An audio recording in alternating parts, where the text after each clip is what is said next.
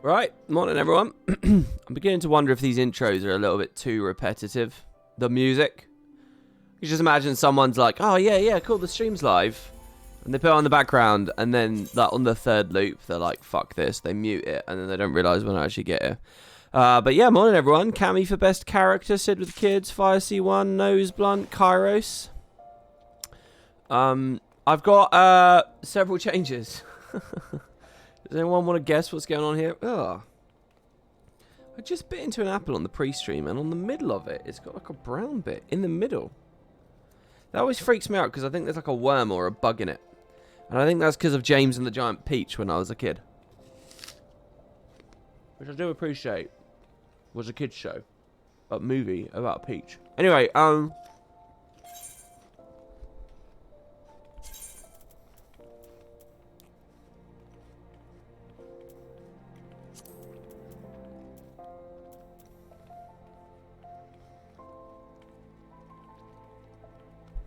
I have a concept. Sorry about the bit there. I had a mouthful. I have a concept.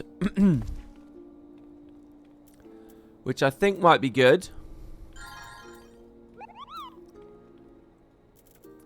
But it might also be terrible. So what we're going to do is I'm going to bump up the player sound effects so we get the footsteps, right? This is what I was going to sort of do in Guild Wars. Then what I'm going to do is in OBS, I'm going to add a much stronger compression. Now, I have no way of monitoring whether this is working, right? But the idea here...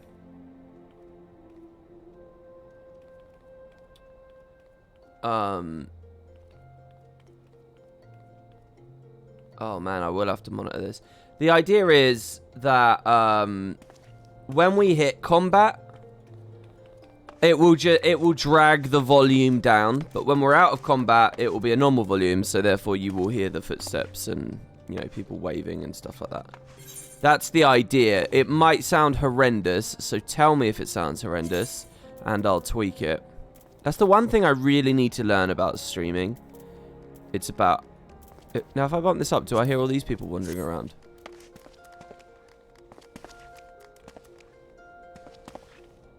I think I do. I mean, Christ, these actually almost sound too loud now. But that's the idea. What I really need to learn about is how to just monitor the audio of my own stream so I can make adjustments in real time. I'm sure there's a way to do it. But I'm just not sure what it is. Yeah, okay, so what's going on? As you guys can see, Black Mage. Morning, afternoon, Black Mage time. Yeah, we're starting a little bit later in the day today. But, yeah, I was playing a little bit more of the game off of the stream yesterday.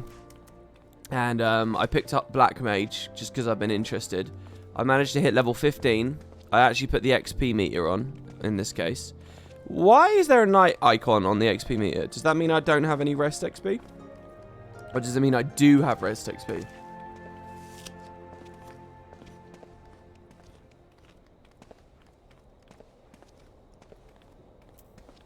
Because I'm not really sure about that.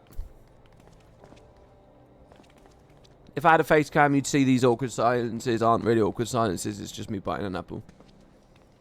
It's a little game on its own. Yeah, so all my friends in Discord hate this. Well, no, one of them likes it. They're all like hypercritical of my gameplay as well. So I was sort of Discord streaming it as I was playing it. But, so I'm not sure how much fun I had or will have. But the idea is you can spam... When you use your first fire spell... It makes you, like, fire attuned. I think they call it Umbral Fire. And what that means is that buffs your fire damage. But you'll run out of MP, because fire costs a lot of MP. When you use your first ice spell, you become ice attuned. I think it's called Astral Ice, maybe. And while you have Astral Ice, while you're ice attuned, your MP's rocketing up. So you bounce left and right through fire and ice. You spam fire for big damage. Then when your MP's gone, you go into ice, and you get your MP back. But the thing is, if you're in fire and you cast an ice spell, you won't go into ice. It will cancel it out. So you have this middle spell called Transpose, which will just swap your element. It's like an attunement swap in Guild Wars kind of thing. So you're supposed to bounce between the two, transposing in the middle. It's sort of entertaining. I don't have many skills yet. This is like a monk skill I have. This is just like a debuff. It's like a roll skill for your enemy. Like on monk, I have one called Feint, which reduces their dexterity. This one reduces their intelligence, their mind. And you can use this in open world to, like, make them take a little bit more damage to your spells, I think. And then the third element I got is Thunder, which is like a damage over time. So that doesn't have the whole attunement thing. It's just put damage over time on. Also, I have Sleep, which they all talked mad shit about, but I actually quite liked. Because I'm really weak, and I didn't really have any good gear or anything, and I was going out of my depth. So if I over-aggroed, I could sleep the extra thing that attacked me. It's like 20 seconds of sleep. It's like a 30 seconds of sleep. It's like an insane duration. So I'd just sleep the extra thing that was attacking me, and then go back to my main target. And I would die without this spell, and I actually really liked it. But they all talked mad shit about it, like it was the most useless thing ever. I liked it. And then there's an AoE, but it's like really weak. This is Blizzard 2. It's really weak. So, I don't know. I'll look at that more later, I suppose. That's it. That's all I know about the class for now. Oh, and the other thing about it is it's really slow. I'll show you guys. I don't know why I'm just talking about it. I'll go out into the world and show you. It's really slow cast times. It's a shame it's foggy. I love these early areas when it's not foggy. We'll see how bad the audio is here as well. And you can cancel cast. So if I run over to like this ladybug and try and cast fire on it, it interrupted itself. Did you see that there? It interrupted itself. Now, the reason it did that is because I was still moving. You have to manually... And there's latency. So I have to manually decide to stop moving and then cast the fucking thing. Okay. And then the ladybug dies. But, like, because it's all about cast times and movement cancels it, you're, like, locked in place. So it does feel very different. Also, that latency thing can work to your advantage. There's a thing called slide casting I've now learned about, which is that you can move at the end and it won't realize you're moving yet. So you can sort of cheat in the game. And there's an add-on that lets you see how early you can cheat. And because the devs can't fix that incongruence, they just sort of embrace it. And the community calls it slide casting. So I can move while casting, even though I'm supposed to not move while casting. I honestly think that this class so far, this is highlighted just how janky the whole and floaty and like rule breaky and shit this game is. So yeah, now I have no mana, so I transpose into ice, and I will passively get loads of mana now. And while I'm passively getting mana, I may as well just cast the Blizzard spell. As you can see.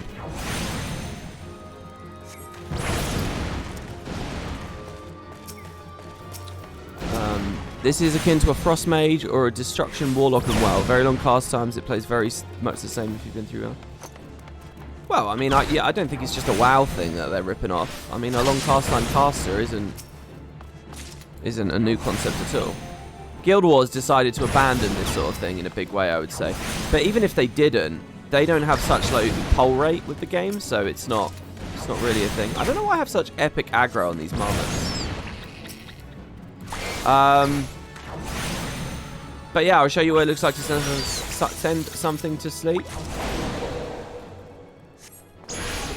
So there, he's asleep for 30 seconds now. And say I was actually in danger, I could kill this marmot for free. I can also AoE.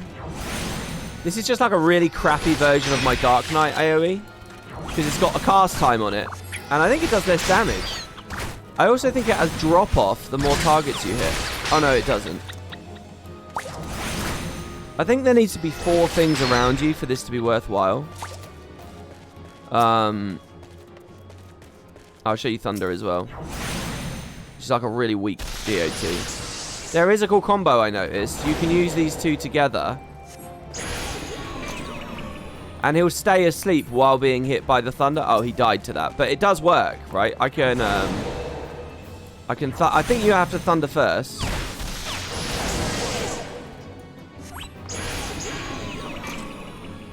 If you look, he doesn't actually wake up. He's taking damage, but he doesn't wake up. And then he dies. So I think that's quite cool. I also noticed chocobo AI is really good. Like, if I'm attacking a target, I would probably want something a little bit tankier. if I'm attacking a target and I send it to sleep, my chocobo will stop fighting it the second it's asleep. But the chocobo won't, because if they get attacked, they get woken up. But the chocobo won't screw me over in that way, which I thought was actually really, really cool. So here, I'll show you over here. I'll eat a Gasol Green. I'll cast Fire to get the chocobo to start attacking it. Thunder. Sleep. Watch the chocobo, he's attacking. And he just stops now, see? Until it wakes up. So I can use this time to get, you know, my mana back. That was a late transpose. That's what I would have been criticized for last night. And then when the thunder runs out or whatever, we just start fighting again. Also opening with an addle. So anyway, yeah, Black Mage. I'm not playing it on the streams or anything, but I played it a little bit off screen. Well, there's no comments about the audio right now. Which I wonder if that's a good thing. Do you guys hear the music loudly right now? Right this second, do you hear the music loudly? So let's see. Oh yeah, the other thing I wanted to show you was the gear I've been wearing on it, which was quite funny to me. Oh, I'm actually not a Black Mage, I'm a Thaumaturge right now, which is like the opening job. So there you go, the first gear the game gave me was this chocobo helmet and wedding dress. And this is actually what I was running around like. Music's there, but not loud. I'm going to turn it up ever so slightly. Oh, there you go, the sun's out. So I just spent a lot of time doing my hunt log last night. Which is actually bound to a skill, because you don't get many buttons. I've done all of rank 1. And I just needed these bloated bogies, but these are level 20. And I only just hit 15. I actually can't fight these. This is too hard. So, yeah, I'm a cat boy. Okay, good. Alright, cool. The audio balance is fine. So, well, Alden, is the real question. Do you guys think it's improved from the previous streams? Because now you're getting more sound effects. You're hearing our shit run around. Oh, I customized my chocobo's armor a little bit as well. I haven't shown this off on stream, but if you go to companion, you can see, like, he's yellow, but there's different armors. I've got an Uldan one, and then there's bardings, which I got from the end of the story, I think. If anyone knows any of the other bardings and things I can get, or just gear, chocobo gear, let me know. I also leveled it a little bit more, because I've been relying on him a lot. So I actually gave it some defender, because I really wanted it to take aggro. And the start of Defender has increased enmity attack. And then this one has actually, he's just stronger. So I picked these two up. I don't know whether now I kind of want to get Choco Slash and even more strength. That sounds quite cool to me. I know it's like mixing in all the lines and probably screwing me out of the final abilities. But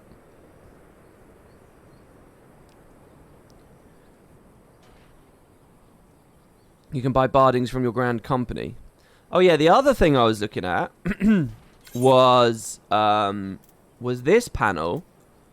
There was a bunch of stuff on this panel I'd never really looked at. So I gave myself a title, the Heart of the Party. I don't know when I got that. That's view achievement.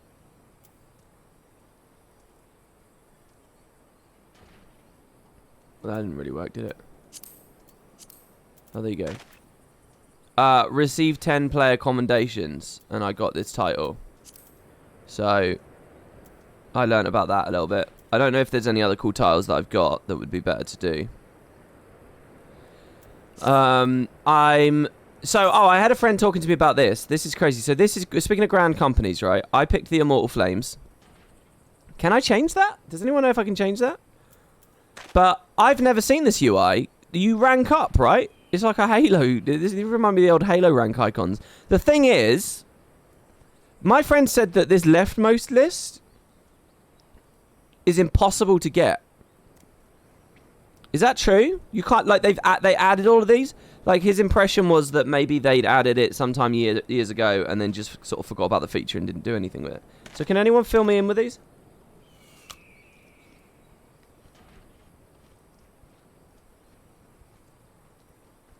Okay, so you can't get it yet. So what's the story? Why can't you get it? So you can go up to captain. Right, okay. So why are these later ones locked off? What's the story? Why is everyone saying yet? What does the yet infer? Why do you believe... So you do believe it will go further? What's the story?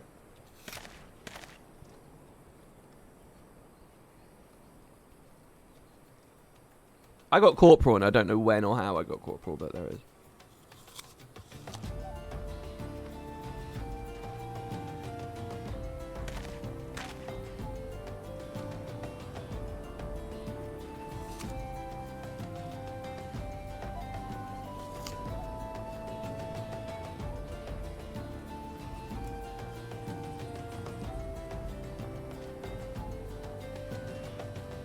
Okay, so one person said they usually added them through expansions. The last update was on Stormblood, I think. Oh, so that's why it doesn't go higher?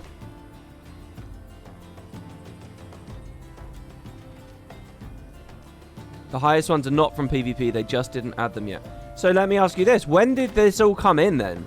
Like, when did they add all the icons and the UI and the suggestion you'd go higher? How old is this panel? Versus when was the last update?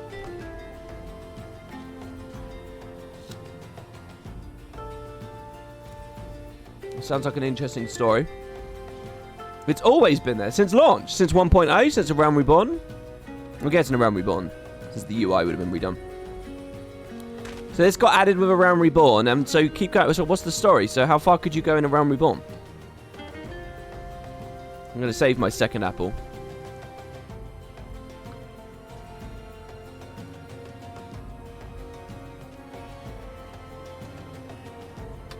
The UI is a long time ago, but they did add a rank or two, like 2 years ago. When you say they added a rank or two, do you mean Flame Champion and Grandmaster, or Flame Marshal, or did you mean like two down here?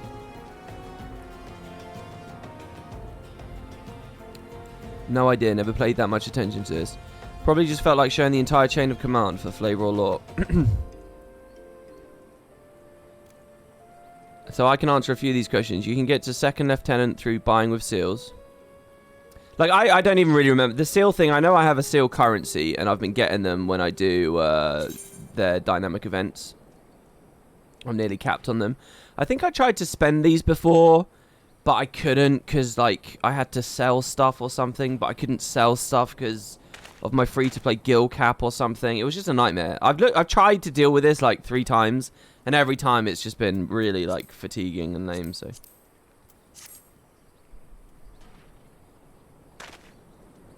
Right, it really seems like people don't know. Maybe I'm asking too early on the stream before people are really here. I do appreciate those of you who are trying and throwing a shot in the dark here. After that, you get your own company to take charge of, and you have to grind with your squad through dungeons and building them up. What, like a 4th tab, a 4th company? Right, so anyway, there's that. If you guys have any thoughts, drop them down, let me know on the VOD, for example. Or remind me later on the stream when more people are here and I'll ask it again. So yeah, I'm a Mikote. I don't know what Keeper of the Moon means. My clan is Keeper of the Moon. Does that have any relevance for anything? That was a character creator thing. My name day, I think this is just when I made my character in real life, translated into their dates. And then my guardian is Ascian the Wanderer. That's actually who my guardian is. I was wondering if anyone could teach me anything about Ascian the Wanderer. Keeper of the Moon is a subspecies. Okay, so, alright, so that's what it is, but what's the story? What is the subspecies? What do they do? What defines them? What's their history? Is there anything you know about it? Name day is the birthday. Yeah, I got that one. No, you get a squadron to command, and you can run dungeons with them to level alternate jobs. Oh, I thought there was already a million ways to level alt jobs. Oh, someone else says, aren't higher ranks reserved for NPCs? Well, the way they set the UI up is like, I can attain them, you know. It seems a bit weird to me that... Is Reborn the Flame Champion? Is that the thing?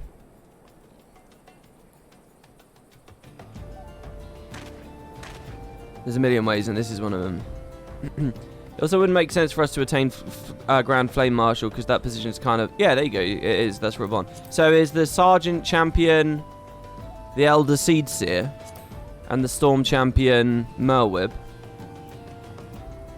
It's interesting because they do so much to distinguish between these societies, but all of their ranking systems are exactly the same. It's like Rear Storm, Vice, Flame. Oh, sorry, just Marshall.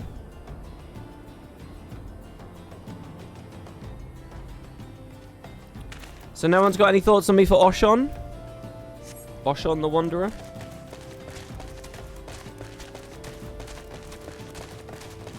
Clans decide on what customization options you get at character creation. Keeper of the Moon can have blue skin options, while Keeper of the Sun can have light or orange options. Lore-wise, I'm not sure, but it is different for all races. Aha, okay, that's cool. So I probably picked it just for my skin tone then.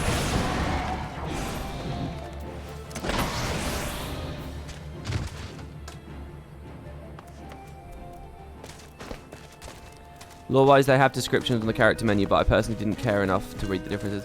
Yeah, it was a lot to bomb at people right at the start, and honestly, you're not that engaged at the start. I think that ArenaNet have a much better character creation, because when they give you biography choices... Well, are they better? I mean, let's think about the human character creator. They do the same thing. They give you a bunch of gods that you're not going to know anything about, and, like... you don't know what it means and so on, and a lot of it doesn't mean anything. Actually, I think maybe Final Fantasy XIV and Guild Wars 2 are just as bad as each other in terms of like the biography side of character creation.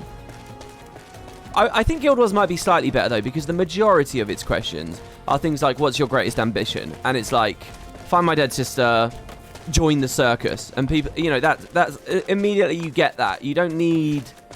You're not learning a wealth of information for that. You're going on an instinct and you're already entertained. It's entertaining to go for the circus ideas straight away, Simple questions, simple answers, and they resonate with people. And Final Fantasy doesn't do that. So that's a slight way in which Guild Wars is better. Okay, so did you see there, right? Basically, one of the only cool things about this class is, let's say I'm mid-casting fire, and a ground target appears at my feet, I can either instantly cancel it and run out, or I can gamble that I get close enough to the slide cast bit, and then I can move out in time and finish the cast at once. That's the game with this, as far as I can see.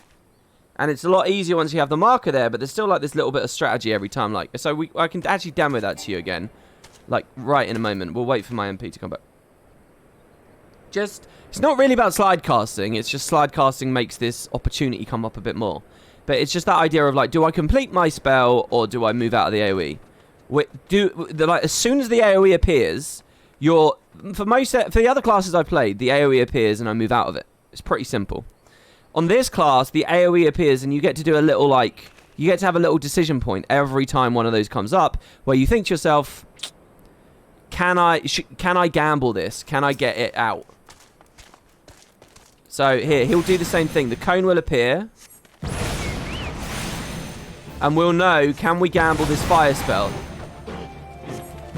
So here, there's no way I would have got it, right, because it was too early. But if I was a bit later, I just got to get to the white line and then I can start moving,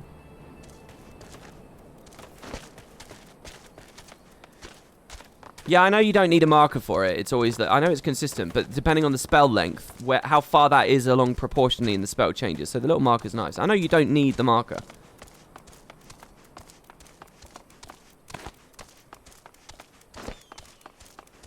As for the gods, we really don't know much yet. Well, presumably the peoples of the world know about the gods.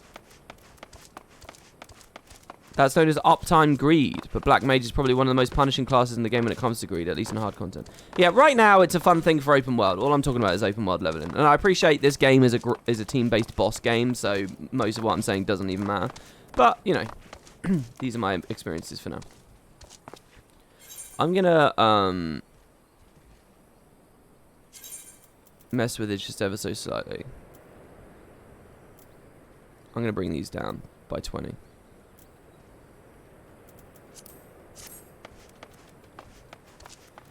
Right. So yeah, the chocobo thing I thought was funny.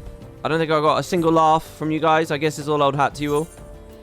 But what I'll do now is I'll go recommended, equip, and then update my gear list for my level 15 Thaumaturge.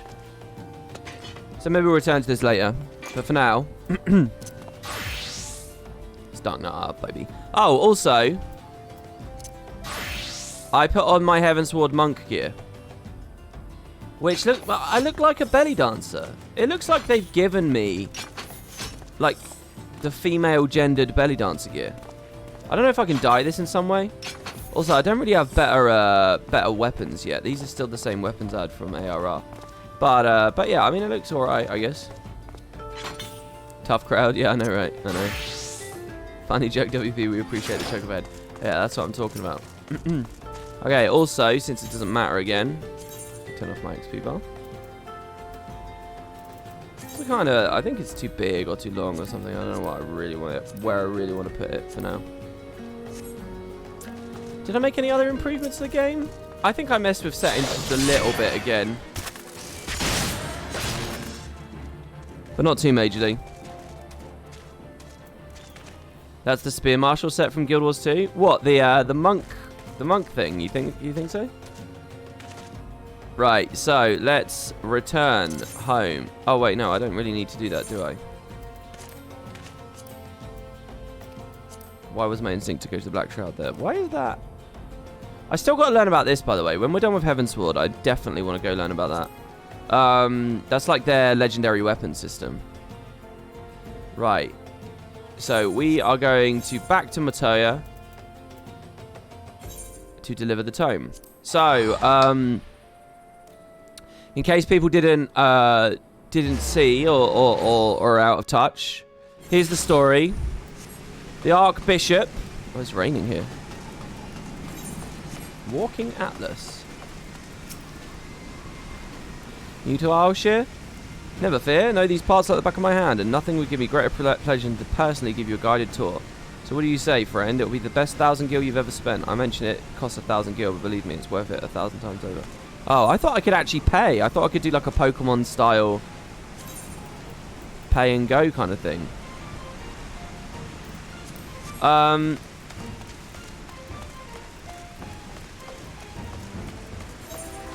So yeah, here's the story. The Pope has run to a floating Allagan fortress in the sky called Ascian. And within it, there's like a research facility on the subduing of great beasts like dragons and primals. I'm guessing the stuff that the Allagans did to Bahamut, they had kind of researched at Ascian. Anyway, we can't get in and follow him because there's this big energy barrier. So we came here to... one of the Archons, one of our Ascian friends, came back. Ishtola. And she said, look, I bet I can get you through the barrier if we could just find my old mentor. She's called Matoya. She lives in a cave in Sharlayan. Now, Sharlayan's like a little mini nation that's been abandoned near Dravania. So we came here. We found Matoya. She's an old woman. She's a reference to Final Fantasy 1. We've been learning about the Sharlayans, which is also Alphino's place of birth, for what it's worth, though he never really lived here. And Matoya said, yeah, I can do this for you. I've got like this forbidden magic. Before they left, the Sharlayans were pissed off I was looking into this stuff, so they hid it away in the library. So just go to the library. Here's the book. Bring me the book. We can get through the barrier. So I went to the library. And that was the dungeon I did at the last thing before. So we're now returning to Matoya, Ishtola's mentor, so that we can travel through the barrier and get the Pope. And that's where the story is. We still don't really know what the Pope's doing. Oh, another wriggle that we learned yesterday is that the Empire are sniffing around Ascian as well. We actually very briefly saw the Emperor himself, which is really interesting. What was his name? I can't remember his name. But yeah, he was a dickhead. Oh my god, a new enemy. Oh, it's so crazy. Oh, it's quite cute with its face, actually. So...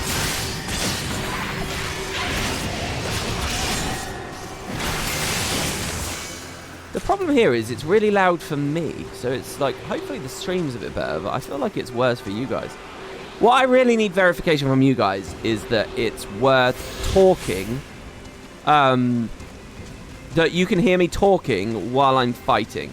If my voice volume's getting dragged out while I'm talking while fighting, that's a problem, and I want to fix it. I want to go and look at the board and find out I'm getting drowned out through most of the stream. This is all about me, baby. That's what I'd really like to hear from you guys. Hopefully I've crunched it, though, enough. Oh, there you go. That's his name. Virus Zos Galvis.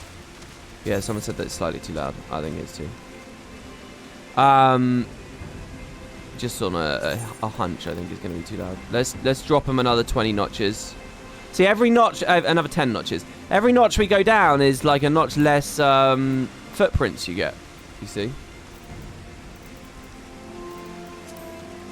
Not that you'd hear it that loudly in the friggin' thunderstorm, anyway.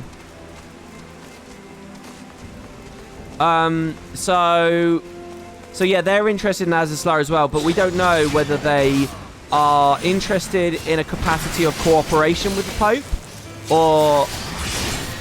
or they're mad at the Pope and there'll be some kind of like three-way fight going on. We don't know.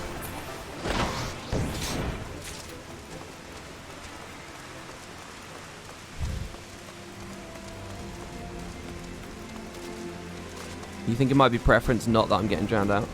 Oh, okay, well, we'll see. What is this dungeon? Is this the library that I was at?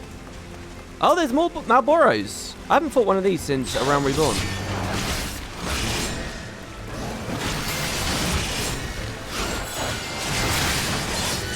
So you have to get out of that. Awful Breath. That will be every stat in the game. Actually, I kind of want to eat one of those, because Bad Breath is such an iconic thing. Do you guys want to see what Bad Breath looks like in Final Fantasy XIV? These guys have another variant of it called Awful Breath. I'm going to deliberately eat it and show you what it looks like. In this game, it tends to be like statuses are always ground targeted, telegraphed. So here, I'm going to eat his AoE. Oh, I have to damage a bit slower. Okay, here you go. Oh, this is Quaver. I don't know what this does. That didn't debuff me at all, or do any damage, so I don't know what that was. Here's Awful Breath. This will be it, for sure. Oh, the chocobo killed it. Oh, my lord. Let's go over there, then.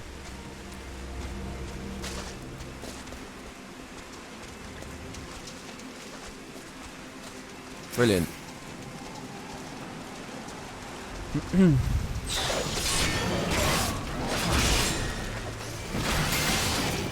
Do an Awful Breath first.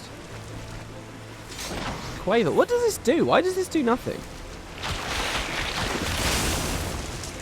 I mean, it's got like the splash effect on me, as though it's doing condies. Here you go. Awful Breath. So check it out. Paralysis, silence, heavy, blind, slow, nausea, and poison. So I don't know how many of these... Is this like a standardized set of condies in the game? Kind of like Guild Wars has? Oh my god, he cured me of some. The whole like condition cleansing and conditions coming in this game is really weak. It's nothing. It's nowhere near as good as Guild Wars. Guild Wars is way better. It's not even as good in this game as other Final Fantasy games, frankly. It's just not. But there you have it. That's sort of how it looks. It does damage, but you're a tank with massive mitigation. Well, yeah, but I mean, I would still see, because it would do proportionally more damage than his auto attacks do, right? But they felt pretty close to each other. What is nausea? I don't even really know what all of the effects are. And you might say that disqualifies me from talking about it, but I think that's what qualifies my point, which is that I played a lot of this game now, and none of them ever really come into play. None of them ever really matter.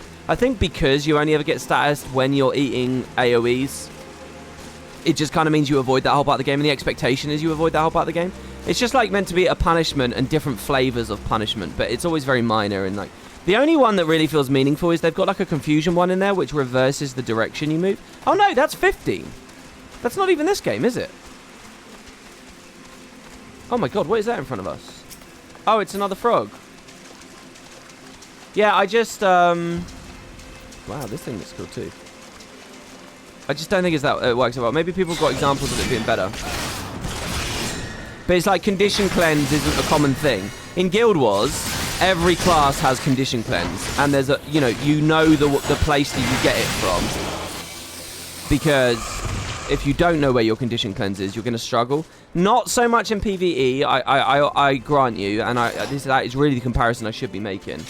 But in some areas of PvP, and especially when you get to like the dungeon and the fractally kind of stuff, and you know, some raids, you think about like Slothazor, condies do actually have a little bit of an impact. And outgoing condies obviously have an impact in Guild Wars 2's PvE. But in this game, it's really not there, you know, it's just not.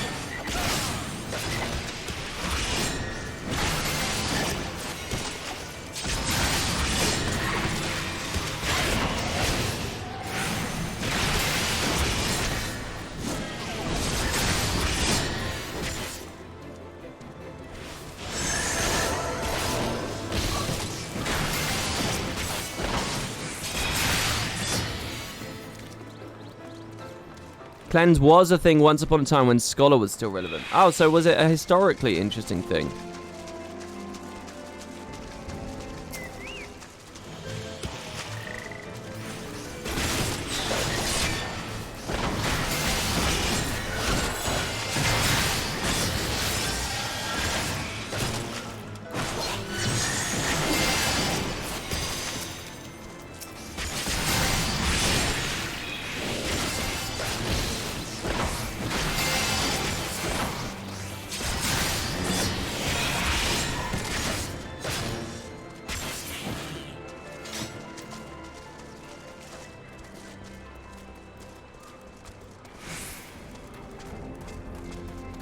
Cleanse is all just healers and bard, as far as you know.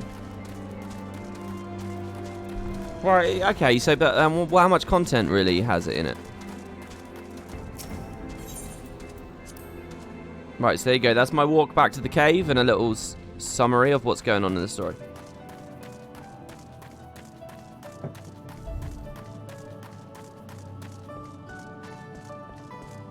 Hello, everyone.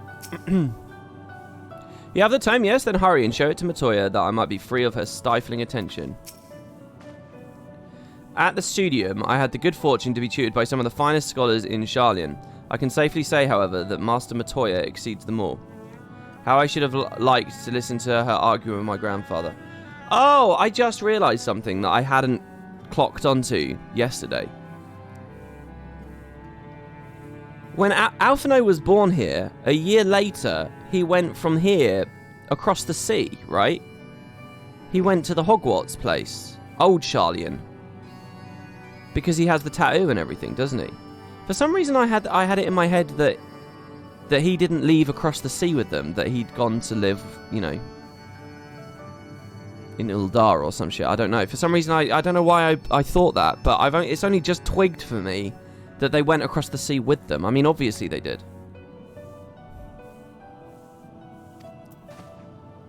That makes sense. Hello, Matoya. I take it you found the tome. Well, that's it then. Okay, so, research compiled by Matoya on a device known as an etheric converger.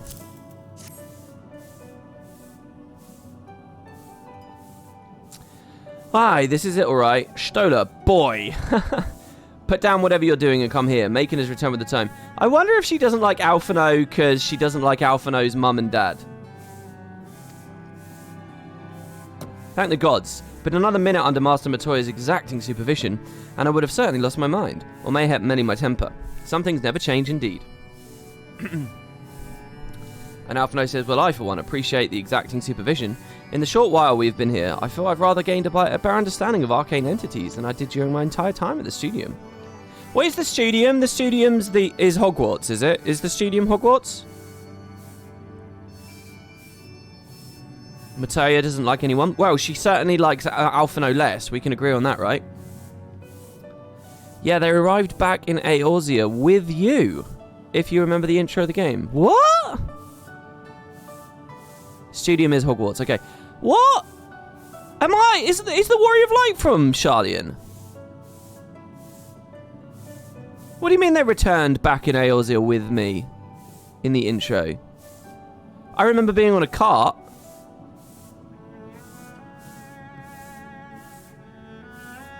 Was I coming from Sharlayan?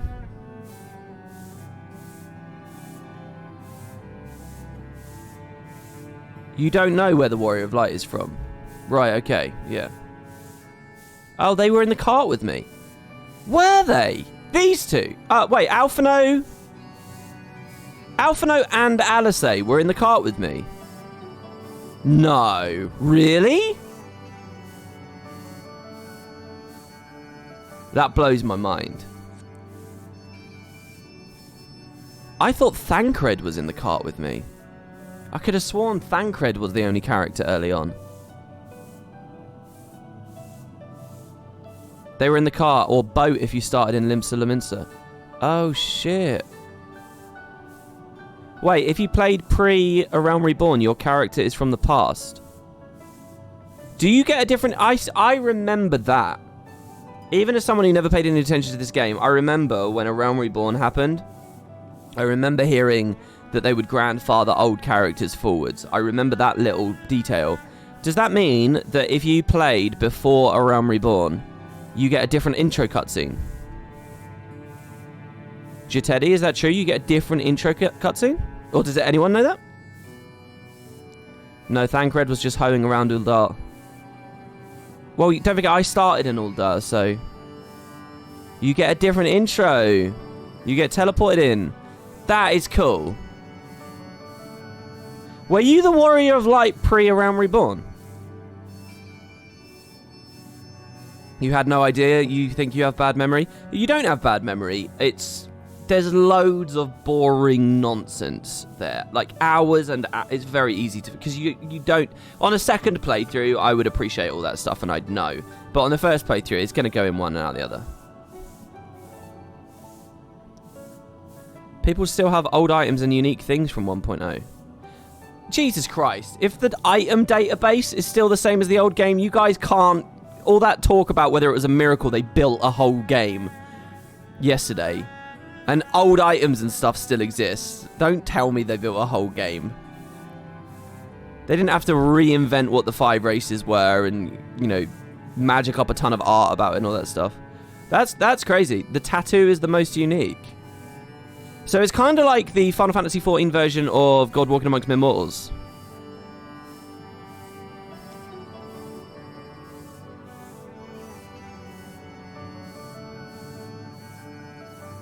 We said they rebuilt the engine. Yeah, that was a point, and I always conceded the point that they rebuilt the engine, but people were extrapolating the idea of rebuilding an engine to building a whole game, and that's the ground I was standing in, that little debate. Everyone who played 1.0 has a reduced subscription fee to this day as an apology. Wow, can't you still get Guam? Yeah, you can, but I appreciate it's not the perfect comparison, because I don't think a perfect comparison exists. Does a perfect comparison exist? I don't think so. But Guam is this token of doing something from a long time ago that you can still hold and show. It's a miracle, WP Primal Echoes. If you play 1.0, you can get some special dialogue when joining the sign on the end of a thingy. Alright. Should the opportunity present itself, I should very much like to employ this knowledge for the betterment of mankind. Create a new variety of carbuncle, perhaps. Don't get ahead of yourself, boy. Louis Sar's grandson or no. It'll take another decade under me before you can call yourself a scholar, and a deal more than that to make you a scholar worth a damn. As you may have gathered, Master Matoya is not easily impressed. Indeed. So, Macon has returned with the tome, has he not? Shall we examine it? Give me that Aether Current. Oh, yeah. I made my cursor bigger today as well. I don't know if you guys like that or not. But I figured it would help me a bit with visibility in fights and stuff. Matoya's gaze is firmly fixed upon her tome. I had not thought to behold this tome again. The portal to the heart of Maguma from the Heartthorn's Bear? No, that's not the same. Picking at random, lost items and legacy items you can't get anymore. It's not the story we're talking about is a developer-endorsed privilege given to an elite few because they were there first. That's what we're talking about. both games are going to be full of random items that you can't... I've got runes in Guild Wars 2 that are completely blank. They have nothing on them. I've got boost. I've got literally like 2 full bank tabs, bank blocks filled with legacy items in Guild Wars. That's not special to me. That's not the same story. I'm talking about like a recognition of something from the devs because you were there very early. And I know they've done like veteran bonuses and stuff in Guild Wars, but it's not the same. I don't think. There's not a good comparison. I don't think. Am I forgetting something? I'd not thought to behold this tome again.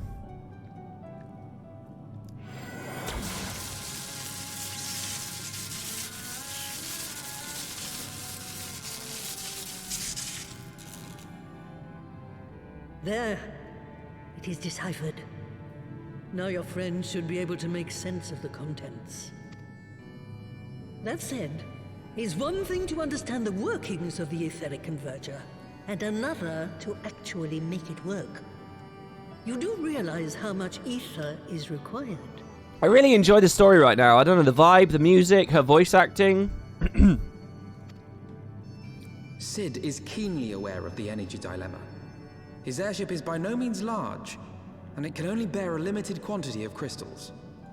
If only we had white auracite in the etheric siphon.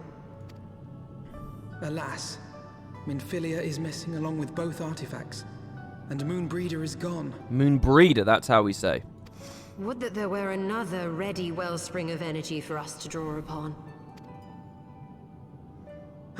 Why did it not occur to us before? We already have what we need. The Eye! Oh, is this why the Pope... Well, I don't know. It has been drawing ether into itself for as long as the Great Worms have lived. It is a veritable wellspring of energy. It might just suit our needs. But is this energy something that can be harnessed at will? Estinian can. I believe so, with the aid of the Azure Dragoon of Ishgard. Then it is settled. Let us return to the Holy See at once.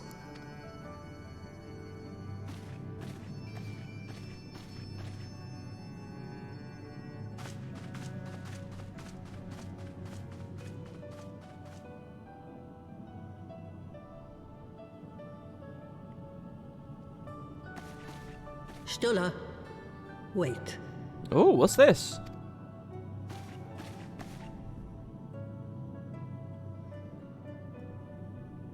When did the light fade from your eyes? Oh. I might have known that it would not escape your notice.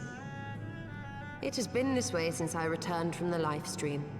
An after effect of the teleportation magic I invoked, most like. They are called forbidden spells for a reason.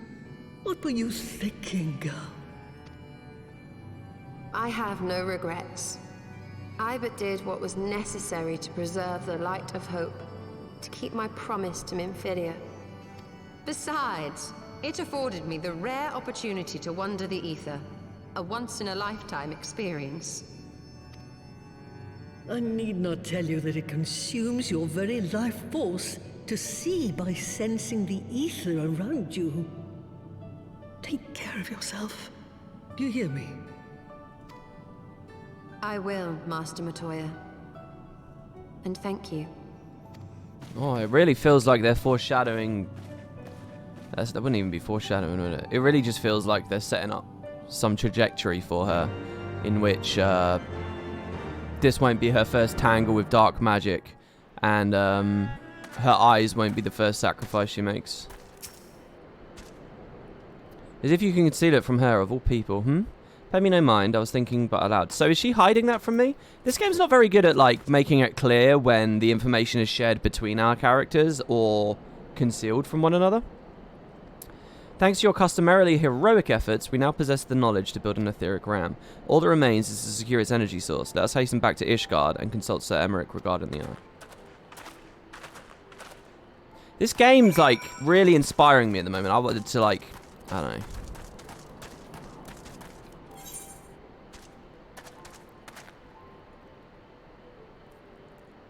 To continue with my little MMO world building project thing. What's this area over here? I'm gonna go look at that.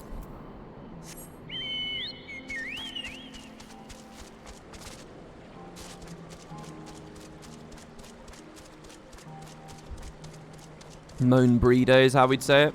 Yeah, I suppose so. I'm going to turn on my fan. Tell me if it's blowing into the mic and it sounds awful. But, you know, all that whining I've been doing about it being dark and miserable and grey and rainy and summer's over, it's really summery today. It's really nice out. It's a good day. The answering quarter is what this region is.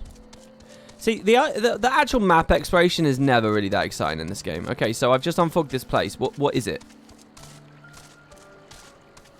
It's like nothing. What the hell's an Ornkite, though?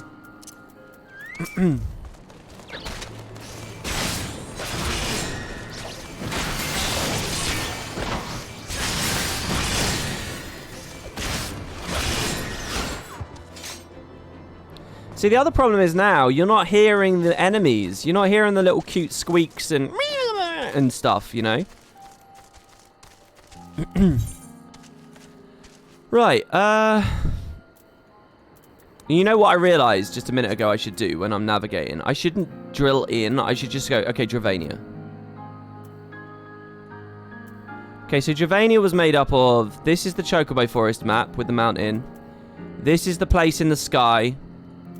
And this is the final map, the one that we've just been in.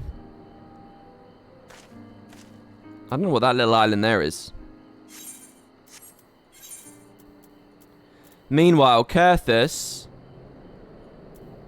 This is actually a vanilla map. The biggest map is a vanilla map. And then they just give you 2 foundation maps. And this giant wintry plain. That's all of Kurthus. Makes sense.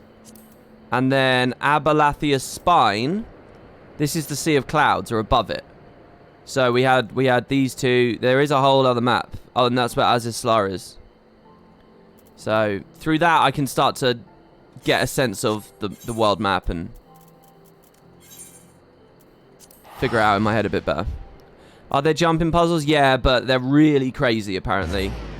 And I've seen Kerry playing one where she was in, like, the Far East, their Cantha equivalent. I don't know anything about any of the story or anything.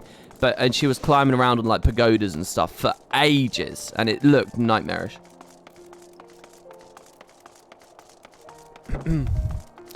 Final Fantasy XIV is not going to beat Guild Wars on the topic of jumping puzzles. That's a very easy one of the comparisons you can make. Where, fortunately, the Guild Wars fan and me can cheer. ArenaNet fucking smashed this game in that department.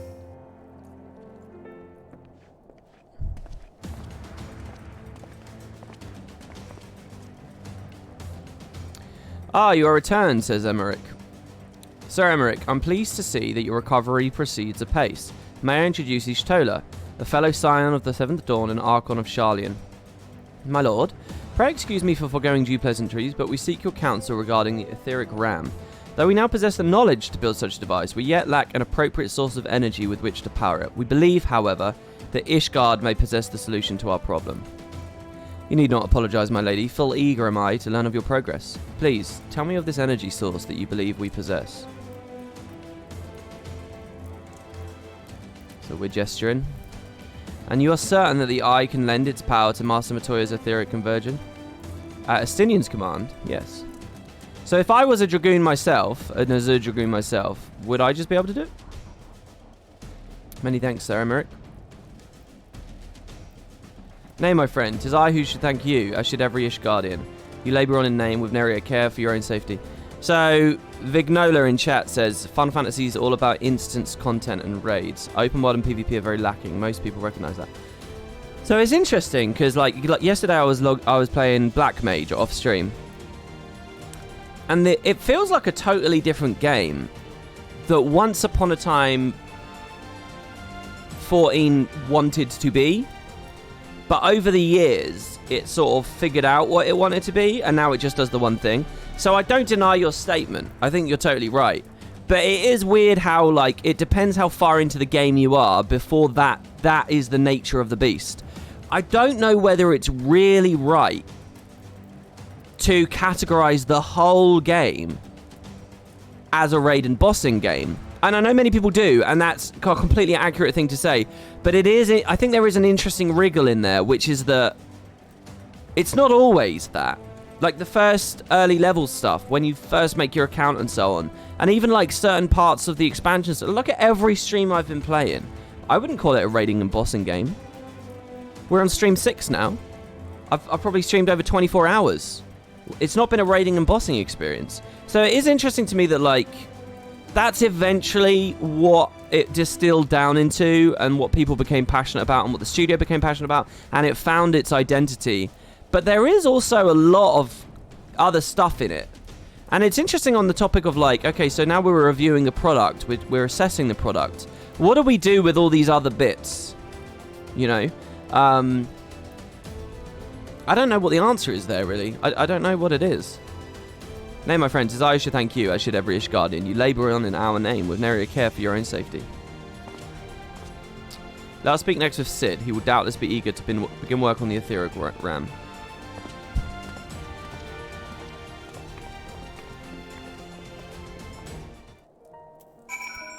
Jitedi says, Heavensward still had a bit of trial and error. Yeah, I get the sense that it's going to distill down. It's going to boil down. I get the sense that there'll be a little bit less open world in the next few expansions, a little bit less questing, but more dungeons, more trials, and more, I don't know, not more raids, right? They don't do that, do they? As a part of the main story. Maybe they even do that. I don't know. But I'm guessing that the proportions will shift. Maybe? I don't know, though. I mean, surely the proportions shift because everyone's... The hive mind, the Final Fantasy XIV community hive mind is so of one mind on this topic. I'm glad that you and yours are safe. I shall personally relay your proposal to Astinian. If that which you ask is possible, you may be assured of his cooperation. Many thanks. I just had a really nice moment there. Like an anti-Guild Wars moment. This is the first time we've seen these two in a scene together since we found out she was a spy. And I was thinking, oh, have these two talked about it? And then I realised, oh no, the story's already told us that they've talked about it. And like, the natural inclination for me in that brief little moment was to think, oh, they're not going to have time to really explore that relationship. It's a cool idea, but they're not going to play with it. And then as that thought was manifesting in my mind, as I read that dialogue, I just snuffed it out and thought, no. They're exploring everything that they want to. And I realised, fuck me, that's Guild Wars that's done that to me. That instant thought that, oh, there's cool ideas, but they don't fully manifest. I don't get that from this game. And it feels so good. I really get a sense that, like, it feels very, very good. All right. I thought of a way to describe the Guild Wars situation. Because I think a lot of people might be inclined to say that the Final Fantasy world is more... 14 world is more rich and so on than Guild Wars. I don't actually think that's true. I think Guild Wars... I think Tyria versus Eorzea. I think Tyria is every bit as rich. But the difference is that... Both worlds have all these pieces on the table, right? They've set up the chessboard. They're all there. But Final Fantasy XIV moves all the pieces. And Guild Wars just puts them on the board and leaves them. And doesn't do anything with them. So, for example, like... What are they called? The Yellow Jackets? The police force in Limsa Lominsa in this game? You know, that's like a city-state, and they have their little police force. Guild Wars does a similar thing. Look at Ratasum. You know, you've got the various factions involved there. You have the Council. You have the Arcane Knight. There's all these pieces. They're there. You know, you look at, like, Lion's Arch. You have the Lion Guard. You have what they're doing. You have the pirates on the periphery of their society. You have the Hydra Queen, Tyda Covington, and the Covington pirates. The pieces are there. It's every bit as rich. But Guild Wars doesn't really move them. What did they really do with the Hydra Queen? You get a meta event about her. One. That's easy to miss. And doesn't really explore anything. Can you really compare a meta event's worth of dialogue to the kind of story exposition and stuff that this game does? You just can't. And that's what Final Fantasy wins out on, I think, because it actually has the quantity there. So it's interesting because I think the temptation is to say that Tyria is not as rich as setting it is. It's just ArenaNet never moved the stuff. And Jatedi's right. ArenaNet keeps putting new pieces on the board. I think that's why I'm so fatigued when I'm like dealing with the Crystal Bloom and shit. I'm just so... And why I'm probably fatigued with End of Dragons as well, because that's going to be a bunch of other new stuff on the board as well. And it's interesting to hear me saying this now, because this is kind of at odds with the... I kind of want to just go to new territories and do new stuff in Guild Wars, because I'm so burned by everything. But maybe that's a mistake. Maybe that's doubling down on an issue. It's just different design decisions. That's why I don't like comparing. Every game has pros and cons. FF isn't perfect, and so neither is Guild Wars. They just allocate their resources differently, and I think that's a good thing. I don't think you're right. I think that's a bad take. I think that's a really bad take. Because if you think that the places that Guild Wars is lackluster is by design in every way, I think that does a disservice to the reality of development constraints. And, you know, no studio has immaculate hindsight as to what they're doing. I think they made a lot of mistakes. I think a lot of the way that Guild Wars is set up and the way it plays with its setting is unintended. And I think if you could go to ArenaNet and say, do you want to put more story in? Do you want to have more opportunity to dive into these characters and these people and places? They would say yes. I do not think it's by design that Guild Wars' story is told in a blatantly worse way than this game. A blatantly less deep way than this game, let me put it that way.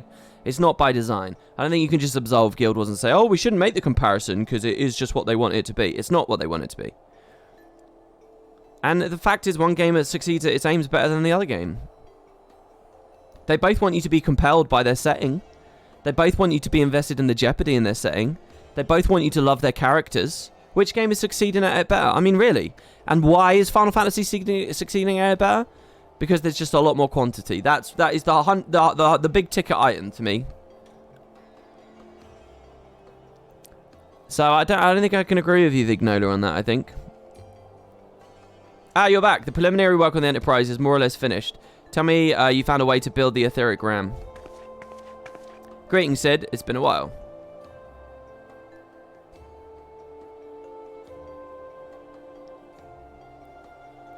This tome contains the fruits of my former master's research on device known as an etheric converter. Our RAM should operate on the self-same principle. As a Garlean, is he going to understand all that magic shit?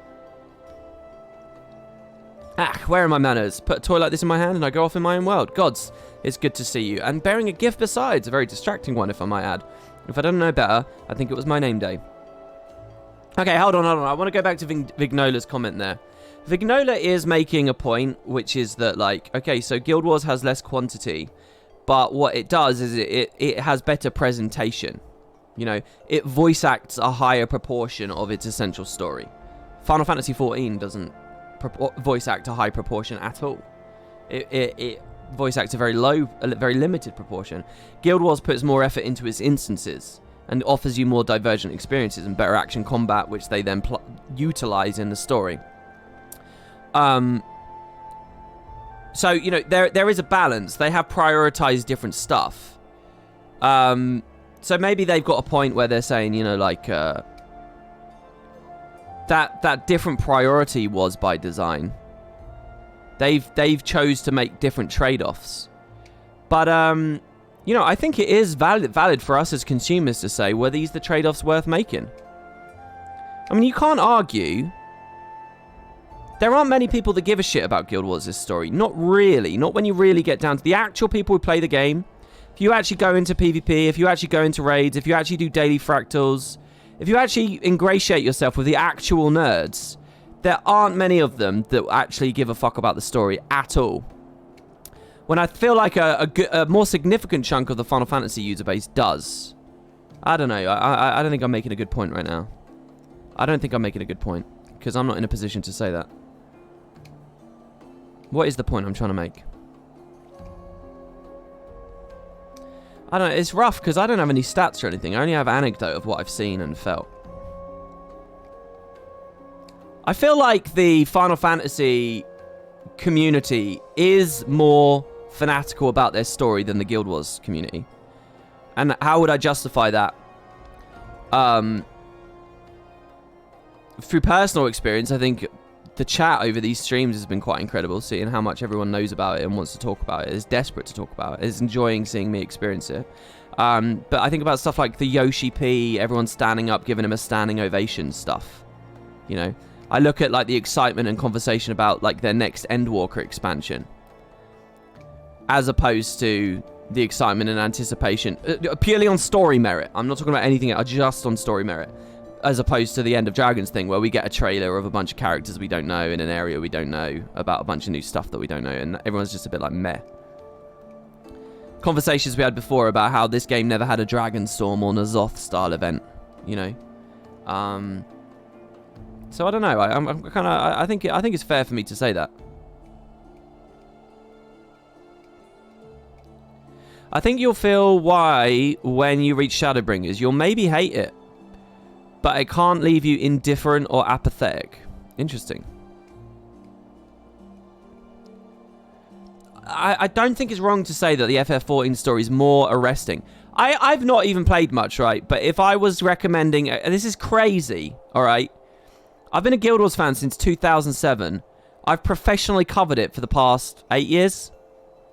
I know I've been on YouTube longer, but like really, really stuck into that. Mostly on its story, right? You're not going to find someone who's like committed more of their life and investment into Guild Wars on a story basis. And if I went to if a random person went to me and said, what story should I be interested in? I would recommend Final Fantasy XIV. I would not recommend Guild Wars 2 for story. I mean, really? How can I recommend Guild Wars 2? The personal story is weak in all of its own ways and dissatisfying in all of its own ways. So the Zaiten arc, you basically have to write off. You have to. Heart of Thorns would have been good, but it's too short, so you kind of have to write it off. Season 3 in POF is incredibly convoluted. And is cinematic at times. It's probably the best they ever got. But it's not an easy recommendation. It's sort of a semi-recommendation. Season 4 is very good, but has like a huge backlog of things to understand. So it's kind of an iffy recommendation, but Season 4 is very good. Icebridge Saga got gutted and isn't that good. I can't recommend the Icebridge Saga. And it ends with fucking Dragonstorm, which is like a Game of Thrones level event in that it's so bad, it undermines the entire prospect of the Elder Dragon story. How can I recommend like Eye of the North, for example, anymore? Knowing what happens to... It's not just Primordus. I think I've sort of lent into this whole Primordus thing too much. But it's just the whole Elder Dragon story just feels dissatisfying. Like, it's all in the bin. Really, as far as, like, a recommendation's concerned. Meanwhile, on the other side, I have, like... You know, I can feel it already. A story that's just getting better and better. And isn't dropping the ball. And people are super enthusiastic about. 10 years, guys. 10 years! And I honestly am finding myself recommending this game over Guild Wars. On the merits of story specifically. Guild Wars has a lot of other things that are better. So, I mean, that's why, to a certain degree, I'm like, fuck me, just get the fuck out of Tyria. Which is also why, for the first half of 2021, I was talking so much about just getting to Guild Wars 3 finally. Because it's like, the pooch is screwed, ArenaNet. It's screwed, man. It's on the floor whimpering. God, that was a horrible metaphor I just gave you guys. I'm so sorry. Alright, yeah, let's go ahead a little bit. Well, I want to read some response to this. There's a lot of response. For me, the difference is that Guild Wars 2 or FF is just another game. And all it comes down to is just enjoying the best of what a product has to offer. I think it's unhealthy to focus on comparing pros and cons. Why is it unhealthy? For the sake of fun, because I don't think being attached to an MMO is healthy. For me, it's about enjoying the product and moving on. I really hate that take, Vignola. I mean, I don't mean this as a personal attack to you. I really hate that take. What you're essentially espousing is the philosophy of being as shallow as possible so that you don't ever feel any attachment or emotion. Like, where's the joy in your life? That is horrible. I really cannot stand that take. That's like a coast through life with a meh attitude to everything. That's what that leads to. Be passionate, man. Have some belief. Take the good with the bad. I mean, what is it? You have the kind of... You're basically advocating the kind of attitude I'd expect my mum to have about an MMO, because she doesn't really play them, she doesn't really understand them. So she doesn't care about having real conversation about them. And you're saying embrace that. I don't like that. I do not like that.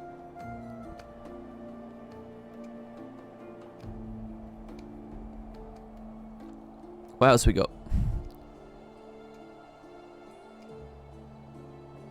Guild Wars 2's story was so large that the company was probably intimidated that they couldn't do it justice, so they threw out the window entirely for a new one. No, look, here's the story. I talked about this a couple of months ago. Oh, maybe 1 month ago. It wasn't a Guild Wars 2 stream. It wasn't a Final Fantasy stream. I don't know if anyone in chat remembers this. It might have even been in a YouTube video. I talked about the shrinking of the world with Heart of Thorns.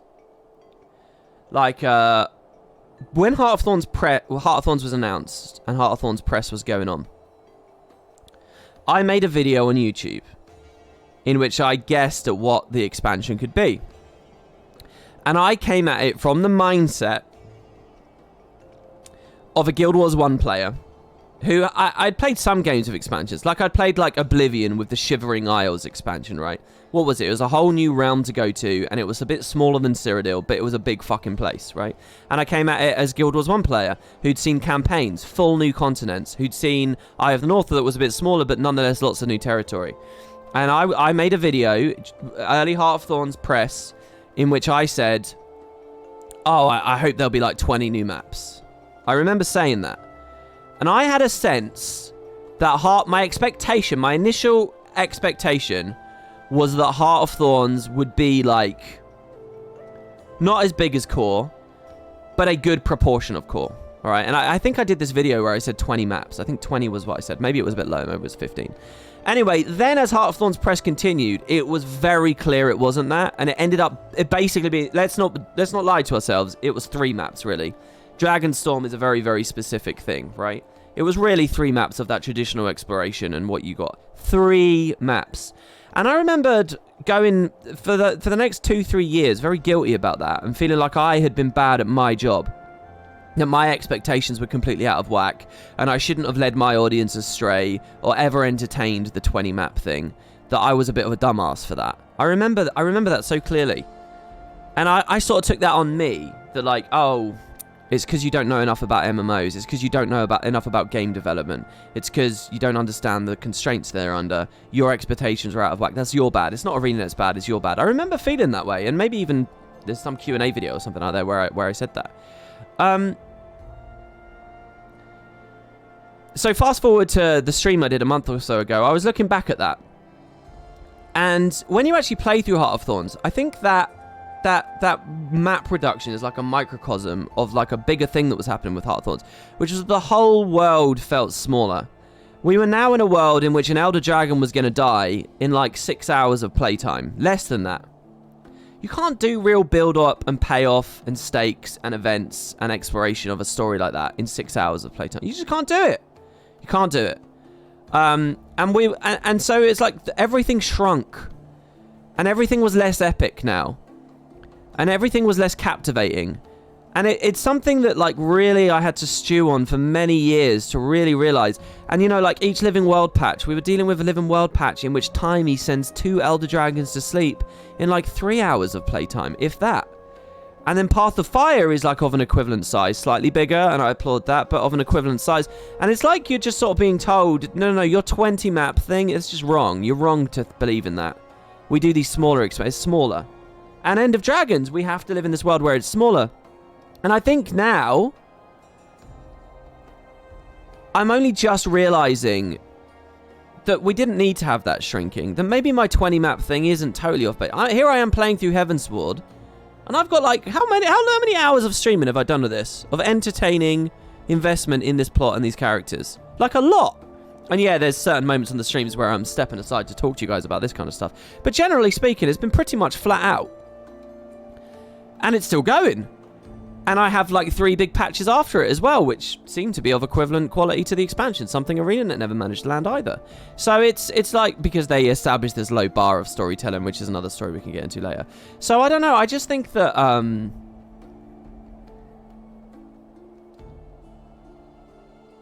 I think what this all comes down to is that ArenaNet was making other fucking games. That's what I think it really comes down to. I think it's that they put out Guild Wars 2 and they said, fuck Guild Wars 2 now. We're going to siphon a ton of our talent and a ton of our manpower off into other stuff.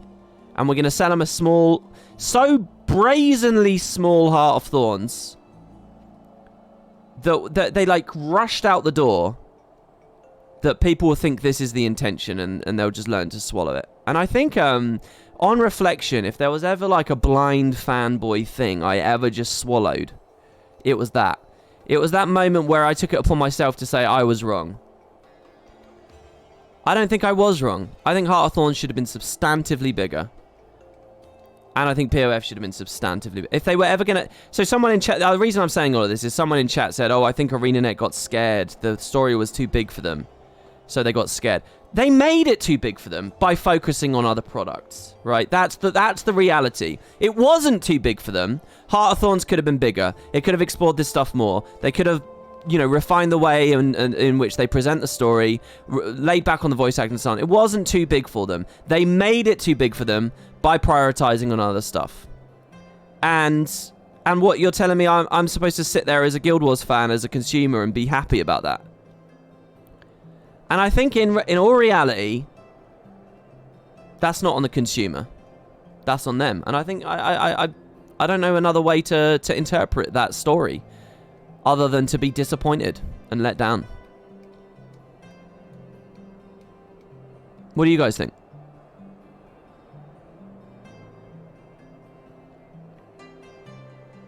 You know, I think people mischaracterize it as well. They're like, oh, I hate Timey. She's too this, she's too that. I don't care if she's ill, blah, blah, blah. But you probably wouldn't hate her if you got to spend more time with her. Or if you got to spend more time with the edgier characters so that she's a breath of fresh air, you'd probably really like Timey.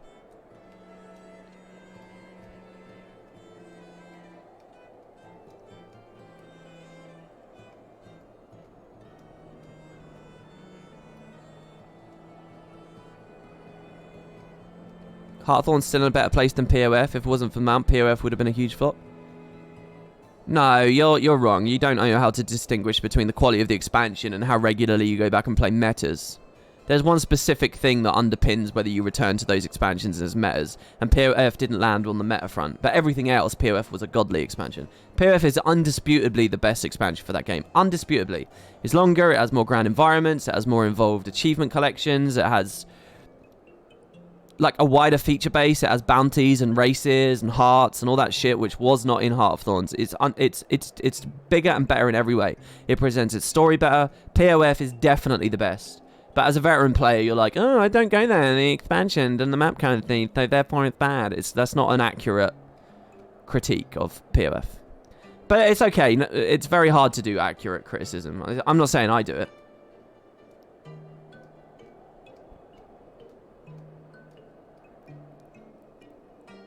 You like Timey before she became our get out of jail card for everything? No, but again though, there's nothing fundamentally wrong with that. If there's enough time to explore how she plays the card, right? There's nothing wrong with that. Final Fantasy will play a ton of them all the time. Matoya and her book was a get out of jail free card here. But we spent enough time setting up the problem and exploring the solution that it doesn't feel wonky. If Matoya provides another 5 solutions as the story goes along, I would not complain, oh, Matoya's a Deus Ex Matoya. I wouldn't complain about that because the game explores these topics. The problem is that it doesn't explore how Timey accomplishes the things she does. We get like one throwaway line that she's not sleeping enough in the Flashpoint patch. That's it. That's what you get. That's why the medicine doesn't go down. You haven't got enough sugar. Oh. Do you think I should rename my stream to Metaphor Master?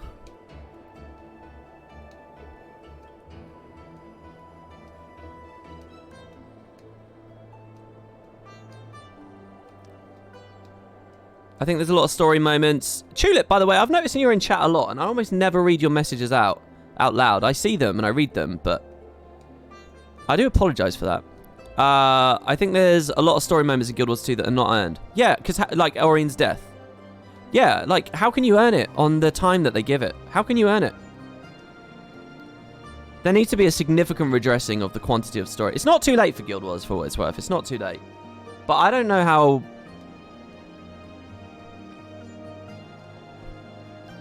It's like they're so scared. I should have seen it, you know. I should have seen it years ago as Guild Wars 2 press was going on. And they were talking about why dynamic events were so good because people just skip walls of text. So that was a sign right there. That was the beginning of a journey.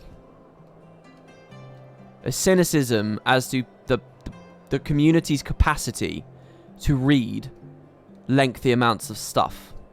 And like pandering to people who look at the game on a much more shallow level. And now appealing to no one. You know. The story enthusiasts aren't really appealed to. Or if you are still feeling appealed to, I don't know.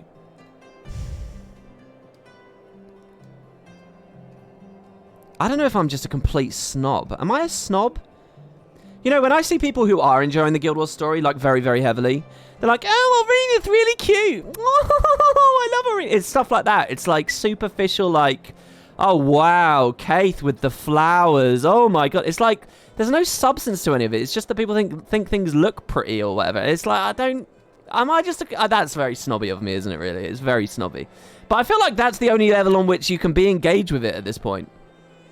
It's not just cute stuff either. It's like with Dragonstorm. Oh, I thought it was good. It looked pretty. It was good. It's like, fuck. There's no weight to any of this.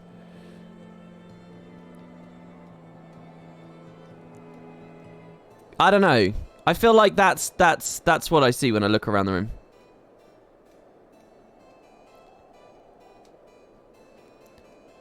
Meanwhile, this game's like, yeah, fuck you. You're reading a book, basically. That's what this game is. And at least I get a book to read, you know? It's not as good as voice acting at all, but at least I got a book. It feels pretty good, right? Hey, Mike, I'm so sorry I haven't responded to your Discord message yet. I have seen it there.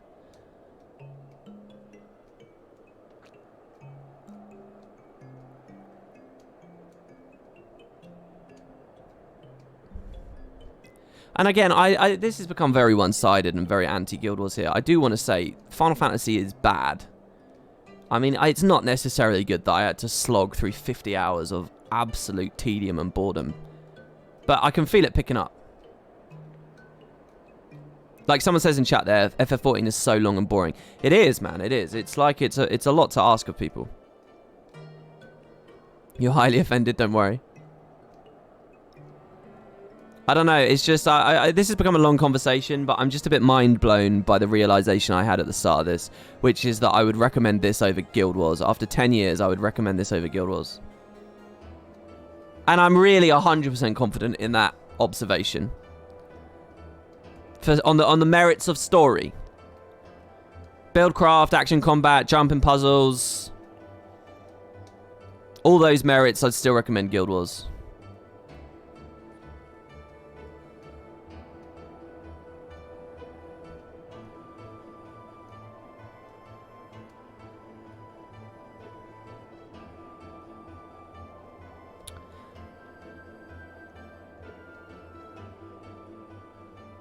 The most low-budget content ArenaNet ever released, Winds of Change, is still their story peak. Sinterklaas, you're so right, man. Well, I don't know if it's their peak. Well, story peak. We're only talking about story. I mean, yeah, they told a fairly sophisticated story and nuanced story there. And that was done by, what, 10 people? It's okay, WP. I feel that same thing with Warcraft. It was sad to see our beloved universe get tarnished like this. Alright, anyway. There'll be a time for tearful reunions later. I'll make a start on the tome right away. So long as I have the grasp of the fundamentals, I should be able to knock something together. Which leaves the small matter of the energy source. We believe we found a solution to that problem as well. Where is Ascian? Is he here? There he is.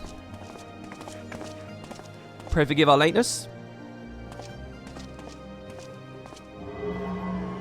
Give me that dragon eye, boy. The power of the eye is not to be drawn upon lightly, but I believe we have sufficient cause to do so. So this is the fabled eye. By the 12 it seethes. It is such a wonder a power can be contained, much less controlled. Boys, our friends have kindly provided all the ingredients. Let's see if we can't make something out of them. You heard the chief. We're not resting until the etheric ram is operational. Not one wink of sleep. Or rest, did he say? Oh, fucking chocobo. Wait, what? Why did he just swear about a cart chocobo?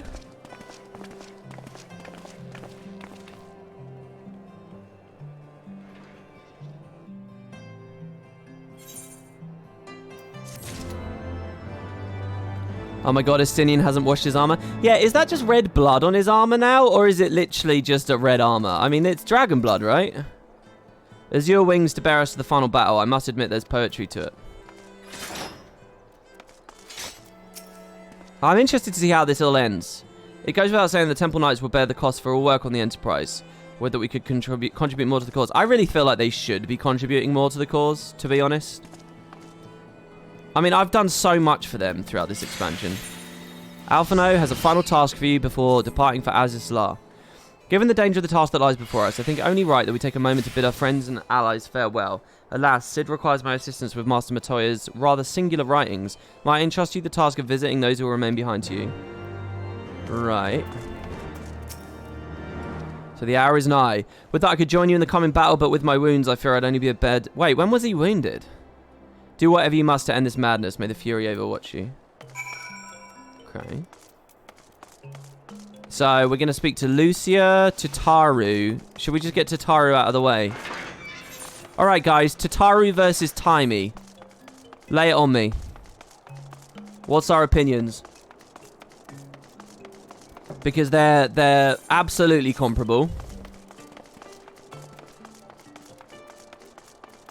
Top receptionist. You definitely prefer Timey. Oh, I haven't seen Tataru come into her own much yet, so I don't really... Wait, where the fuck am I going? I'm just going to go to a crystal. You like Tataru better? You got to say Timey? Yeah, but on what grounds? I'm not just saying say a name. That's not a comparison. Who has the biggest story moments? The Forgotten Knight. He's in the inn, right? She's in the inn, right?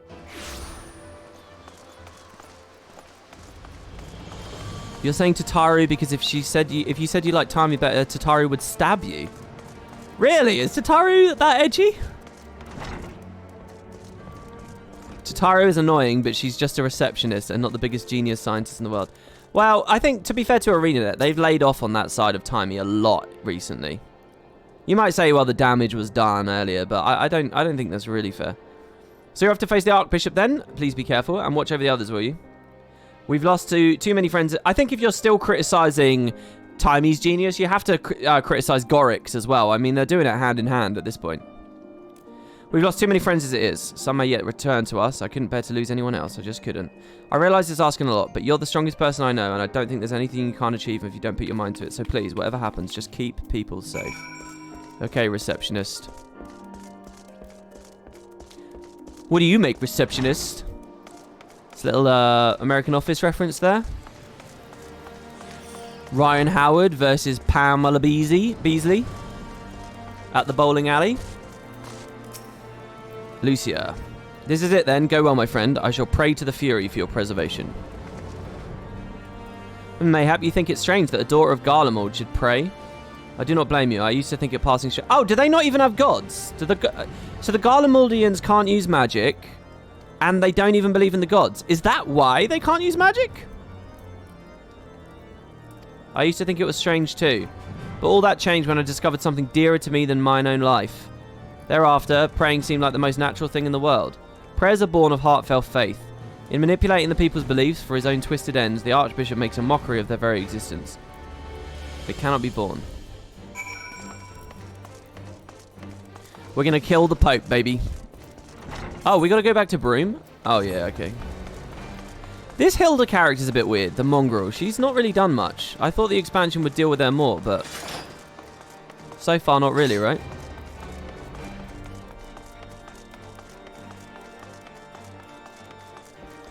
To the slums. Hello. Well, if it ain't my old friend Macon. Off to face the Archbishop and his cronies, is it? Oh, I'd love to go give those bastards a good walloping myself.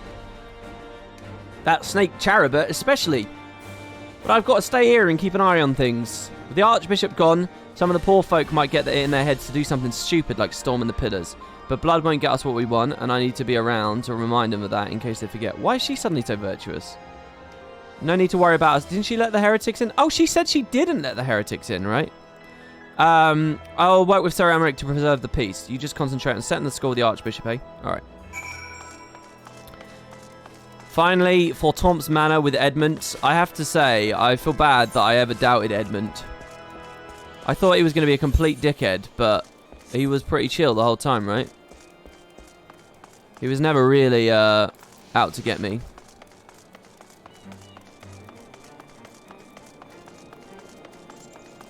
Gaius and Praetorium does mention they consider the gods as basically primals as well.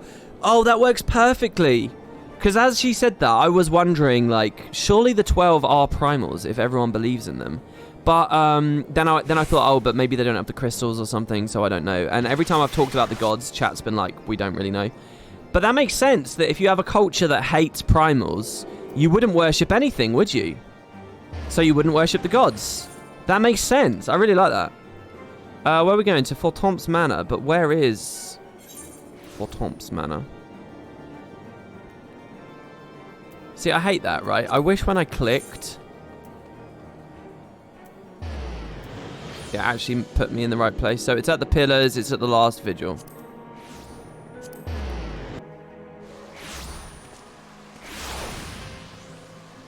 They refuse the concept of the gods, kind of like the Char, because they realize the primals can be killed, just like the Titans. That's cool. That works. I like them a lot. I really do like him a lot. Yeah, let me into his manor, please.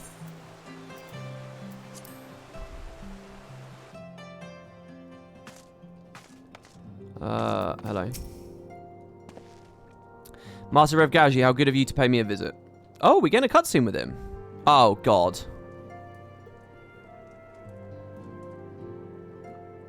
It feels as if it were only yesterday we met first here in this chamber. You came to me as a fugitive, as seeking asylum, and now you bear the hopes of our nation upon your shoulders. Oh, it's Haurchefont's shield. Oh. He would not have told you, but when Haurchefont begged me to accept you into our household, he described you as hope incarnate. At the time, I assumed he was waxing lyrical, as was his wont. But I've come to see that he simply spoke the truth.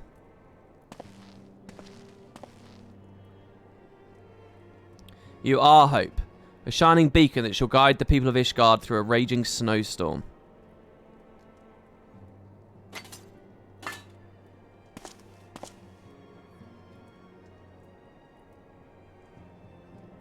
Brutal. A memento. Were my son here, he would have wished to fight at your side in the battle to come. Take care, my friend, and return to us. Wait, who's his son again? Did I meet his son yet? Alright, have a good night, you Teddy. You need many brain wrinkles to learn Wormhole tomorrow. Oh, Haurchefont was the son. Oh, okay. That's going to look pretty stupid of me there, but I didn't know if it was a third character.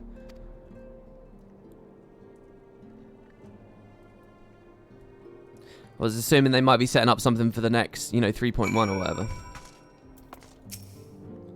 I'm sorry your kid died. When Haurchefont asked me to accept you... Oh, yeah. It's the first time I've seen the game does that, actually. Usually they have something different to say. Right.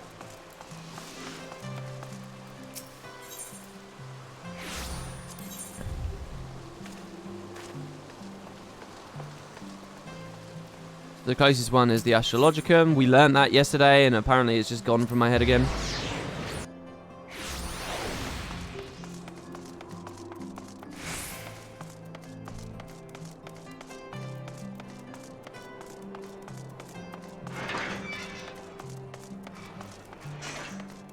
Haurchefont was his bastard son, but they took him in as much as they could, comparatively to other bastards in the story.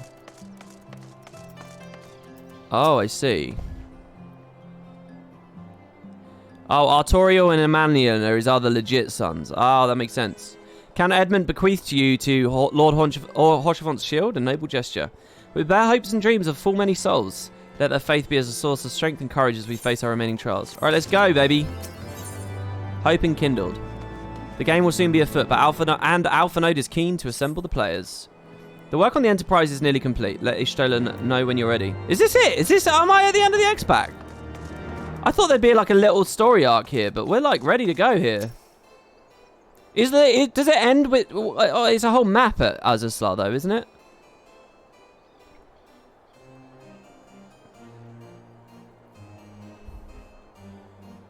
Until but recently, the Ishgardians have kept their doors firmly shut to outsiders. But thanks to you, we have found in them stout allies with whom we may fight to secure the future of the realm. Truly, You are the beacon of hope towards which all men are drawn. Are they going to... she's not a good voice actress. Are they going to join as like the alliance or whatever? Spare us the hyperbole. 'Tis not for praise that we fight. Oh? In light of all we have achieved, I felt it only meet to express my gratitude. Where's the monkey face? I'll get my face out again, All sorry. that we have achieved. Spoken like a true outsider. Until the war is over, we have achieved nothing. Why is he being such a dickhead The suddenly? coming battle is a chance to excise the root of this conflict. And by my hand, it shall be done. Then, you may speak of achievement. 'Twas not mine intent to make light of your struggle. If I have given offense, then I apologize. But if I may speak freely, you would do well to be wary of the eye. Even now, it burns with insatiable hatred, watching unblinking for a sign of weakness. Should you falter for so much as a moment, it will surely consume you. Save your concern. I will consume the eye ere I let it consume me. He's becoming a dick. Is the eye, like, affecting him?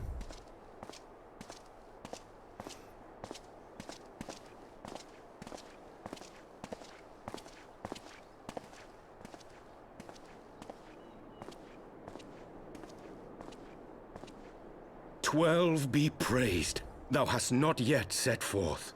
Oh God, his voice acted Across Urianja. sand and snow have I journeyed, that I might deliver this gift unto thee." Wait, what? Is this white auracite? White auracite. But whence did it come? To mine amazement, it lay hid amongst Moonbreeder's last effects. 'Twas but blind chance or providence that I did hap to spy it. Let no man claim that my late friend e'er erred for lack of foresight. In the place whither thou goest, servants of darkness do lie in wait. Pray, give unto me thy pledge that thou wilt strike them down and avenge our fallen comrade. So with this, if I find an Ascian at the end of the story, I can kill it, right? Using this, I can actually kill one of the Ascians. Or trap it inside and then break it. I wonder if I'll kill La Habrea, or I'll kill that other one, Eergerworm, or whatever the fuck it's called.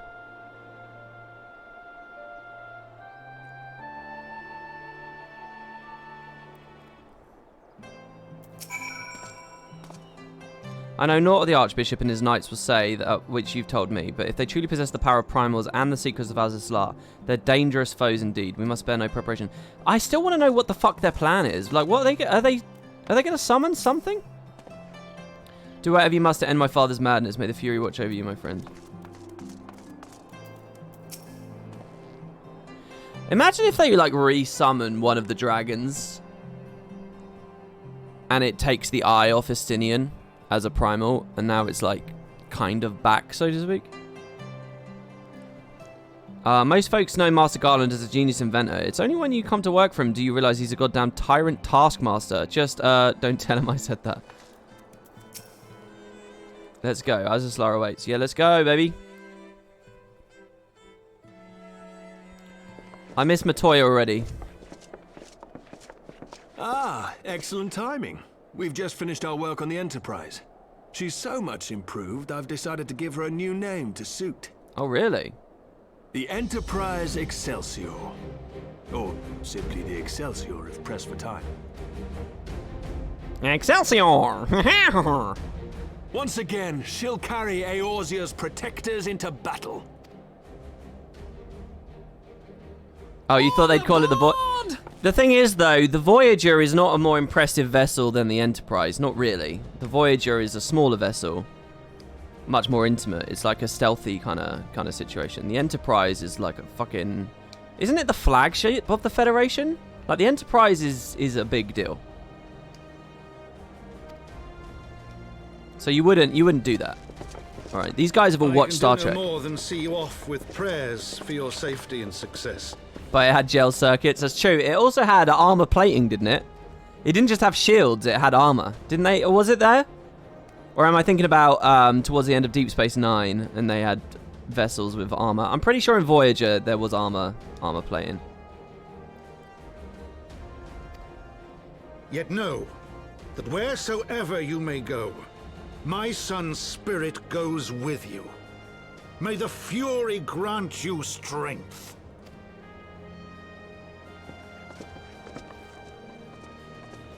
The Excelsior exists? I don't know. Is that a Star Trek vessel? Return to us, all of you. I don't remember that. I only really know the 90s Trek. So I know that a couple of the classes of the Enterprise. I know the Defiant from Deep Space Nine. I know Voyager. Enterprise Excelsior. Engage. Oh, they were Excelsior class starships. Were they really? I don't know. That's like an extra level of nerdiness to Trek that I'm not really into.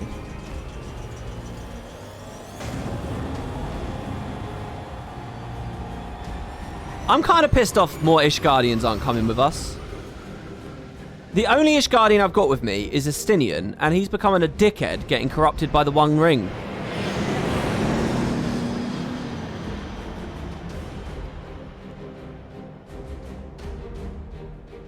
It's really weird how Ishtola's become like one of the main characters in the cast for this X-Pack, because she's just not there for so long. Alright, can we get through this time?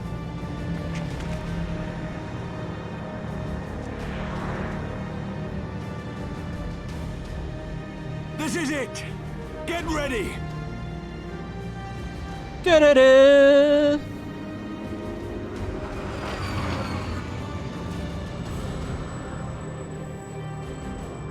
Eye of mine enemy, render unto me thy power!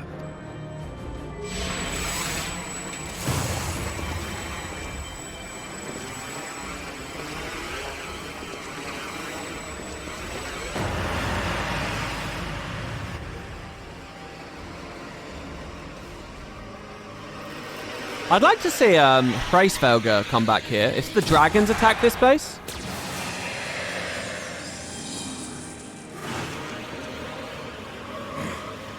No, you will not claim me.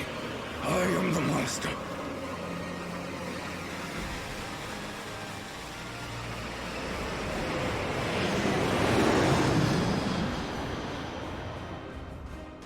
This place is fucking huge.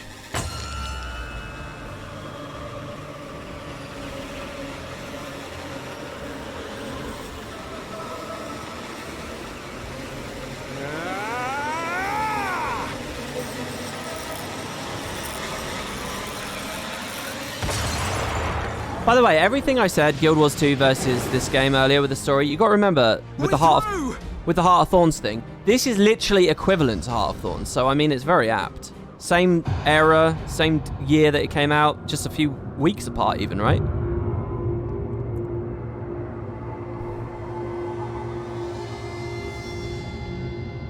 Oh shit! Is it the Agrius?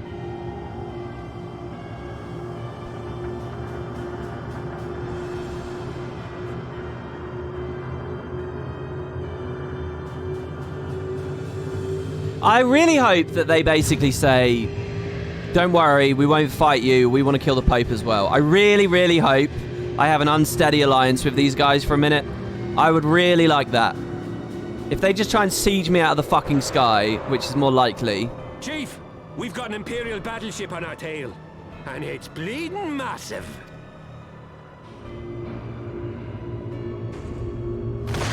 No, they're not happy.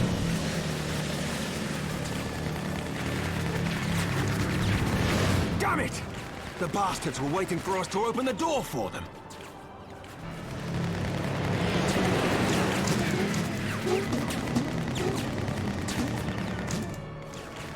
I'm gonna try to shake them. Hang on to something.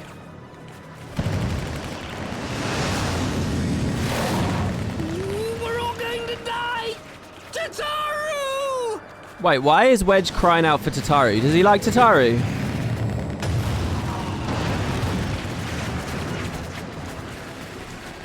She won't take much more of this! Aww. The time is come to use Hydaelyn's gift.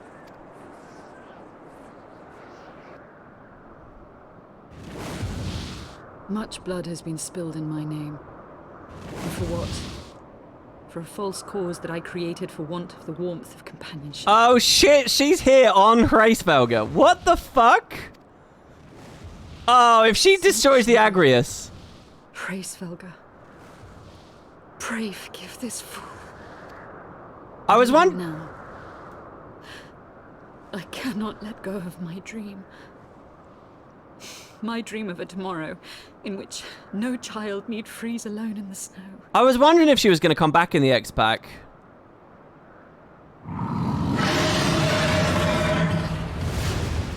Oh, fuck him up, baby. He's got 2 eyes as well, so he's back to full strength.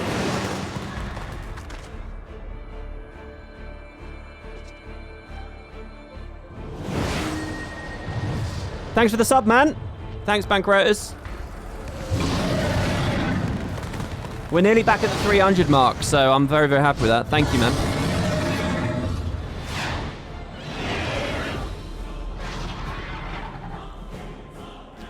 What the fuck? She's just going bombing in. Hraesvelgr. Is that Azelle? What does she mean to do? O goddess, born of mine own hopes and dreams, for the last time, I beseech you, fill this vessel with your light. She's gonna summon Shiva. The hatred within our hearts and bless us with eternal grace. Fake Shiva.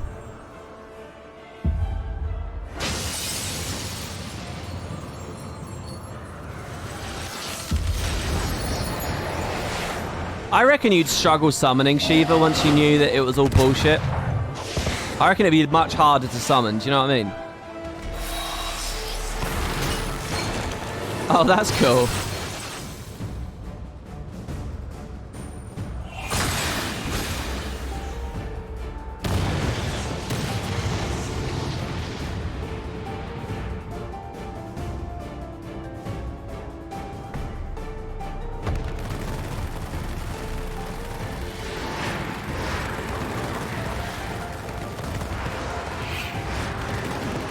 I thought the Agrius 2.0 was going to be a big story, but now I'm wondering if they're just going to sink it right now.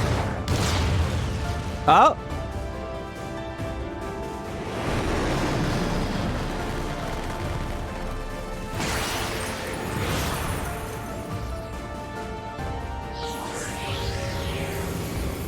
Diamond dust the fucking thing.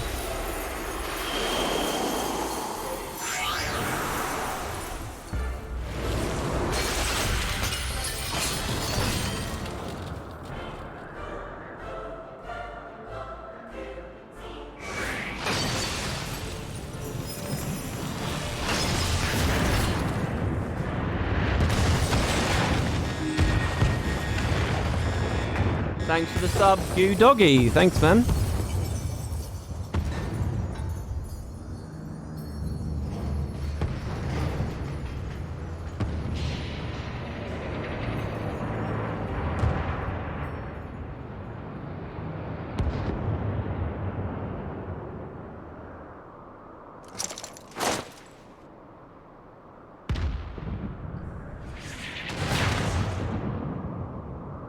That's twice Shiva got the shit kicked out of it.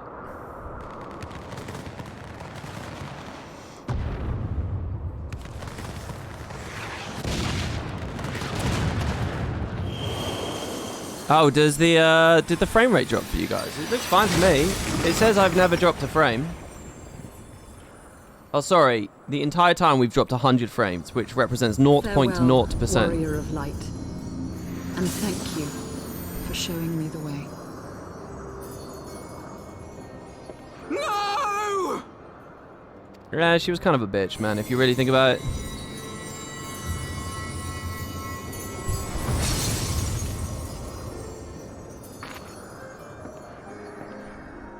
This ether. It was a crystal of light. Oh shit, that's someone with the echo dying.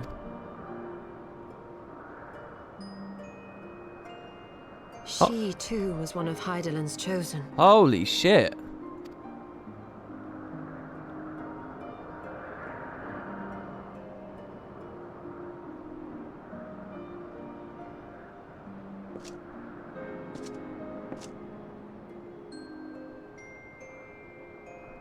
Fare you well, my lady.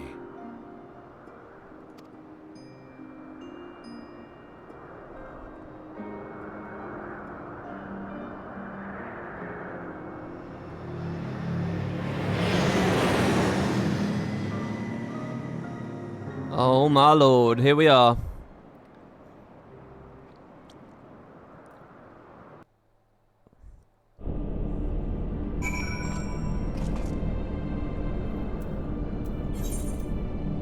Attune with all the aether crystals, discover every location. Holy shit, this is gonna get really weird and elegant now, isn't it? I wasn't afraid, not in the least. Pardon, what smell? Oh god, someone spilled something down my trousers. Do you want me to tell Tataru about that? Taking on an Imperial battleship by herself, primal or no, that took some courage. I like how they have quite a sad moment and they instantly give you a guy shitting himself as a joke. Well, spilled something, maybe he just wet himself. Yaseo, I cannot believe she's gone. The Echo is a gift and a burden both, as you know only too well. So sorry, did Hraesvelgr fly off?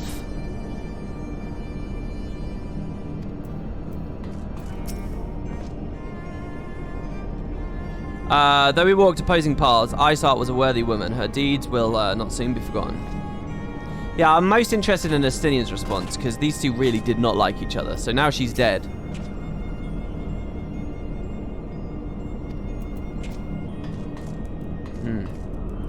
Estinian's journey goes on, but I wonder if he's got some shittier stuff in due for him. Ooh, I don't know about you, but I'm glad to be back on solid ground, even if said ground is floating in the sky. When that Imperial battleship appeared, I honestly thought... Was it actually the Agrius then, or no? Agrius 2.0.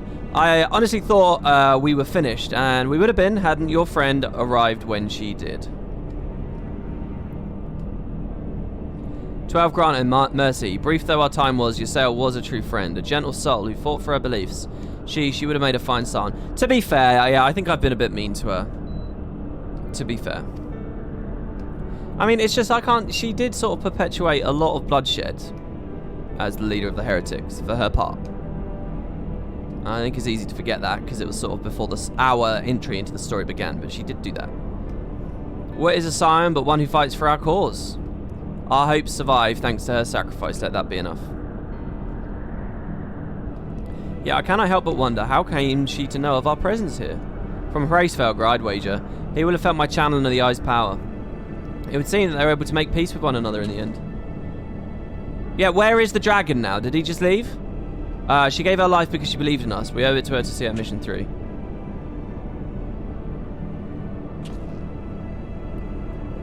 See that dome-like structure further in? Let us make our way there. So someone with the Echo died. They still haven't really explained why she had it. And what about the crystal there? So she had the Echo and she collected like 1 crystal. We've collected 6, right? And reawakened 5 of them. Airship to Ishgard. Holy shit, this map. This is wild. This is nothing like the rest of the expansion. It reminds me of the Binding Coils a lot, which isn't going to be a surprise because it's all elegant tech.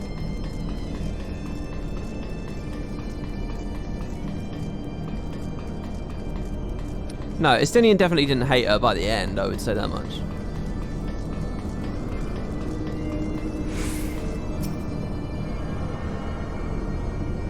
Oh yeah, we were going to take off our helmet. The cat boy. The monkey cat man. This is what a packed run city in Guild Wars 2 would look like. Ah, yeah, it is a little bit packedy. Yeah. Sid's right. We owe it to Yaseo to see this mission through. Heavy though our hearts may be, we must forge on in the name of those that we've lost. Is that another player there? It is. I sense an ominous presence. It's still active, all of it. Crikey, this place is like something out of my dreams. The Isle Sentinels don't seem to frequent this area, so we should be safe. Let's talk strategy, shall we? Sid looks like he's come up with a plan. First of all, in the interest of efficiency, I suggest we make this place our base camp. We can coordinate the search for the Archbishop from here. I have no objections. Now that we stand on Azizlar, I'm struck by the vastness of the Isle. We must needs be methodical if we are to find our quarry. I don't know why that's stuck in my tongue so bad. Good. Now, unless I'm mistaken, this used to be an airship landing, and a major one at that. From what I know of Allagan design, there should be a terminal nearby that's linked to the Isle's operational heart. Heart? If we can find such a terminal, we should be able to learn something of the Archbishop's whereabouts. Let's split up and look for it. Alright, it's an assault on the control room.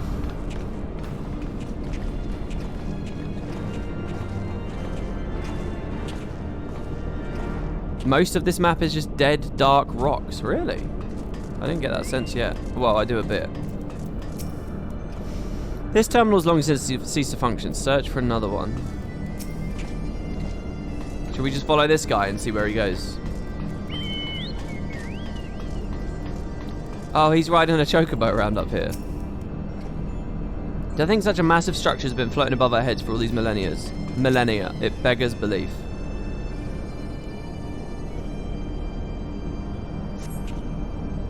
I dare say this landing could accommodate even a Ragnarok-class vessel. Remarkable. Well, that's one. I thought we were going to go really far away for these, but they're just here. Does this mean this is a Halo? A gondola riding hype? To be fair, I was actually thinking about Halo 1 there. I didn't even consider the search for the control room in the sequel, with its big-ass gondolas and flood attacks. The Empire borrowed most of its technology from relics. If we can find the terminal, I reckon we can operate it. Yeah. Jesus Christ. I'm gonna feed my chocobo a Gasol Green. Hello. I'll feed it too, so it's with us for an hour. Oh my god, there's a whole new... What the fuck is this thing? A snapper rock.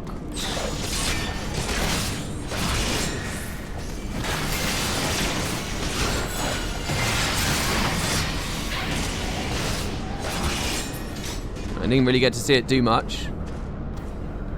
Oh, it just stopped moving. Oh, shit. I'm glad that there was an invisible barrier there, because I would have plunged to my death on that one.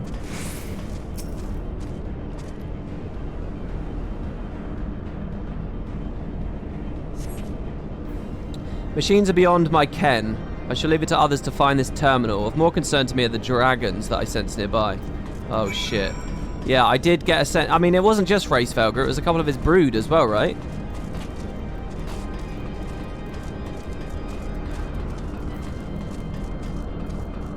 Let me turn up the music here a little bit.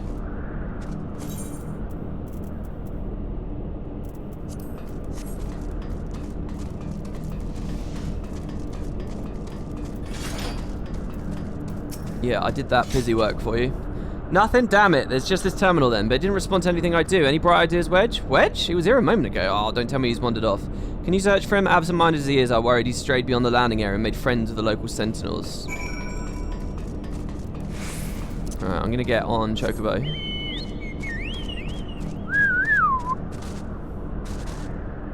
So are there aether currents and stuff here too? Can I learn to fly here? Holy shit.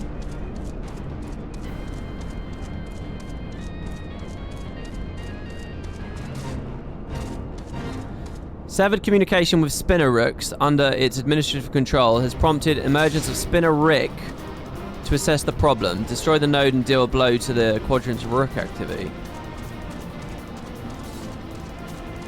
I'm going to ignore that event.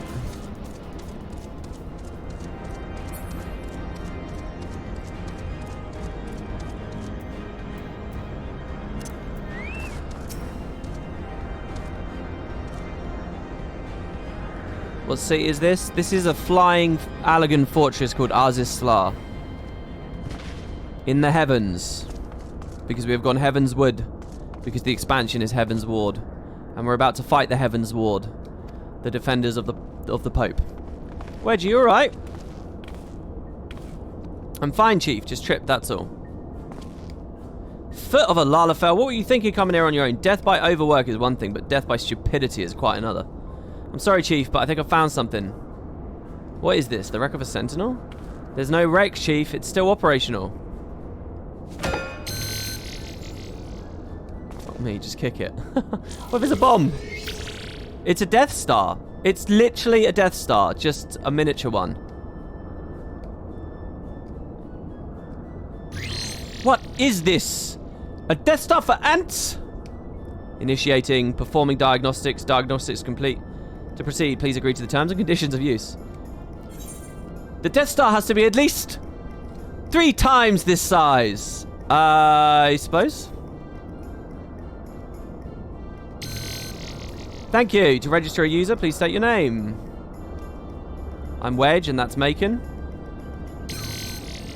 User registration is complete. Welcome to Azizlar, Master Wedge and Master Macon. I'm Guidance Node GLI.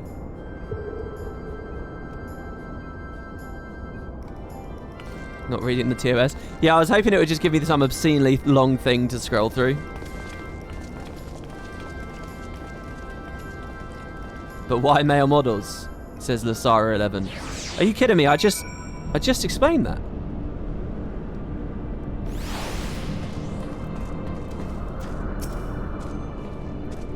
This isn't quite what I had in mind, but it might just serve. Wedge, bring the node this way, would you? There's something I'd like to try.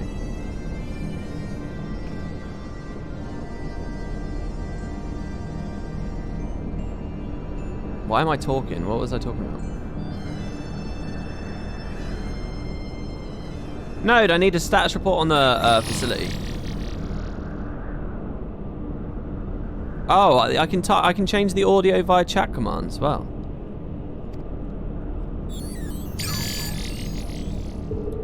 I suppose you can macro it as well then, probably, right? You can set up a macro that does that.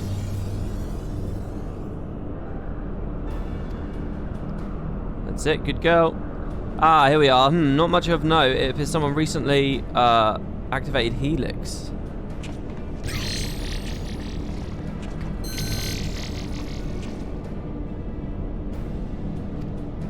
Reactivated, you say? But the Archbishop, I'd wager. By the Archbishop, I'd wager. I dare say he woke the place up when he used the Vanu's key. Are there any other people in the facility? If so, where?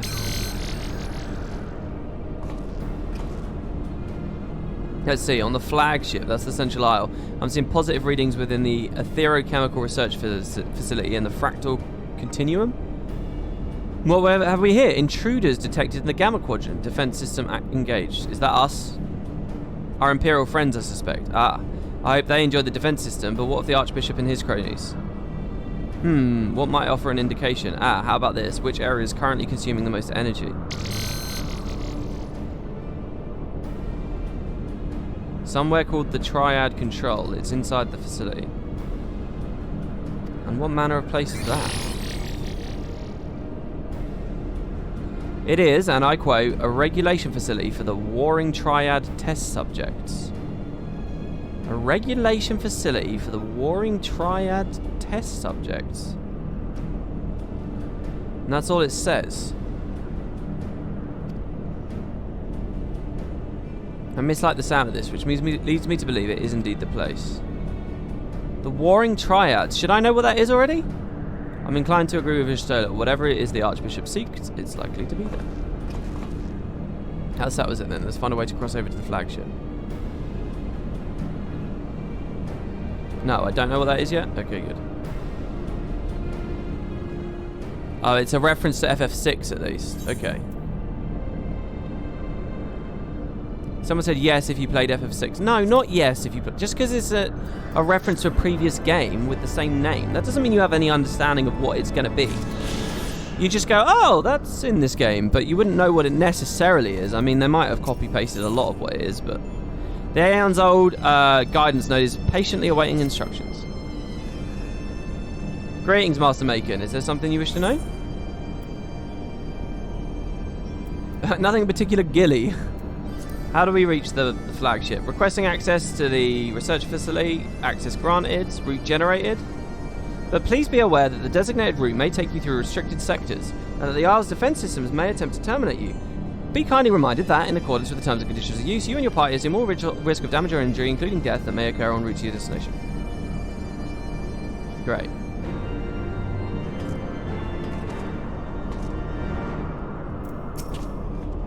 Can the guidance so be trusted? I know not, but we have a few other options. Let's go. Sid, the Excelsior is our sole means of escape. Pray remain here and have her ready to depart. Understood. We'll see that she's repaired and ready to fly. If anything happens, let us know via link pearl. On your guard, my friend. Right, so everyone's coming, but not Sid. So are we off? We're off. Holy fuck, it's quite far away. There's side quests too. Training nodes. Sterilization node. Requisition node. Repository node.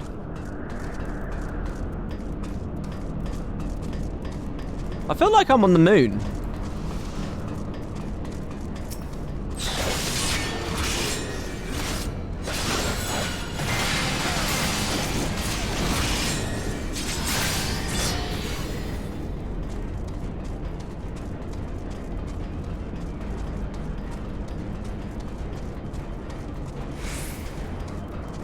Not yet, WP. Yeah, I know the next expansion is literally on the moon. But yeah, it's sort of the vibe I get from this area. I hope I can go out this way. The minimap makes it look like I can't. The minimap appears to be right.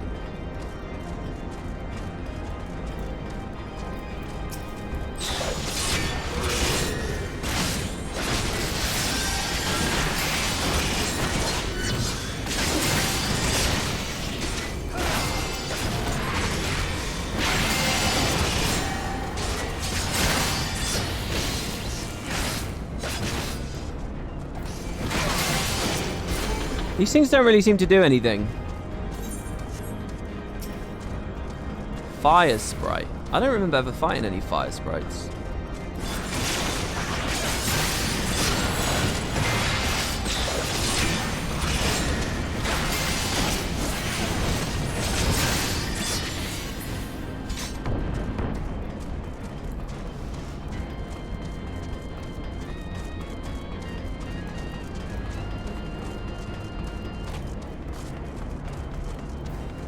I kind of want to swap to monk a little bit as well.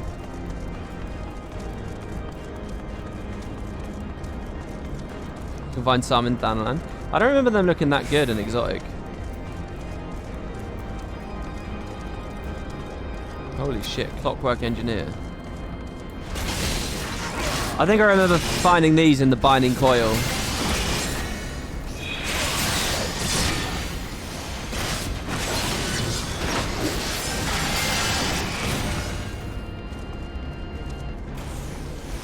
Holy shit, what was that? Holy fuck, this map!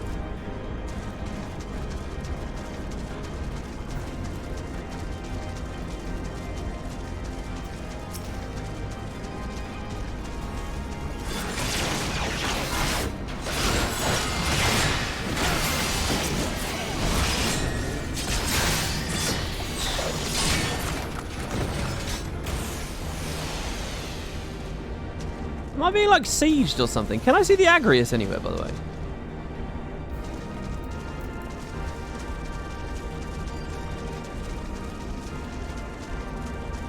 Well, this is where they want me to be. Should probably kill these things. These look exactly like those 13 enemies.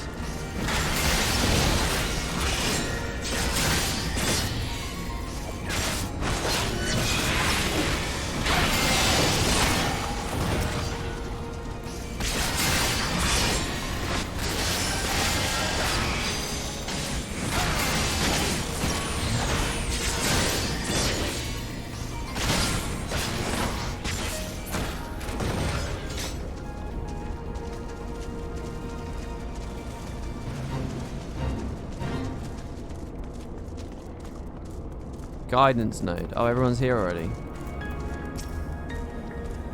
If I'm not mistaken, it's a teleportation device. You're currently within the Alpha Quadrant. First, you must use nearby matter conduit to travel to the beta quadrant. Please wait a moment while I activate it.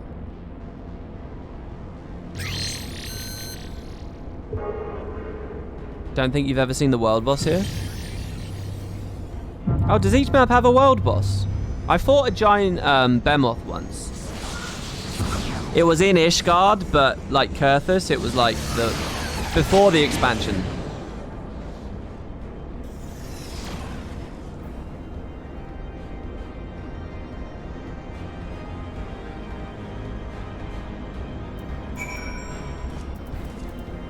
Right.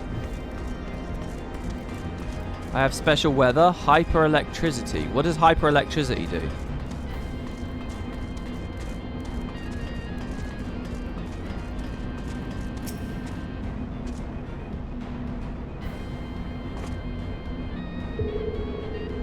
Only certain maps have rare ones.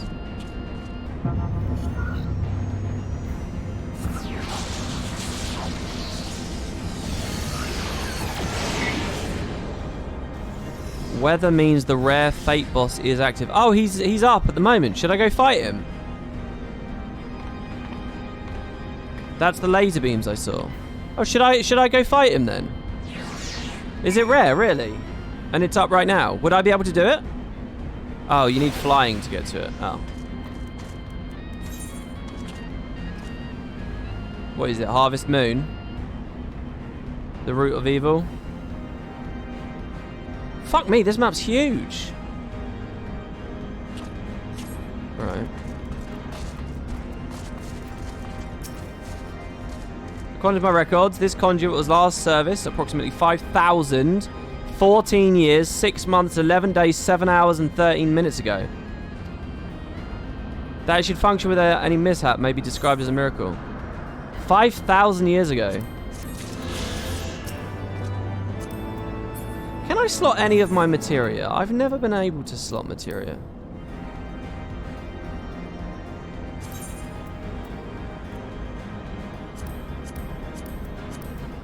Oh, green looks pretty good. Rainbow. Oh, no.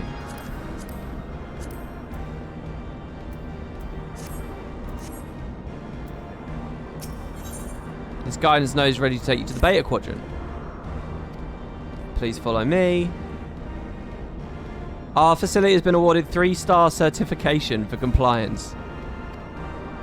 But please be warned, however, that a millennia of neglect may have had an adverse effect on their disposition. For your own safety, please avoid the approaching creatures.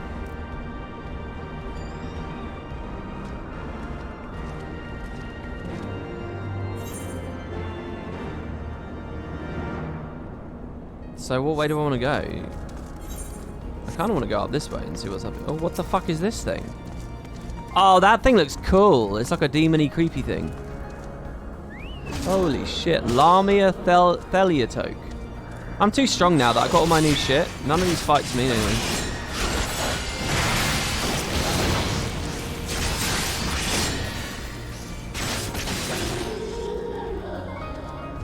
Whoa. She sounded creepy as she died. Lamia Theliatoke. What the fuck? I have no idea what this thing is.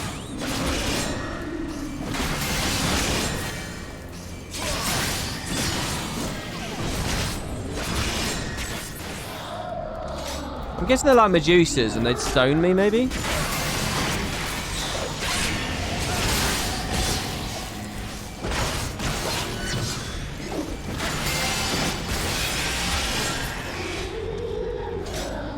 My god, I can't see anything. It's really bright.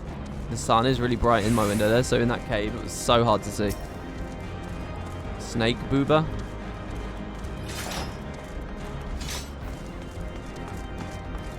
Wow, is that just a regular... There's regular trees here. They look like Ascalon trees from Guild Wars 2 Guild Wars. Oh, the comparisons I can make.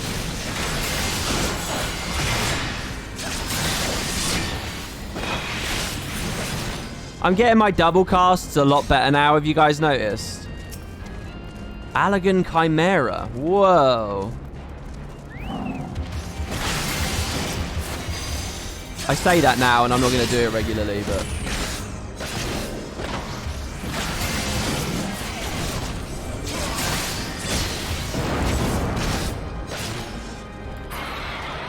Bit tricky when we're out of MP anyway, but yeah.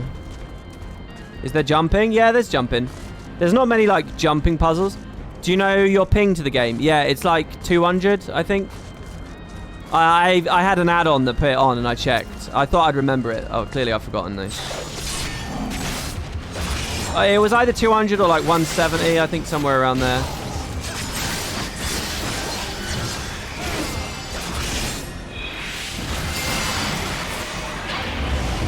Completely wasted Salted Earth there, but whatever.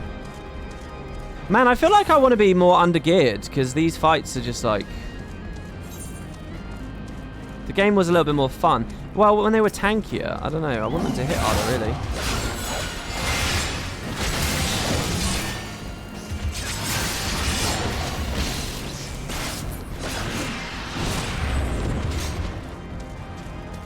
See, I managed to exhaust all of those there.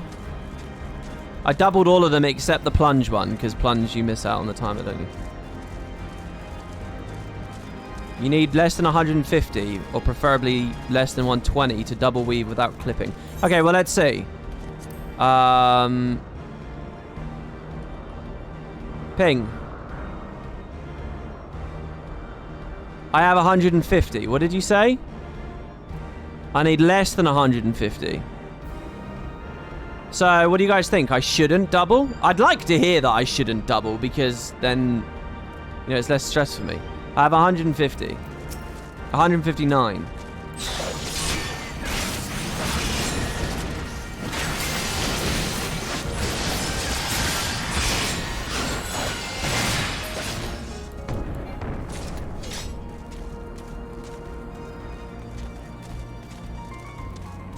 I feel like you'd notice a big difference if you use something like exit lag, and then Tulip's doubting that.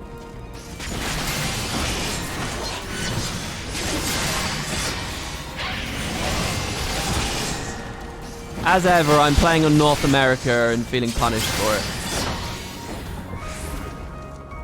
What is your attack speed? Can mouse over your global cooldown? Oh, is that what attack speed does? My attack speed is...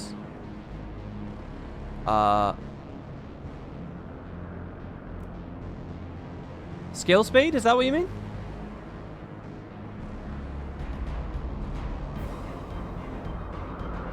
.506 skill speed.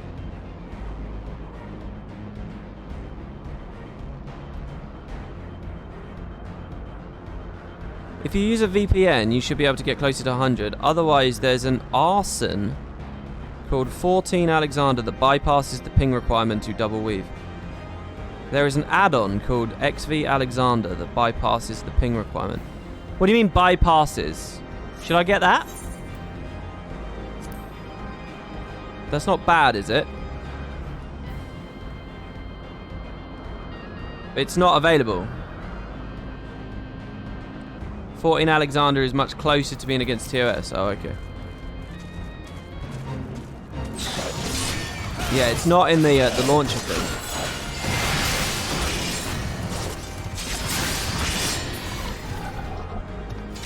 Well, I fucked that thing up. Oh, the weather's changed to fair skies again now.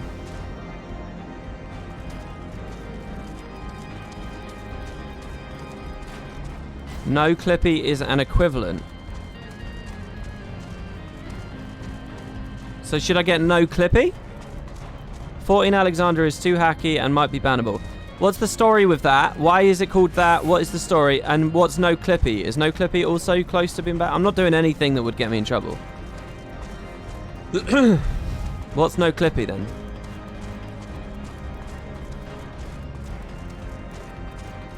How or why did we get him into min-maxing double weaving? Well, people just constantly talk about it. If you're playing in optimal, people talk about it, don't they?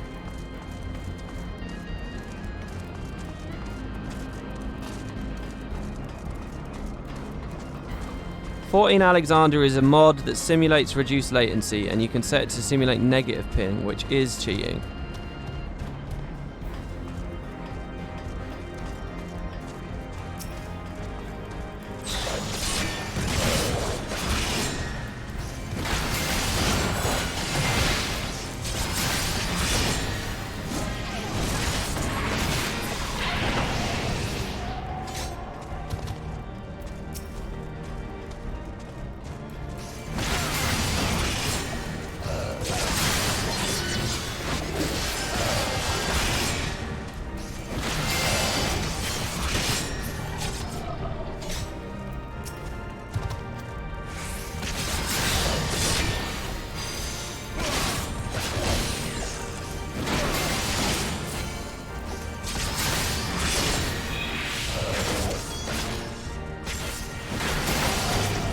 So, I get the impression, how is the game designed? From this whole conversation, it sounds to me like it's designed that you never double weave.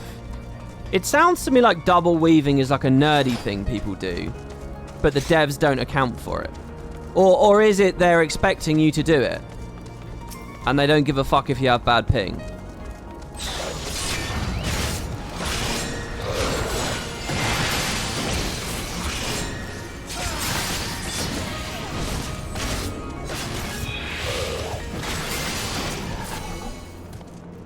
It's designed for Japan. It's absolutely standard. Oh, see, you guys are giving me conflicting things here. Is it standard or is it not? What's the expectation? Okay, and yeah, let me look in chat 1 second.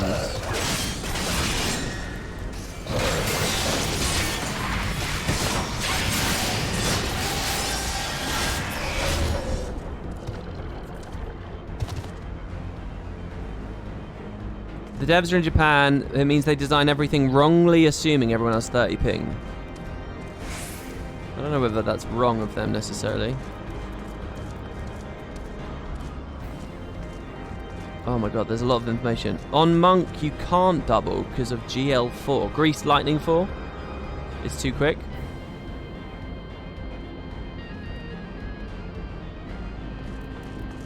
It's the same as we don't assume that healers do DPS when healer DPS is accounted in tuning. Yeah, that's what I'm asking. Are they tuning it for double? Okay, and what's no clippy? Is it the same?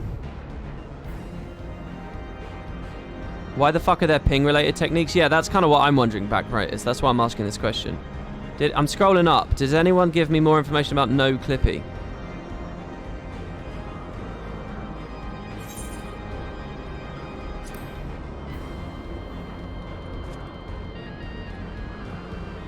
It's not on here either. What are you talking about?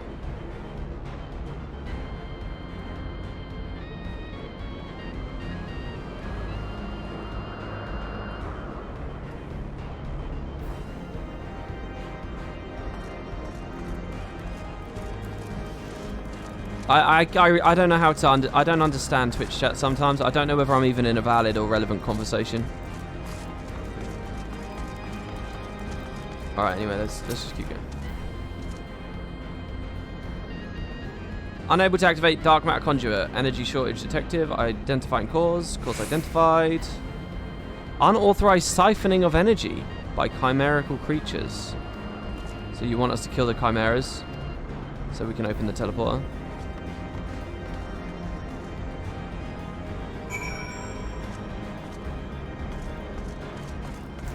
If you want to double weave, you can. If not, then it's not a big deal unless you want to be ultra sweaty. You can find people doing ultimates by clicking on abilities. Right. Well, here's the other thing I've been thinking. Like, you guys all seem to think that clipping into the next, missing a couple of frames of a global cooldown is the ultimate sin. But to me, it's like, if I've just got a whole other ability worth like 1,000 damage into that, at the cost of like a tiny... For open world PvE and shit, I think I'd rather double cast. Who gives a fuck if I clip for like a fraction of a second? In open world PvE, I get the, in the average, when we're fighting a long boss for a full 5 minutes, it stacks up over time. I don't give a, if I'm fighting this one Reptoid, do you know what I mean? Why would I, like, I think I'd rather miss like a couple of frames on this Soul Eater. Like, because I'm gonna kill it quicker. It doesn't matter, I'm gonna kill it quicker.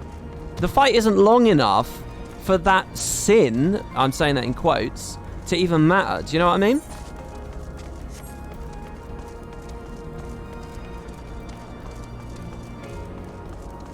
So again, I can't quite get...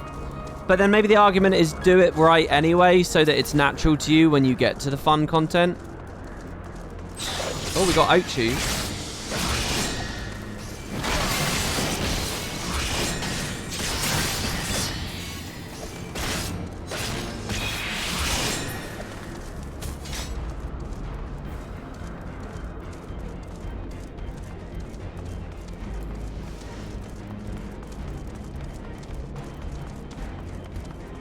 So Lonia says clipping is the biggest loss of DPS. But for open world, nobody cares. Is it really the biggest loss? there's that much focus on queuing your next GCD.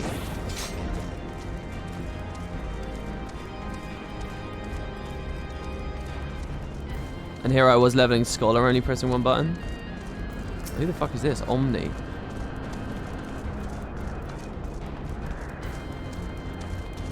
Is the stream ludicrously dark for you guys? Because I can hardly see what I'm doing sometimes.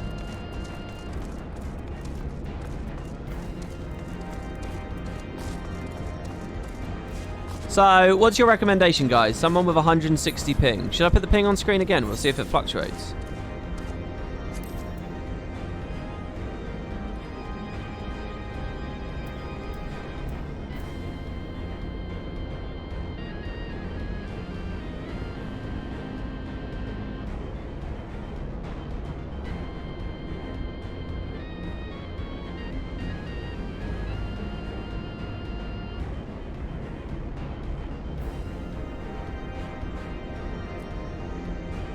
I'm sure I could adjust the alpha on that. We'll just put it, look, it's going to look a bit ugly, but we'll just leave it on there.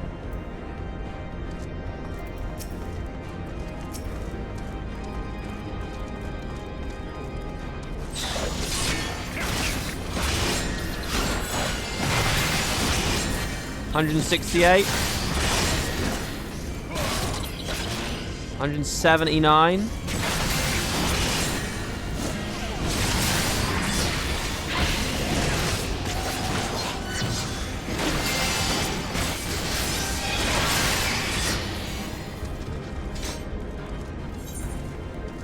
In Guild Wars, I definitely do notice the difference. Between being connected to EU to NA, I do feel the difference.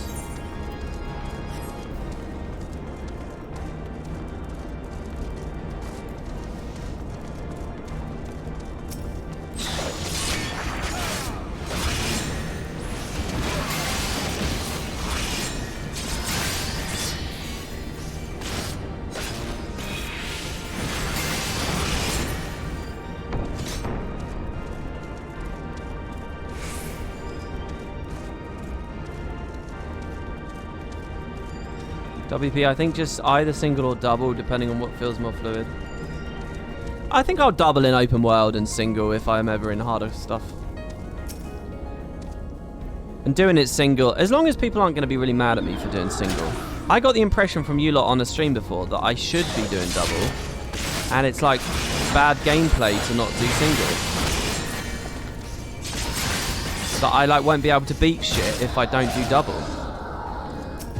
But now I'm being told I can't even do double with this ping.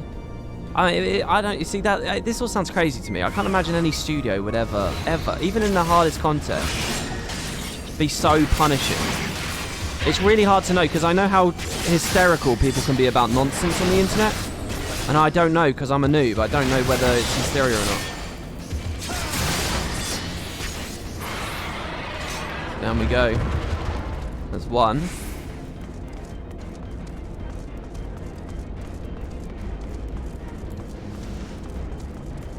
No one, I want to be clear, no one's ever been mad at me, but like, people comment on it.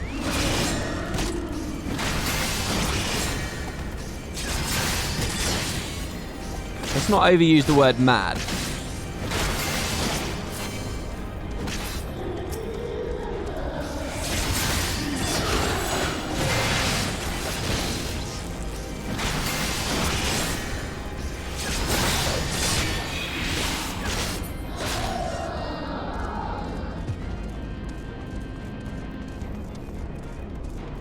Single is fine. Well, what I'm thinking is, if I'm like progging something, I only have so much brain power anyway. So a slightly more simple execution of the game is probably good for me. Because then I can focus on positioning the boss a bit better and stuff, you know? But then I'm also thinking, like, double, you get through all of your MP quicker, you get through all of your cooldowns quicker. And in a way, I actually kind of prefer that, because once you're at the point where you're just autoing, well, that's the most free brain cells you can have, you know, when you're just autoing.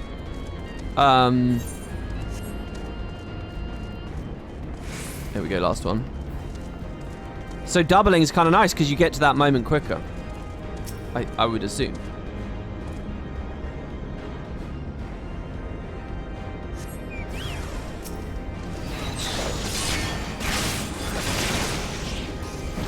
Whoa, these things are so squishy. Interrupt. Nice. Let's go on the chocobo and go back.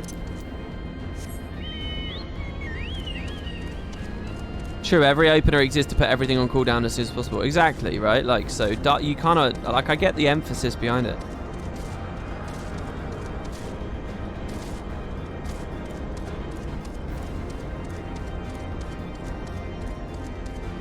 People make different openers based on gear level, skill speed, and ping. You might just want to find a single weave rotation for your ping.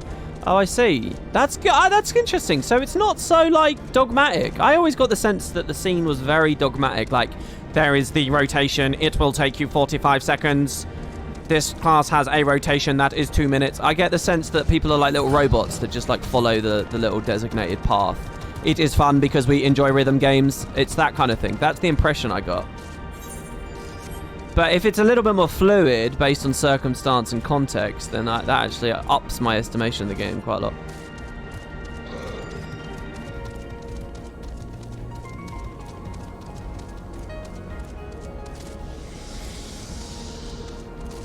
It depends on the class, but there's definite skill in figuring it out. Right. I mean, I'd rather do my own thing.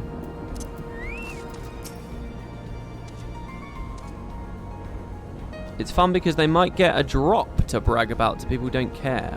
Wait, what? Is that the same topic as this? Energy restored to the conduit. Please wait a moment while I activate it.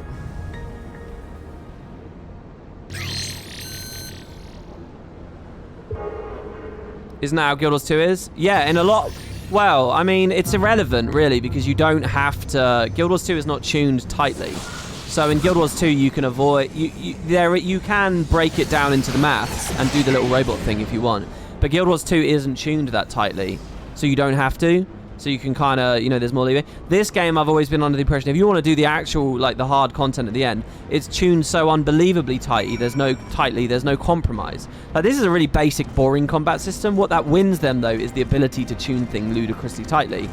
But then that means we are in robot conga line constructed dance world, which is, like, highly boring. I would criticize it of Guild Wars as well if it was slightly more relevant in Guild Wars. I mean, I do criticize it. There's a reason you don't see me playing raids.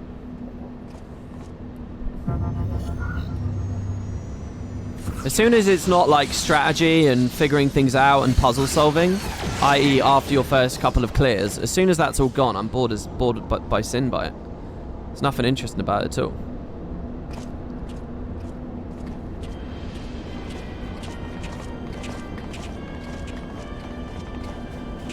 I'd much rather in Guild Wars think about composition and stuff rather than the rotation. Oh, interesting. Only for the first fight of the first week. The last fight of the first week of a new raid is actually at that tier. Oh, okay.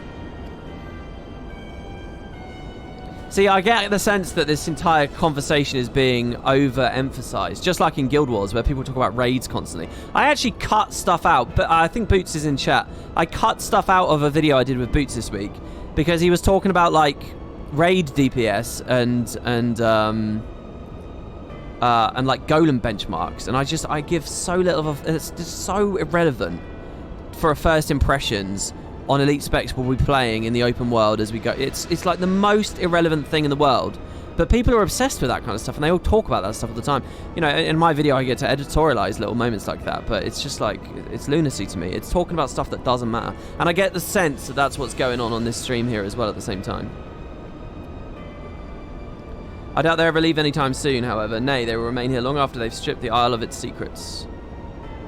Whether or not they mean to linger, their presence here and now is an unwelcome complication. Indeed, let's avoid confrontations unless absolutely must.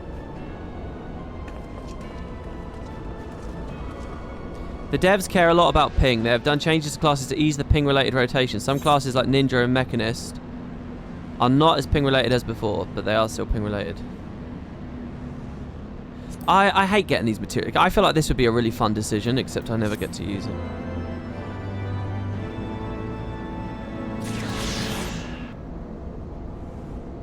The beauty about 14 raids is the rotation doesn't matter as much as figuring out and solving the mechanics, which are close to solving a puzzle. The rotation is secondary to the fight's mechanics. Now, that's what I like to hear. That is what I like to hear. And Guild Wars can be a little bit like that at times too. Boot says, I think balance is relevant, even if it is beta and it will change. It's important feedback. I mean, I suppose, yeah. But the thing, Boots, I think there's a thing going on with our videos where you or I or both of us need to be much more clear about what our intent is for the video. So, like the video Boots and I did this week, what I really wanted was a first impressions, quick gloss over of the stuff.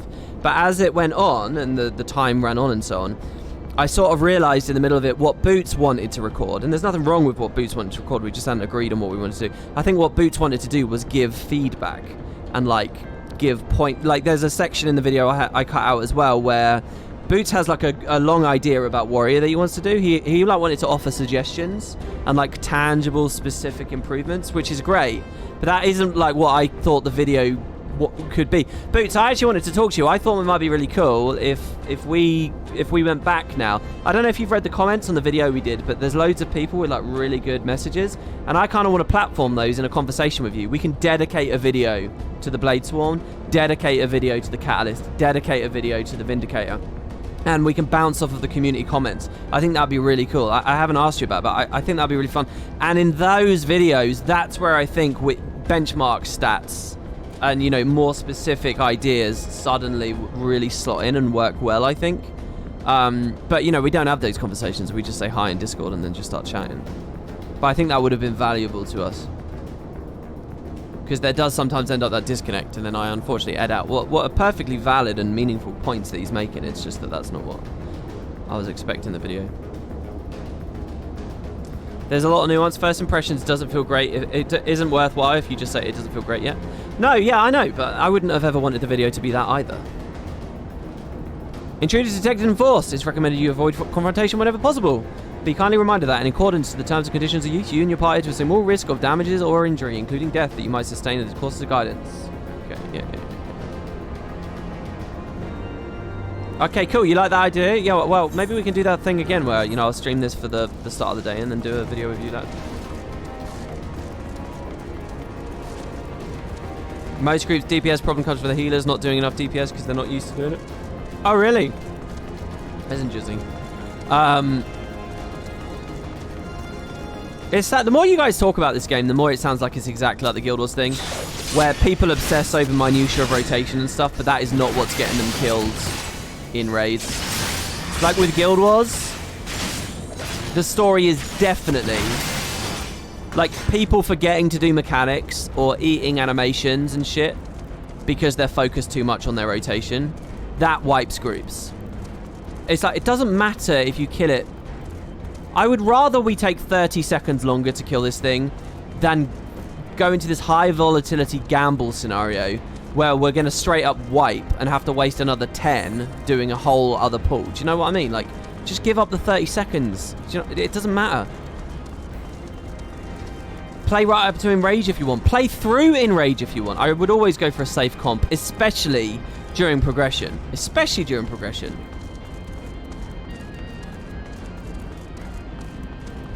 Like when when Phantasms used to be different and they would just repeat their attack over and over, I would rather have all my DPS be on... Do you guys remember the really boring Chrono build? Yeah, it was a Chrono build, I think. It might have been Core Mesmer, where you just get 3 illusionary swordsmen up and you just let them DPS. The rest of it is literally sword auto-attacking. Or like popping a mantra to give everyone stab, or popping a mantra to give everyone Aegis. I would literally rather all my DPS be doing that in prog. Just so that people have nothing to focus on except learn the fight mechanics. I genuinely think you'd prog more comfortably with that. And that's in Guild Wars 2 where the tuning is so low. The bar is so low. Wait, something's afoot. Neochrome, thanks for so much for the sub. You watch too many of my videos not to sub, you feel dirty. Well, hey, if you want to do something like that, I would revoke that Twitch sub and go to Patreon. I'd much rather you be there. But thank you so much, man. I really appreciate that. We are just 8 people away from the big 300 again. Actually, I think it was the big 400 was what we were usually bobbing around, but we'll get there. Our objective lies at the heart of the Isle.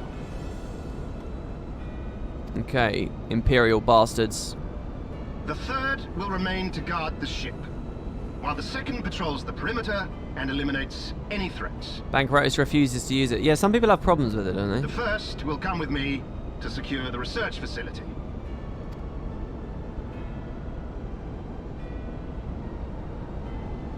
Let no man doubt the import of our mission. The Allagans found a means to capture icons alive. And their knowledge lies hid upon this isle. Oh, wow. This is... sorry, I'm looking at chat and there's a huge revelation going on in-game. First of all, we're going to just say Bankrotus just literally gifted 8 subs. So we're there now, aren't we? I mean, the page hasn't changed, but I think we're there, aren't we? Thank you, man. That's awesome. Tulip said you didn't show your stream hard enough in September. What, why would I have done that in September? We're not in October already, are we? I like how we kneel down behind the rock with Estinians, Y'shtolas, and Macon's weapons all sticking out like antenna. Okay, so what is this? Let no man doubt the import of our mission. So what are the Empire doing? The Allagans had found a means to capture icons alive, and their knowledge lies hid upon this isle. Right, yeah, because that's what they did with Bahamut. And presumably lots of others. Okay, so these guys want to know how to capture primals alive. That makes sense to me. If we can but acquire it, we would be able to prevent the beings from returning to plague us, thus ending the cycle of rebirth. Right. Oh, this is a cool plan. This makes sense. See, this is where I'm like, this story's good. That makes sense. That isn't it. That is a way to end the primal threat. We're not going to kill him anymore. So actually, I quite like this guy. This Emperor's not too bad then, right? Because his goal is no longer genocide. He's no longer saying, let's kill all the things summoning the primals. He's saying, let them summon it, and we'll just capture it. We'll just subdue them. And there you go. That's a solution. That's a peaceful solution. What's not to like about the Empire right now? Why the fuck didn't he just tell us that? So now what is it? Oh, I don't want to be cruel to the primal. I need not remind you that success will raise our legion high in the Emperor's regard. Yet, by the same token, his radiance does not tolerate failure. That is all. All troops, prepare for deployment. I don't view these guys as bad guys right now. I mean, they're against us, but I think that's via miscommunication at this point. I don't view them as bad guys.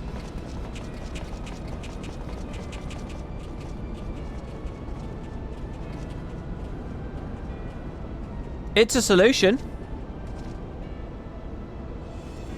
There's still a lot of genocide and blatant Nazi shit from them, unfortunately. Well, look, the Warrior Lights heard this. So that is their purpose. It's not bad, right, Y'shtola? To think that the knowledge used to bind no less a being than Bahamut sleeps here. Well, that was pretty predictable, Alphinae. Imprisoning a primal in such a manner would represent an effective means to halt the cycle of summoning, were it not for the grave and obvious risks. Which they're shouldering. You don't have to shoulder those risks. This is perfect for the science of the Seventh Dawn. Indeed. We need but refer to past experience, that of Bahamut's calamitous return, to see why this is not the solution we seek. Oh, fuck off. Bahamut was subdued for 5,000 years. And also, Bahamut's like a giga primal. Alright, well, all the little ones? Why is this not a good solution for Garuda? Why is this not a good solution for Ifrit? Oh, mind you. Held in duress. Oh no, this isn't good. Continue to nurse its hatred for mankind. And when it inevitably breaks free, its rage will be beyond quelling. There is also the small unfortunate thing that the Allagans had... Oh no, this is bad, isn't it? This is bad. Because in order for the Allagans to subdue Bahamut, they also had to subdue the whole population of dragons, didn't they?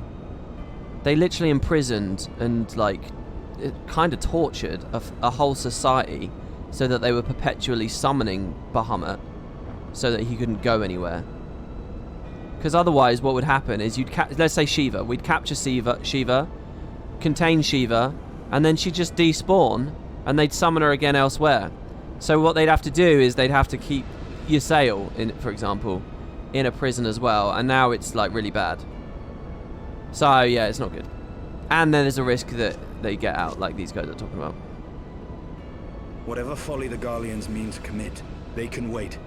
We must remain focused on our task. Yeah, so the Empire's like following in the Allagans' footsteps, and the Allagans were kind of dickheads. So. Yes, of course. It would not be polite to keep the Archbishop waiting. Could the Allagans use magic? It would be really interesting if the Allagans had a third eye as well. I know they have like the Allagan eye, but that's like a different color eye, is it?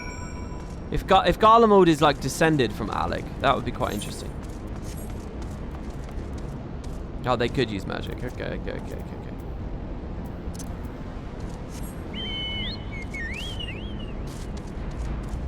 I don't want to just mount through this place. I'm going to kill everything as I go.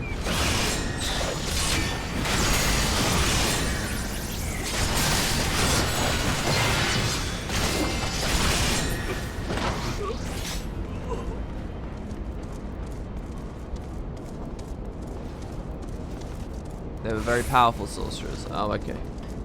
Because they also did a lot with technology, though. They weren't just sorcerers. They were, like, cloning people and shit. And it's tech, you know? And the Garlemaldians used magitech, so, you know, I think it was an okay little mini theory of mine. You guys are saying it's wrong, but... Adamantite claw.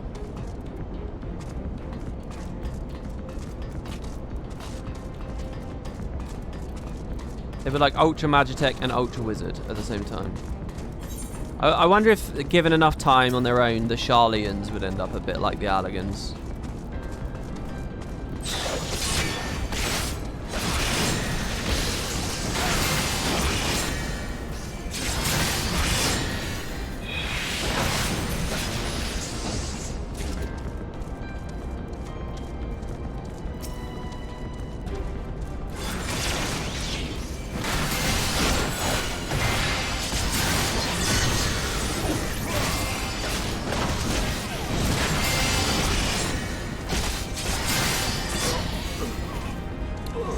Basic bit of Dark Knight advice, please. I'd like.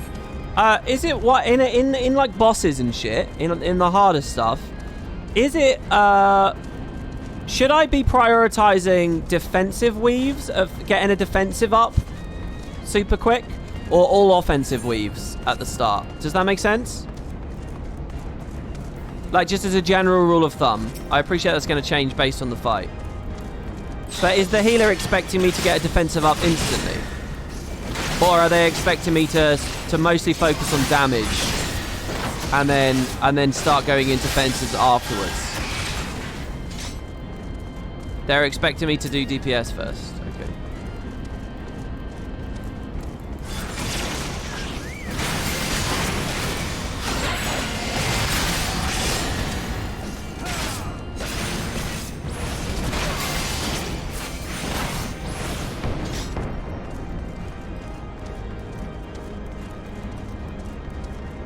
These people are all wrong in chat. The defense is critical.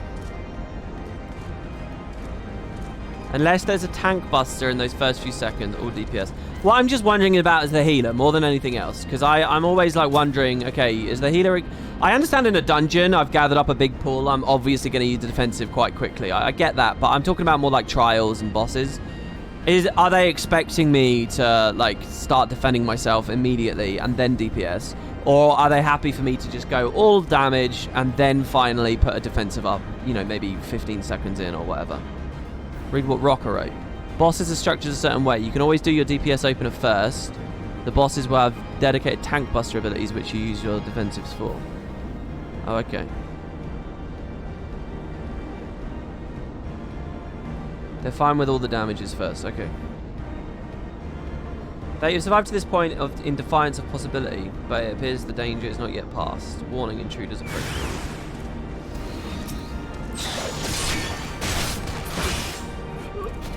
Oh my god, it's dead already. What the fuck? They're just people of the Empire.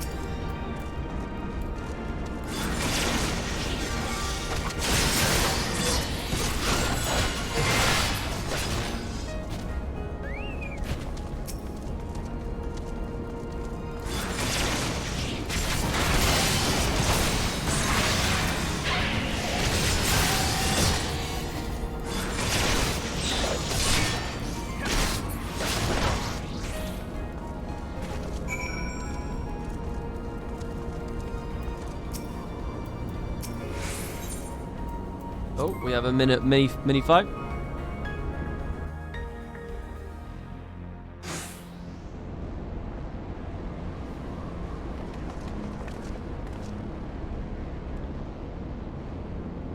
That Shire weapon is a lot stronger than normal for this zone.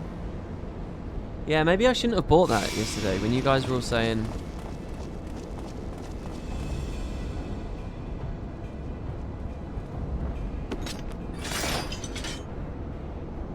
That would explain my men's silence. We meet again. And this time, we will not be interrupted.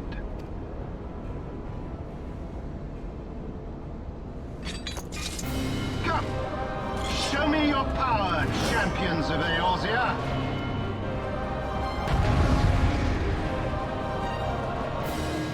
He doesn't intimidate me at all. Oh, the cutscene led me to believe that this was going to be, I shall make it quick.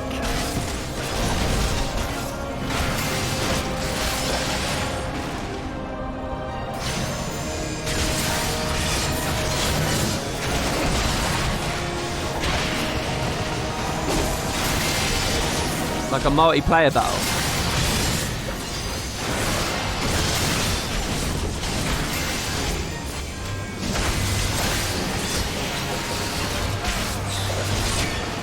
Should I just focus on an MD?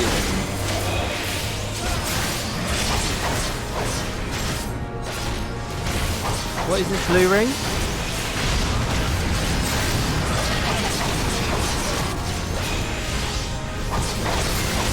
Bleeding.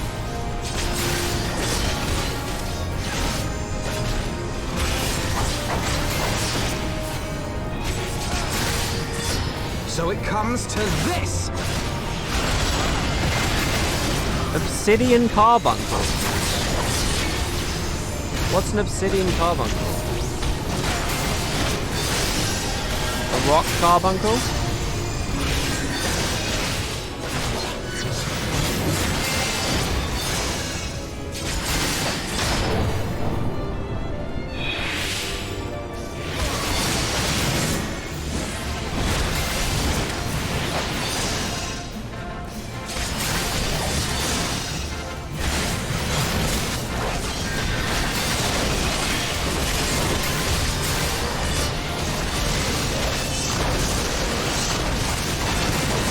Gonna run out of this, I can already tell.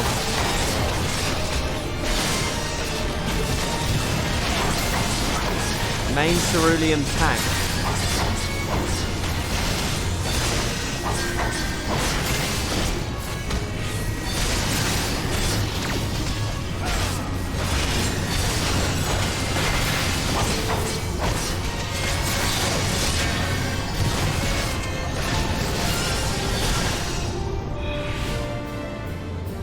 Now, did that fight sound like a complete mess to you guys or not? I think it just sounded awful. I had heard the tales of your strength, warrior of light, and now that I have experienced it firsthand, Van Baelsar's defeat seems less.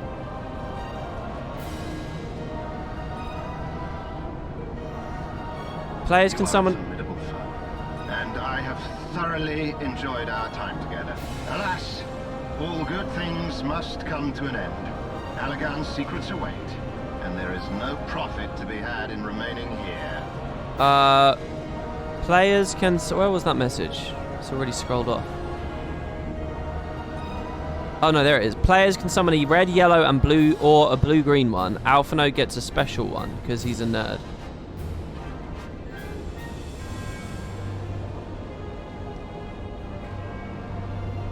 If you want to enjoy the upcoming dungeon and trial, I suggest creating a party through Party Finder and using the minimum eye level option in the duty settings so you don't just blaze through it. Okay, well, if you think that will fill.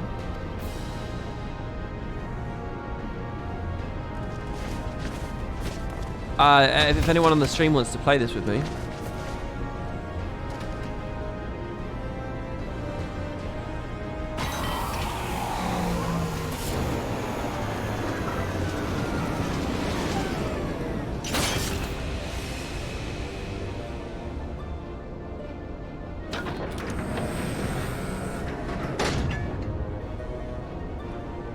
Keep them occupied. What data center? Yeah, I'm on Aether. Yeah. I don't think I can use Party Finder and Free Trial, no. Other people have to do it for me.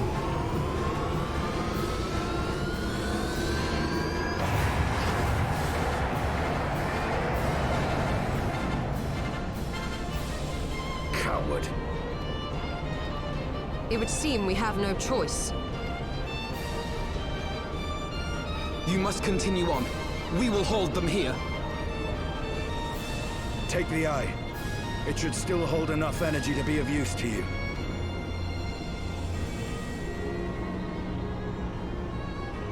I shall join you as soon as I am able.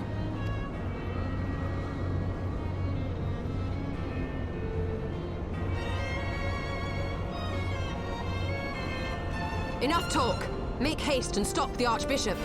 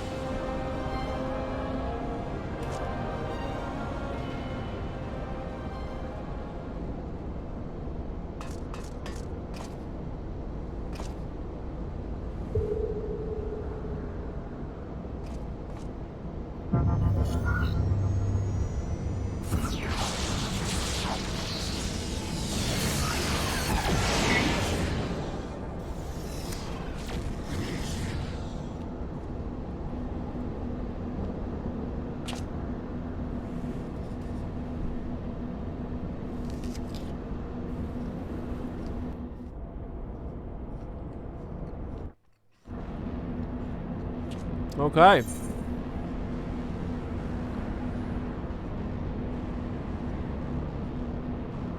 Close encounters of the sixth kind.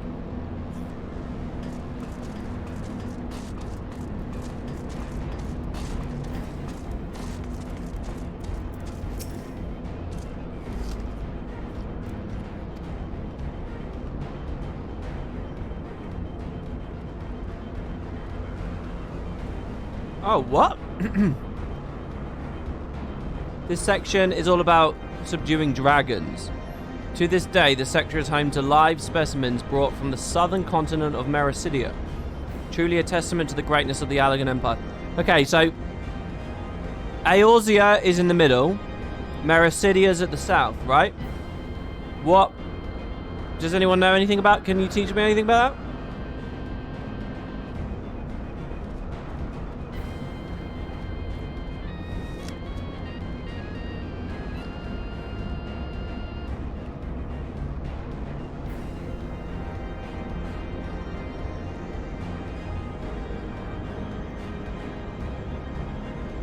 No, Eorzea isn't the planet. Eorzea is the continent.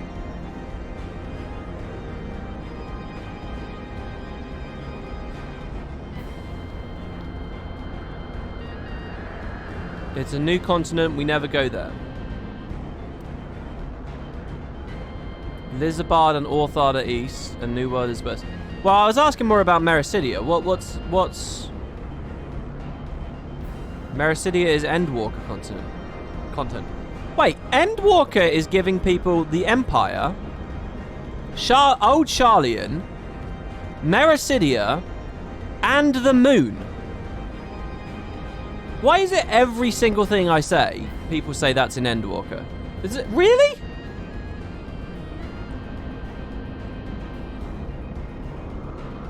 Oh, people are saying no, it's not. It's not. Okay.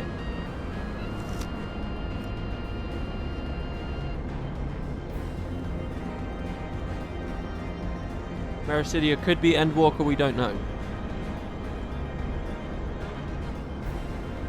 Mericidia is the southern continent. It was the home of Bahamut and his brood. Wait, I thought Bahamut was a primal, not a real dragon. Was Bahamut a real dragon and is just a primal now?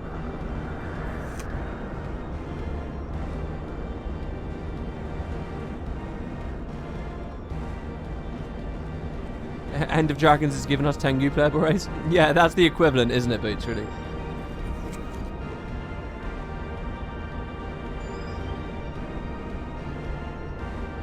Bahamut was a real dragon before being a primal. Was he one of Midgardsormr's sons? He's one of the 7. Similar to how Shiva was a real Edison. Right, okay.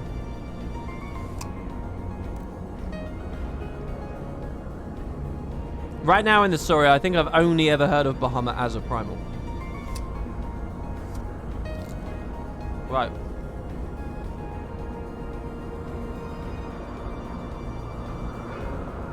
Oh, that answer's coming in 10 minutes. Stop spoiling. Oh, that would have been a smiley face moment, I think, chat. As far as you know, he's only a primal. Right, okay.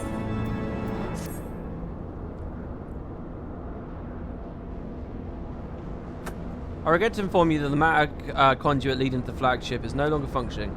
According to my records, it was destroyed by a dragon, which broke free of its restraints when they failed approximately 2,369 years, 1 month, 24 days, 7 hours. Right. Please find an alternate route. So was Bahamut captured here briefly? Maybe? The real Bahamut? When was Primal Bahamut put in the satellite in Dalamud? Oh, here he is. He's here. Fucking Midgardsormr. So thy journey hath led thee to this accursed place. Canst thou hear, mortal, the ceaseless keening of my kindred, steeped in 5,000 years of suffering? Long before the Ishgardians and their base betrayal, there lived some more wicked men whose ambitions knew no bounds. Fearful of our might and covetous of our power, they devised a means to enslave dragonkind. Their vile misdeeds did set in motion a train of events whose repercussions are still felt to this day. Oh, it makes sense that Midgardsormr doesn't really give a fuck about the Ishgard conflict. Because he's seen the Allagan conflict, which was even worse, you know? So it's like, it's small peanuts to him, really, the Ishgard stuff. Beyond, thou wilt find one of my first brood. Hark thou unto her words. Wow, this is getting really interesting. Partake thou of her pain. Think thou upon the suffering that the conflict betwixt our kinds hath begot.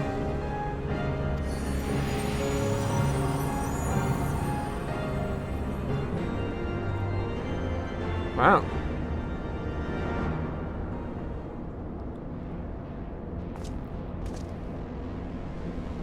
WP doesn't care as much about spoilers as others, but yeah, his chat is real bad about answering rhetoricals. Yeah, I think that about sums it up, probably. A Mericidian Amphitheater.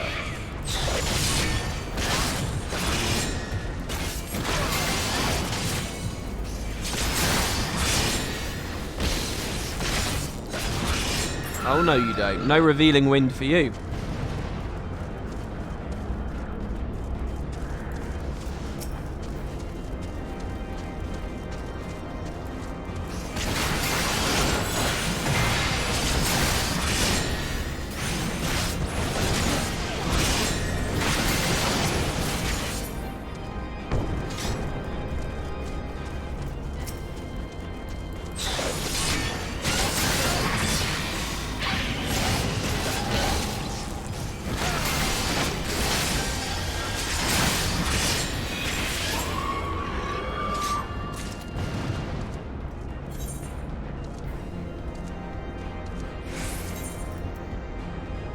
I think my theory about footsteps is just not working out.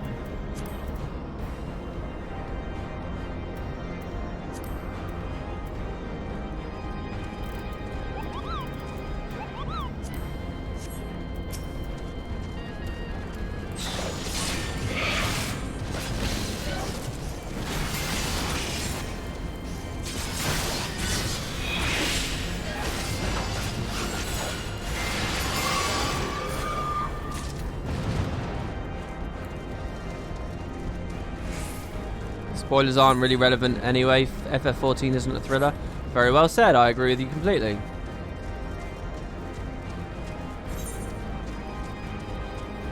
I mean, it's nice to have the ups and downs, though. I mean,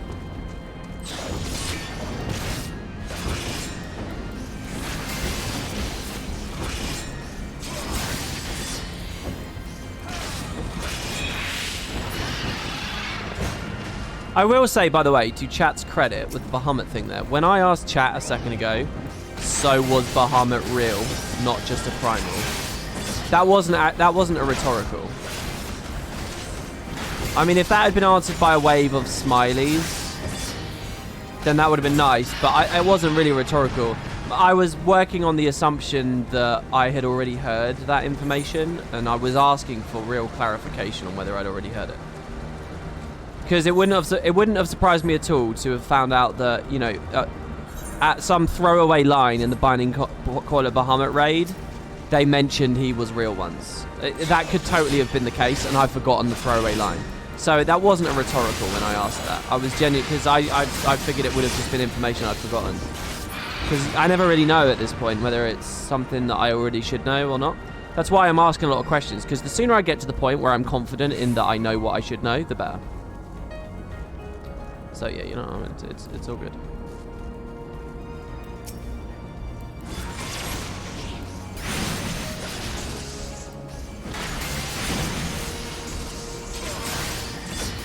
And this one's a rhetorical. I'm now wondering if every single primal had a real equivalent. Because if they're doing this story, then it kind of seems like they'll probably... Sprites feel really tanky. Is there a chance that they're only weak to my magic attacks and not my physical ones, or vice versa?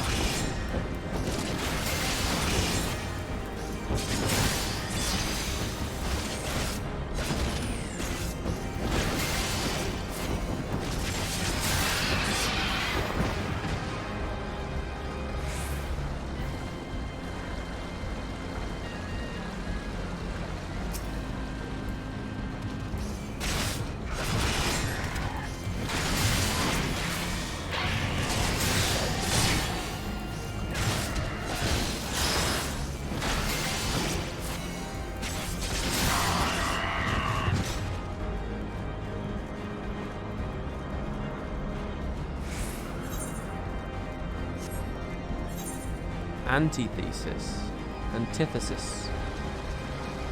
The Papas tree. So am I to believe that that Mericidia looked a bit like this?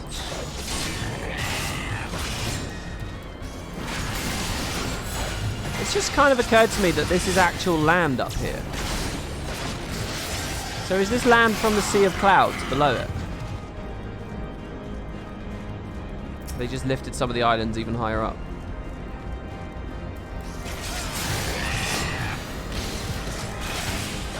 There's crystals all over the place too. I don't know if that's relevant to anything.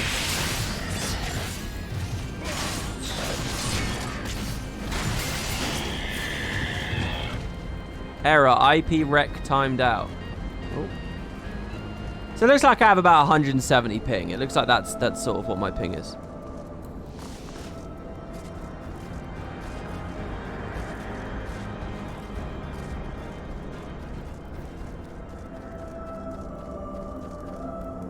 Oh shit! It's one of the bound dragons.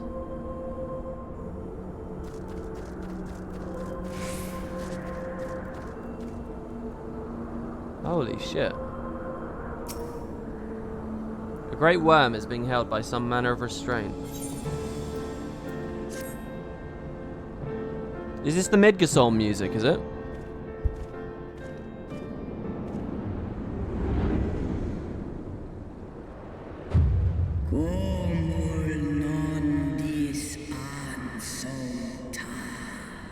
Who cometh to this forsaken place and disturbeth my solitude? I should have guessed that if the technology that we saw in the Binding Coil of Bahamut or whatever it is, if the technology that they're using there was researched here, I should have guessed that some dragons might be left over.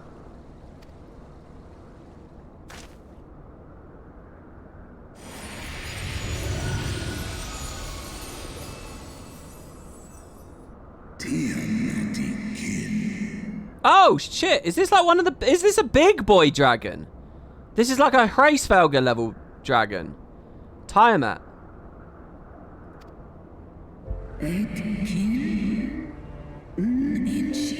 Holy fuck! Father, can it truly be you?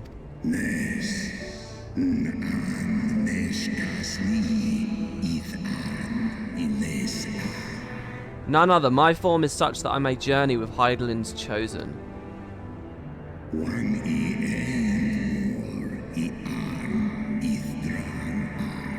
Whoa, we're dealing with a whole other dragon now. A mortal who desireth to end the war between man and dragon. Are we getting an Echo flashback? No. I guess that...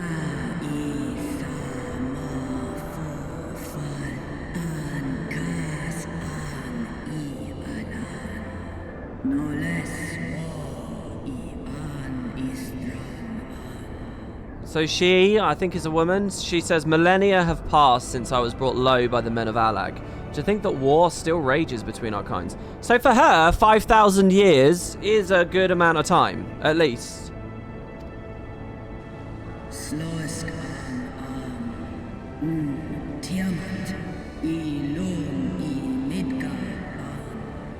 Hearken to my tale, child of man. I am Tiamat, of Midgardsormr's first brood. Hey, if I was playing an elf, would they call me child of man, or would they call me child of Elazin? Hearken to my tale.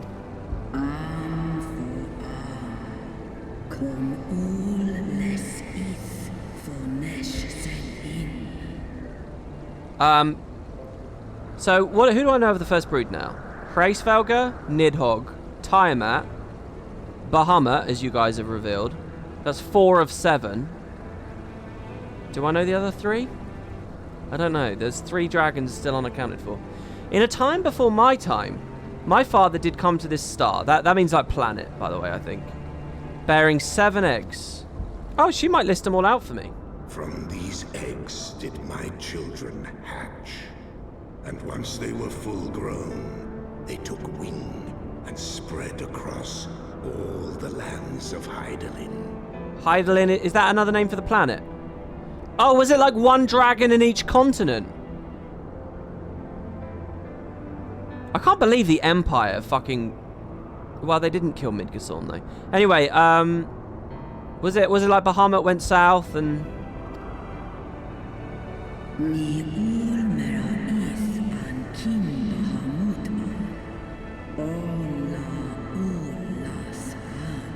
Oh, here you go. Together with my brood brother Bahamut, I journeyed south to Mericidia. So they both went south. And together we brought forth innumerable children into the world.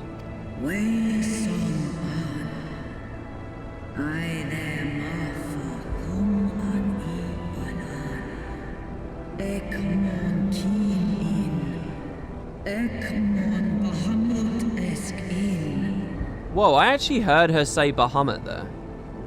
It's not just nonsense they're saying. She actually said his name. I heard it. We abided in peace, and all was well, until the men of Alag came, some 5,000 years since. They slaughtered my children in droves, and took from me my beloved Bahamut. You can see why they'd be extra pissed with the Ishgardians. 5,000 years later, they do the you strike another peace, and they do the same thing again. It's like.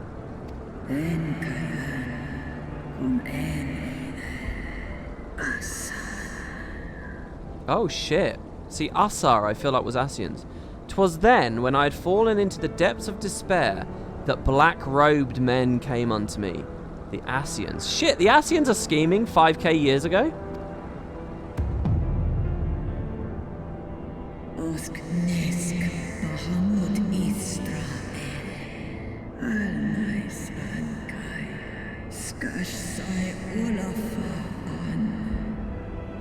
They offered to resurrect Bahamut through their dark arts, and I, in my grief, accepted, a decision which I shall regret unto my dying breath.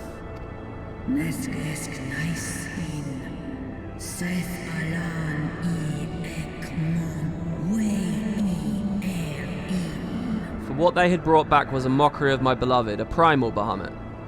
Worse, the Ascians gifted his murder as the means to entrap him.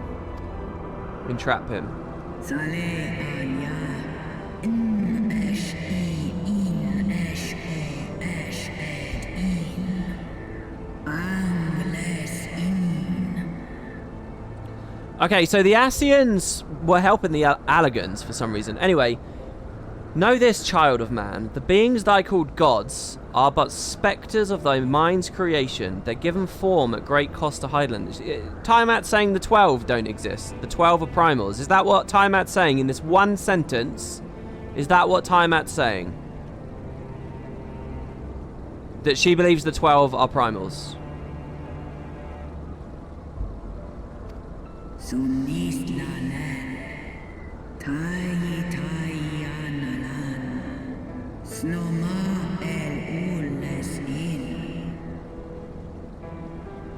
Many such beings yet slumber across the land. They were brought to heel by the self-same empire that bound me, the Allegans.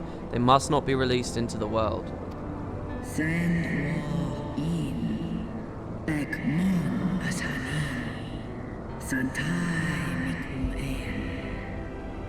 Someone says Tiamat, you're killing me. Kidding. But is it actually Tiamat then? Doesn't matter, but people won't let it go, so if I'm wrong on it. Is it Tiamat then? Tiamat says, if thou wouldst end the conflict, vanquish the Ascians, and deliver the weak of will from the bonds of their dark influence. See, but this is just becoming Ascians again, and I'm a bit...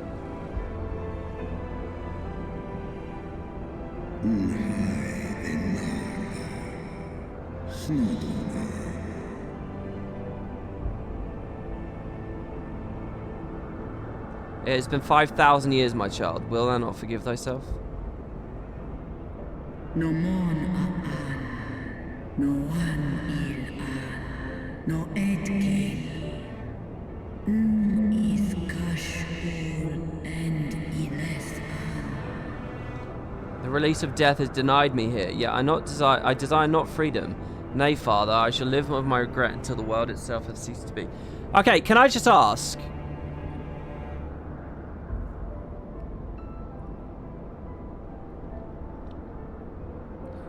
Primal Bahamut was like the ultimate primal. Like a fucking crazy primal, right? Could any of the 7, in theory, also become fucking crazy primals?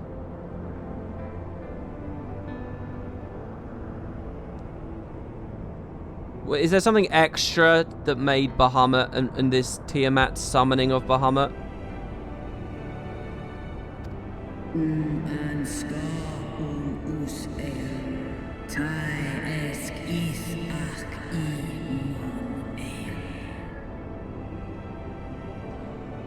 Well, you guys are putting smileys. See, what I'm wondering is if the Pope is about to re-summon...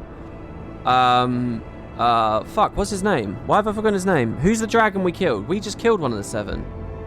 Who did we just kill in a dungeon? Or Astinian killed? Nidhogg. I'm wondering if they're gonna, like, bring Nidhogg or something. I don't know. Anyway, such is my punishment for consorting with darkness, for calling forth a loathsome and lamentable creature which blackeneth my beloved's memory.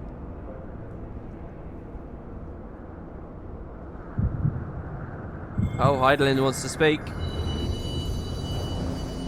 Oh, we reactivating the last crystal.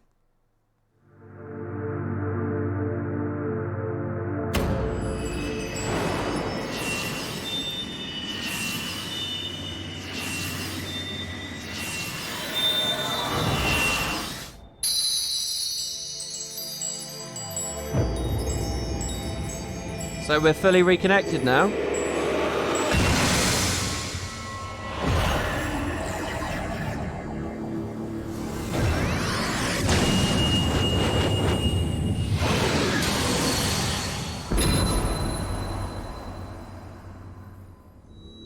Warrior of light, beloved son. Hello, welcome back.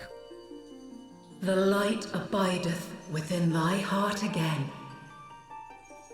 Full valiantly didst thou overcome thy many trials.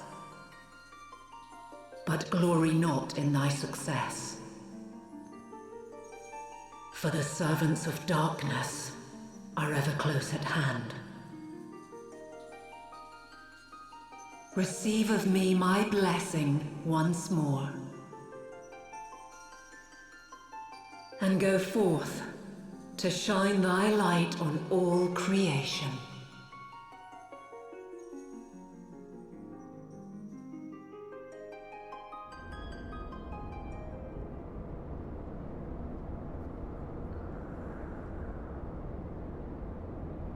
Thou hast broken down the wall I built around thee, and partaken of thy mistress's blessing once more. Strong art thou, mortal, stronger than any other of thy kind. Having looked upon thy deeds, I am convinced thou art worthy to bear her light. Is he going to leave me now? I quite enjoyed having him with me.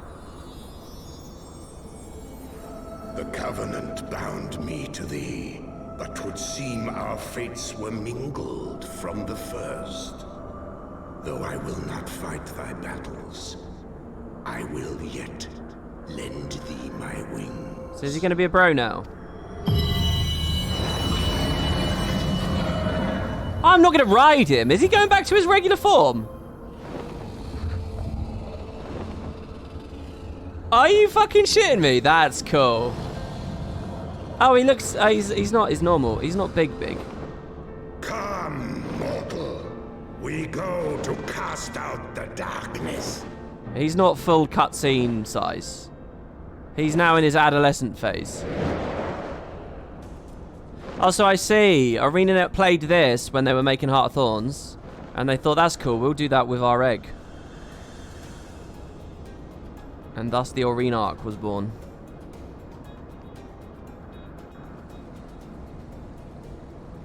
You can now ride Midgardsormr. Is he just a mount? Has he gone from being a mini to being a mount? Is that the story, is it? How's La? Aether Current Attunement Complex. Holy fuck! Oh, I get to fly again. Whoa. The rivers look cool down there. We're just leaving Tiamat then. Does he get any skills? Because I don't think I have my mount skill bar on. Yeah, good thing you also made luggage. I was thinking that. He conjured a saddle for us. She just wants to chill and be sad. I'm really disappointed how derpy and small this guy's wings are. They should be huge. He looks like a bee. He looks like a bumblebee.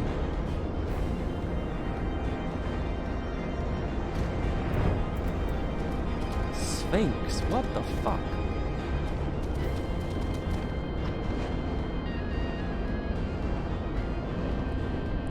There's 3 statues in this area that are worth looking at.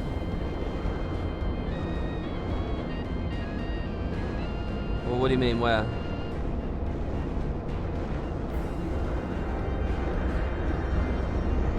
He doesn't need any aether currents. Is this it? I think we're at the end now, aren't we? Oh.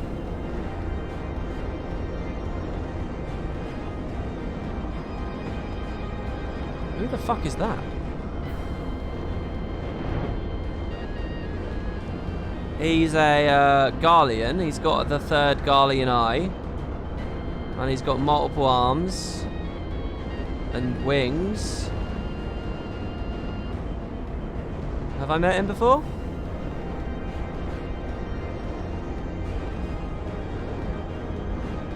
And there's this guy with a spear thing. And a helmet. Why are there Garlean statues here on an Allegan building? Oh, it's Shiva. Is this the real Shiva? Wait, but she's much more contemporary than the Allegan shit.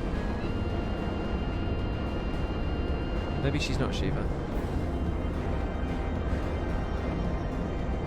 Not everything with an eye on its head is a Garlean. I mean, this looks like the devil. Like, I don't know what this is. Where are they going with this? I have no idea what the fuck I'm looking at. Am I on the... I'm not on the Agrius, am I? This isn't the Agrius. This is still the elegant shit. Yeah. Those are the warring triads. Fuck, they mentioned that a minute ago. I can't remember what the context was for the warring triad a minute ago. Right, so it's just get in here. It's called the warring triad. This terminal's unresponsive. Fuck, I messed this up. It's over there.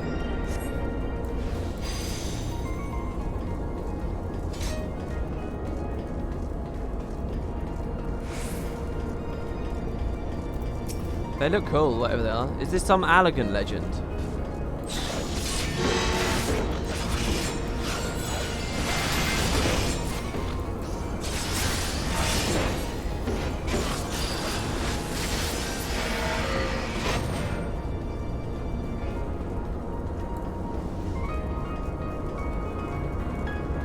I like the music up here.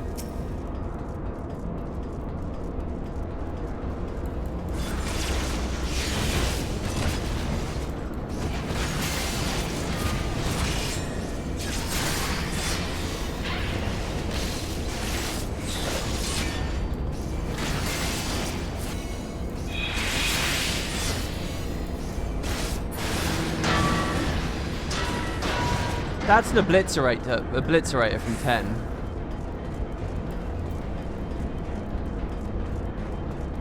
If you're wanting to level up your chocobo, you should summon it. Oh, good point.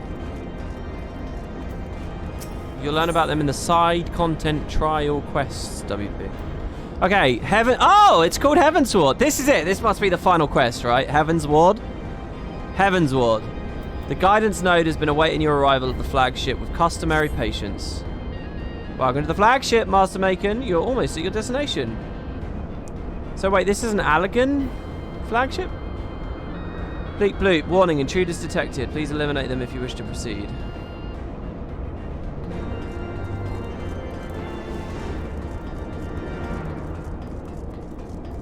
One of the best songs in the game incoming, really now. Is this a door that opens?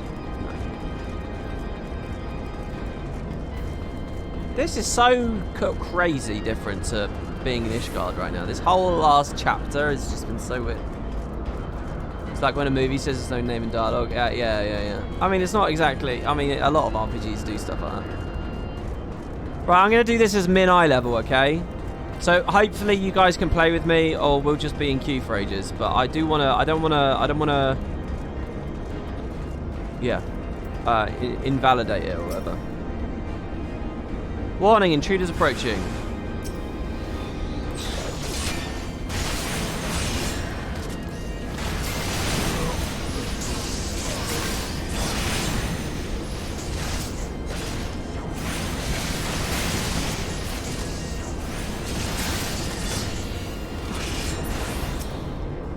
Oh, by the way, I set up focus target as well. I don't know how often that matters, but that allows me to see their full HP, see?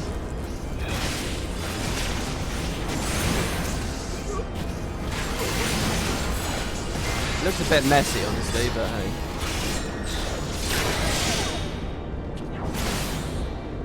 I can see their buffs and stuff too. Too bad you're NA. Yeah, I know. I'm punished by ping, and I'm punished by the fact the majority of my viewers seem to be EU all the time. Area secured. Lifting access restriction to the Etherochemical Research Facility. Restriction lifted. You may enter the facility as your ledger. Finding guidance. Unknown energy source detected within the research facility. Etherochemical research. What exactly does that mean? Why would the Pope be in etherochemical research? I'm pleased to have been of service to you, Master Macon. Please send my regards to Master Wedge. Deactivating. Ah.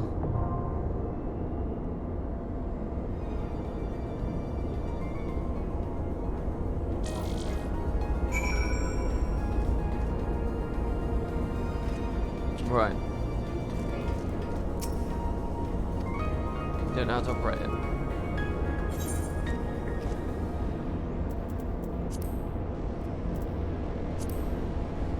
Your pursuit of the Archbishop has brought you to the Etherochemical Research Facility at the heart of the floating isle of Azisla. However, he and his knights are not the only threat for which you must be prepared.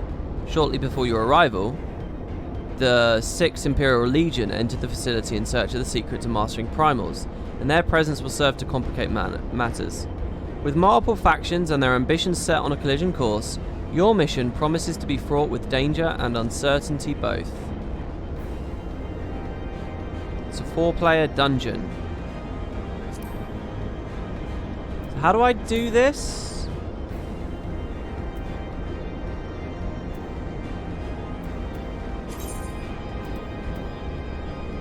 Item levels sync all gear to the duty's minimum requirement.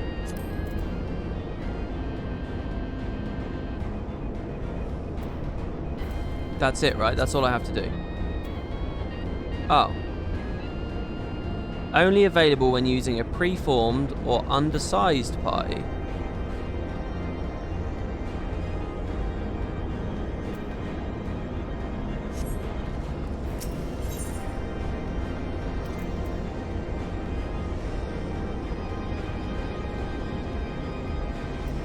You need a party to do it. Well, I can't make a party, I'm on free to play, so we have to do it this way.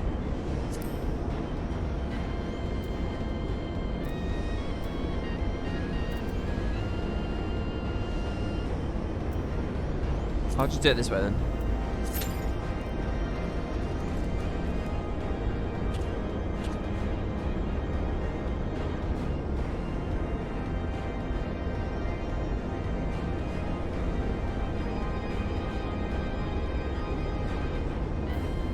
We're talking about the next instance, not this one. Oh, I see, okay. So it's like a dungeon that goes into a trial or whatever, is it?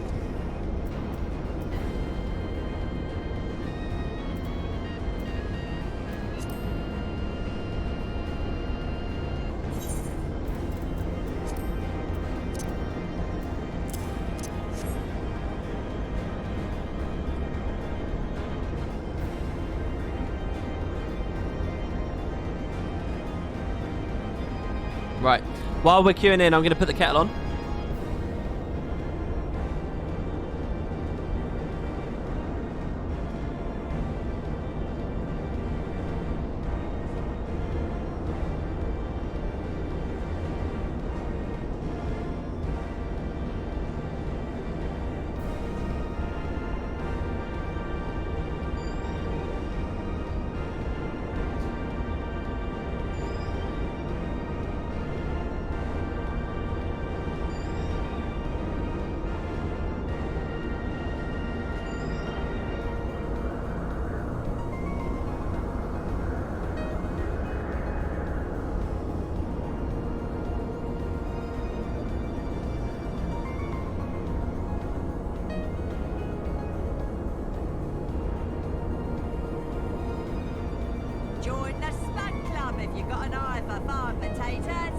I just heard a sub from the other room. Thank you to Chloromancer. Thank you very much.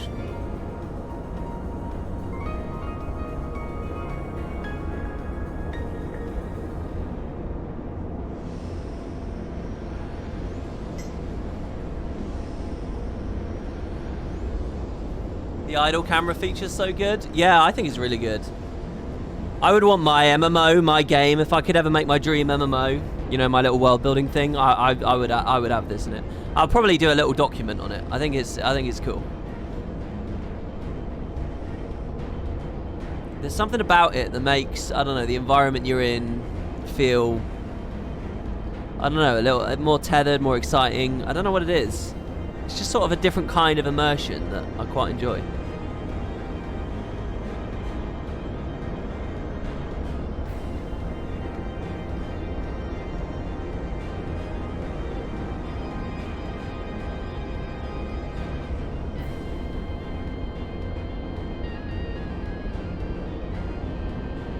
Am I planning to make an MMO Pog? No, I have no money nor technical talent. But if I won the lottery, I would sink every penny into it, yeah. Right, I'm gonna just quickly pour my drink.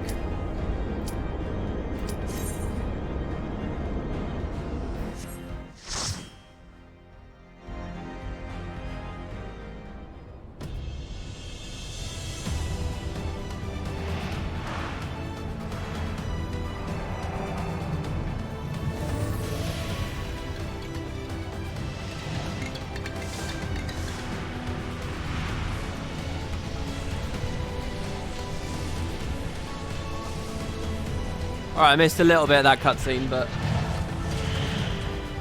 Oh no, I dropped my teaspoon into the drink.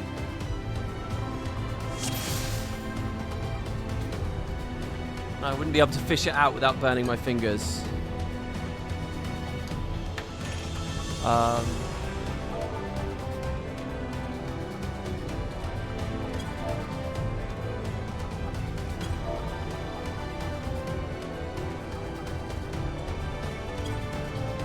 Okay.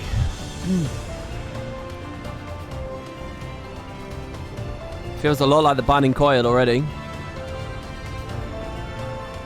How big is your mug? It's a thin but tall mug. So yeah, and it was a little teaspoon. Is it a Sports Direct mug? I don't actually know what a Sports Direct mug would look like.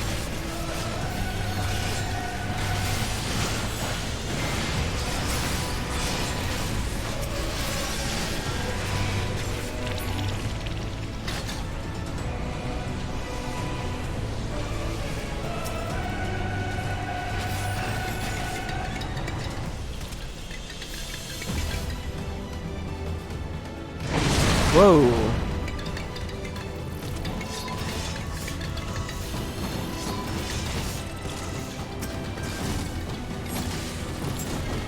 Is my team with me? They're not with me. Are they with me? Oh, they are with me. They're just so tightly balled I couldn't quite see.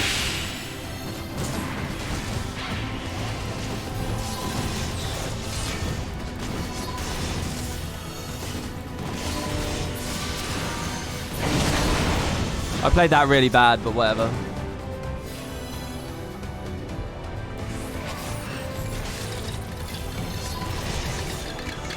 I'm guessing another wall will appear here, so...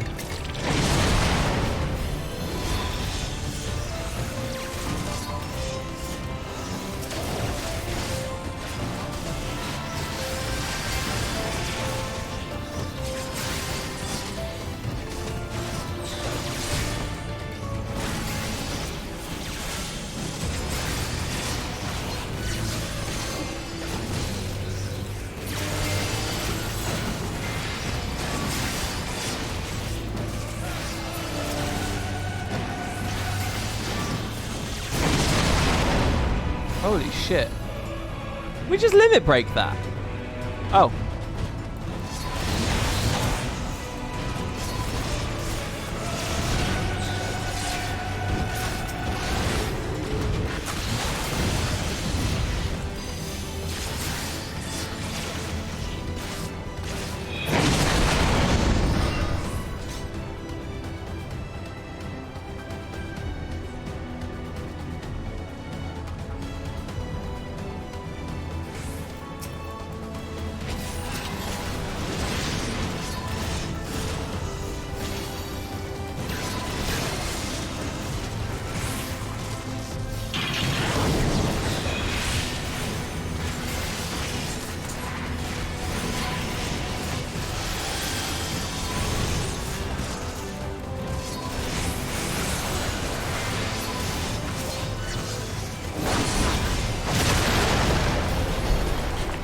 All right.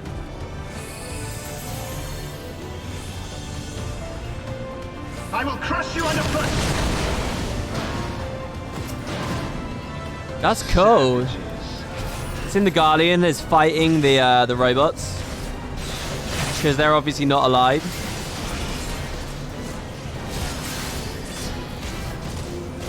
There is nowhere to run. Enough. Can you withstand this?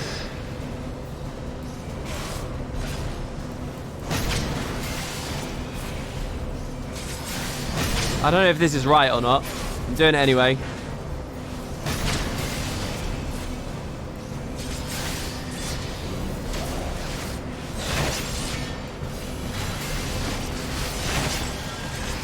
Enough!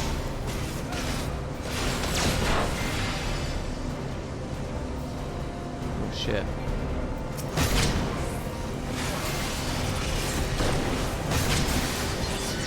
Oh.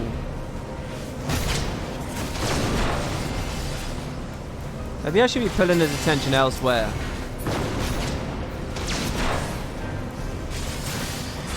Oh shit. In the name of the Emperor!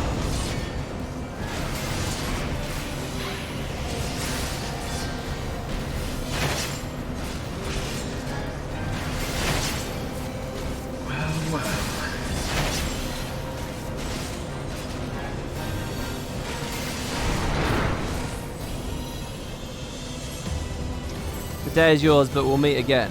Your reputation's well deserved. Very well, let's try something different. Okay. Oh, this way.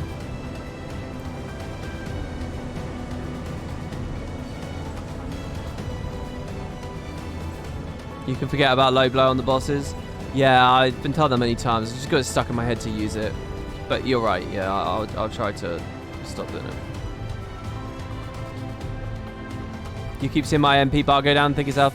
Yeah, my health is above my head or in the pie thing.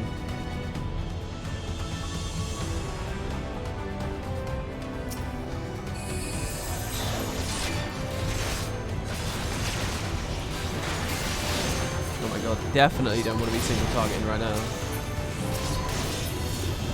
Oh my god, this is just like the binding coils with the fucking ramps and stuff. Whoa, look at this place. What on earth?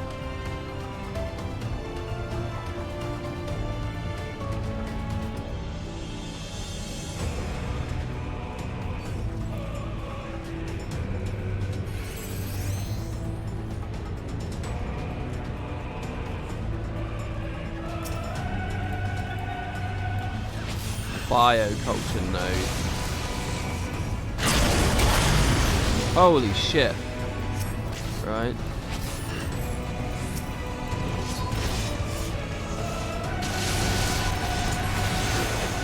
Trying to aggro as many as possible with as many AoEs as possible. I think I got them all.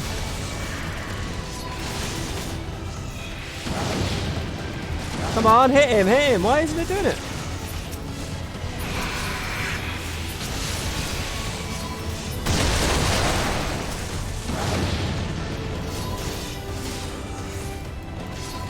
Maybe I should set up a face target bind for moments like that, because then I could hit the bind and Macon would spin around and he'd be in the right place.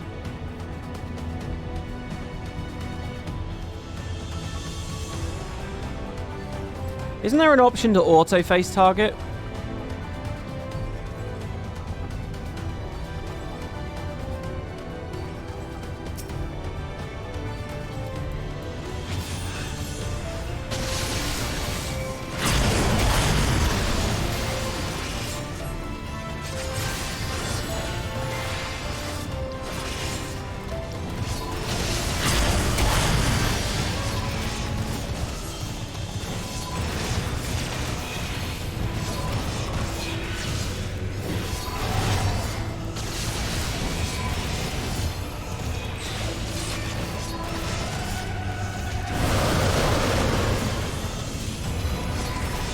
I need to move them as little as possible, right?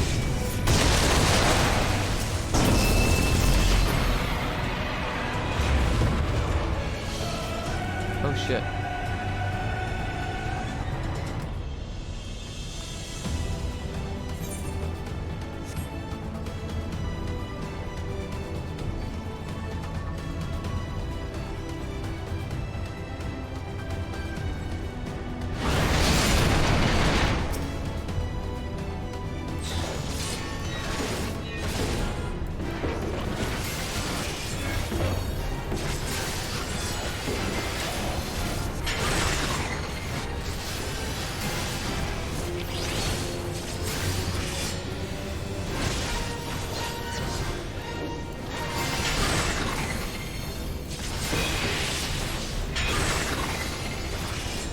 Oh shit, it turned into one of those things. Fuck, am I dead? Oh no, I got stoned. Oh, I probably stood in a telegraph.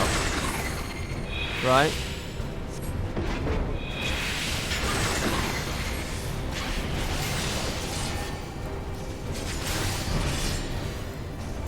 Stay facing me, dickhead.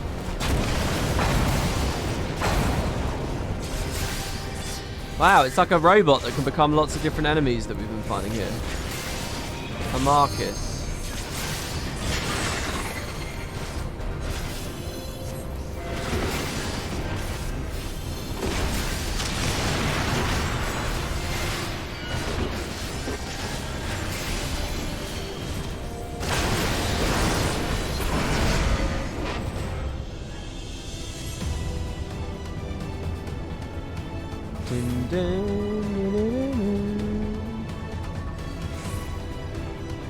You looked at the eye. Oh, really? Was there like a flashing eye? Was there? Okay. It's the arc. What? Yeah, the arc 100 cm thing. It's specifically becoming bosses I fought in the coil.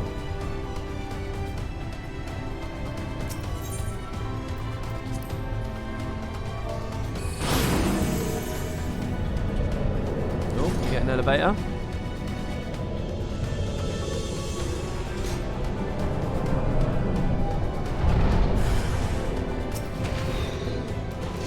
More.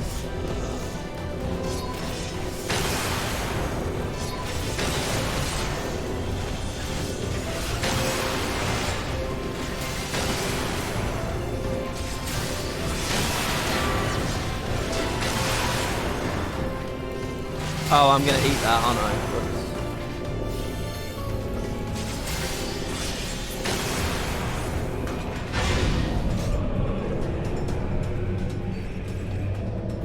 Other people in party from chat. They're too nice to be real.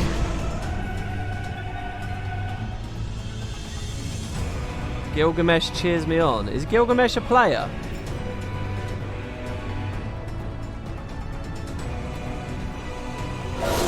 Whoa!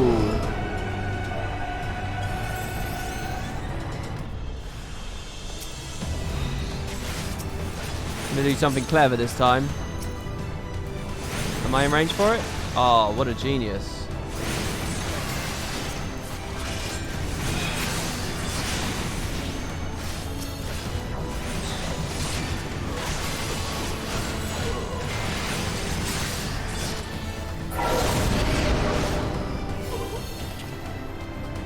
Oh, Gilgamesh is a server.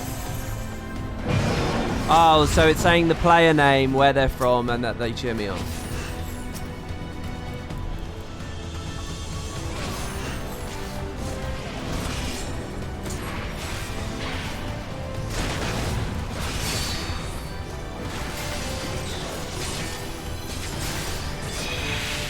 I can knock these ones down though, right?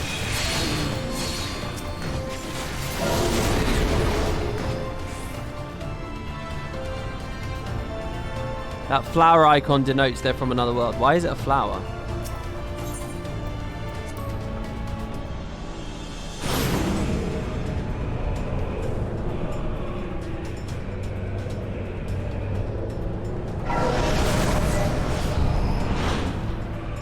I'm just comparing this to being inside the tree at the end of Heart of Thorns right now. This whole instance. Just totting this up against the air Garm fight. Is he out of range?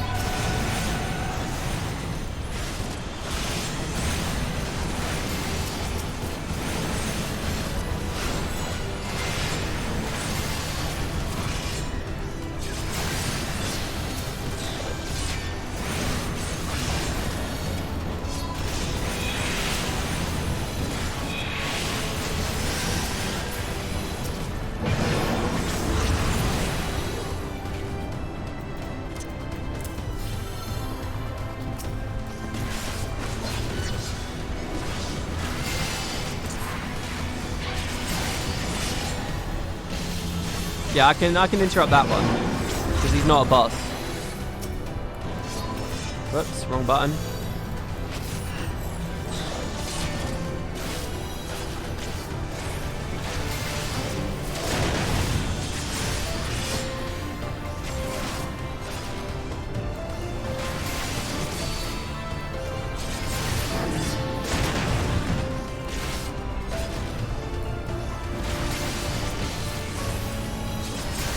Got him again, baby. I feel like the combat system's clicked with me a little bit more now here. I feel like my binds, I'm finally sort of wrapping my head around and stuff.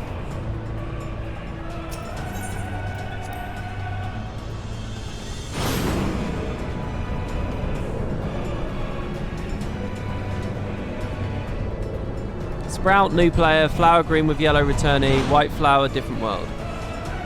Yeah, there doesn't seem to be any logic to the different world part of that. Oh my god, this is like walking towards Bahamut in his fucking thing. Sorry. The real Bahamut isn't imprisoned here or some shit. I'm going off the rails here. There's not a real Bahamut still alive and the Primal, meanwhile, in the moon. I mean, the Allegans would have just... No, Bahamut died, right? I mean, we heard about all of that. The champion of Hydaelyn. Tell me, why do you despise the primals so? They are the embodiment of mortal will, of mortal desire. Fair point. Plainly, you desire a foe to despise, and 'tis well that you do, for it is from the vortex of ceaseless conflict that Lord Zodiac shall be reborn. Oh, they're mentioning Zodiac again. Joining, the world shall become whole again. Then all shall be as once it was, as it should ever have remained.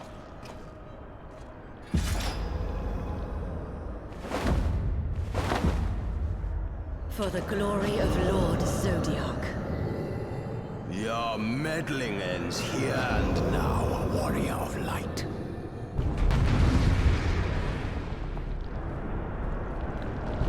Holy smokes, WP's playing FF. I love your Guild Wars stuff. Thanks, man. I mean, if you're a lapsed Guild Wars player and you're happy I'm playing this, give me a follow. Holy shit, it's both of them at once. Okay. Okay, well, let's just go for it, shall we? Darkness shall consume light. I'm going to aggro them both.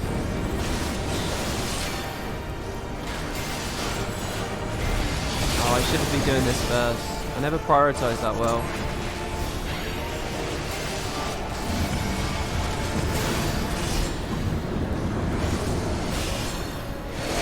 Damn this frail flesh. Your light shall burn no more. Know your place. There I low blowed just because it was available. Oh my god. Ow. You have meddled enough. I put a defensive up before that, by the way. Oh shit, this guy used mantra. What a god. I have a monk with me.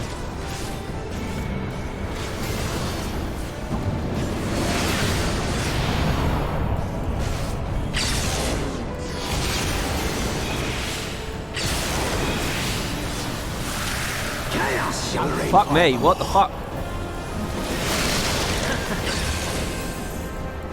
Oh, it's the slippy slidey floor thing. Slide master. I'm back, baby. You'll not defeat me again. Oh my lord. Oh my lord. They drift around like seers. Like Guild Wars seers.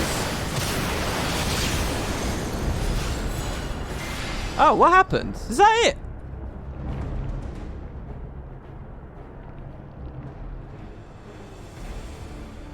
Such strength, it defies all reason.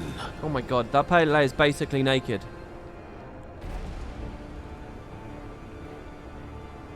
No, I will not be bested by the likes of them. La Habrea, it is time. What's all this goo in the room? Is there meaning behind the fleshy goo things? Very well. Let us show these mortals the true power of the Echo. The power to break down the barriers of existence. They're trying to merge two worlds, right? There's a world of light and a world of dark, and they're trying to combine them. I mean, that doesn't sound too evil. If they reveal there was some event that split the world long ago, and they're just trying to reunify it. I am become you. And we are become one.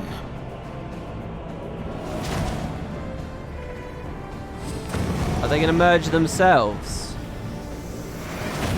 This is a little bit of foreshadowing to the Ultimate World merging story later on. You see? They're establishing a theme.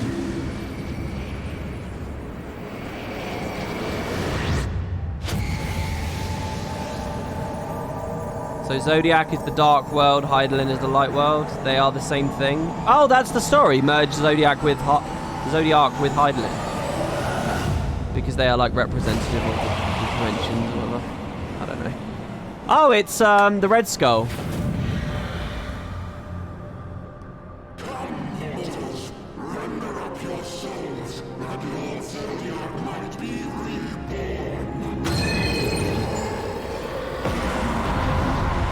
Oh, they look cool. I like a Grim Reaper looking thing.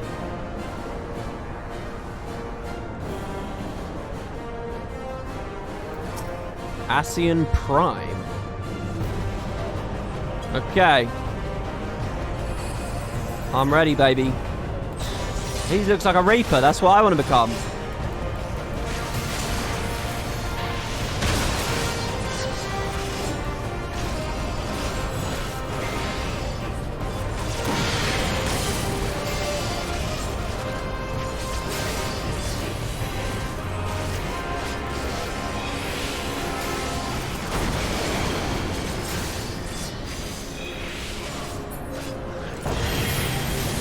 Alright, Fire Sphere.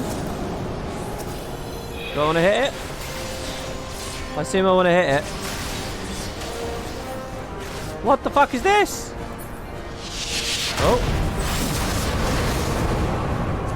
It just comparing this to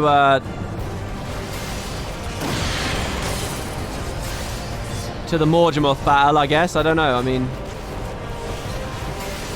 universal manipulation.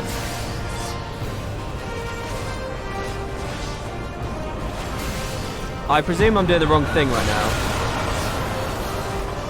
Oh, I've been hit with a lot of stuff. I can use spells, but not attacks. There we go. Minimum. Do a fraction of your damage. Oh my god, I'm tiny. Okay, I don't know why I got attacked there. I'll have to rewatch that.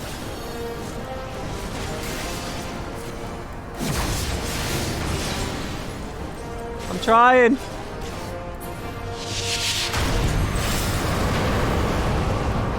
Oh, I dropped Salted Earth while he's invulnerable. I don't know, we're okay. I think I ate a really bad animation a second ago, but I don't actually know the circumstances. So here it is, it's back. Do I want to go in this? Stun, fetters, bleeding.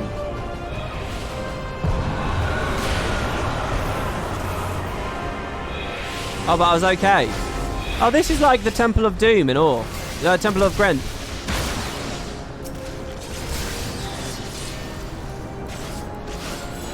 Oh, shit. I hope I'm positioning it right.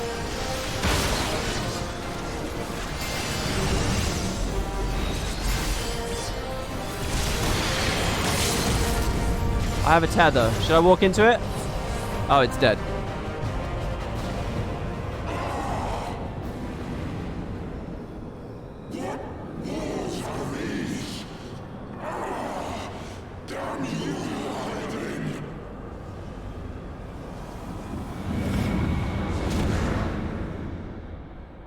Yeah, I got minied.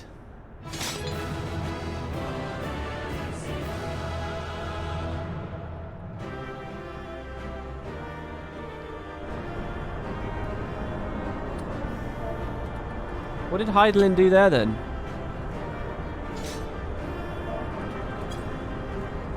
Alright. I will commend the monk.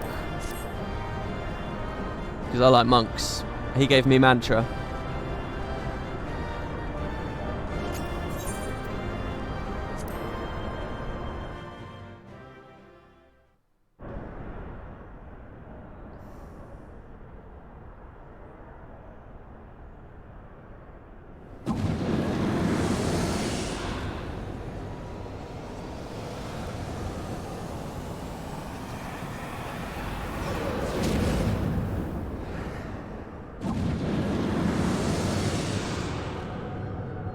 Okay, so Ascians can merge. That's like the revelation now. That he might regain the blessing of light I had foreseen. But he has grown so strong in it as to deny us our power. Let us withdraw, La Habrea. That power remains to us, at least.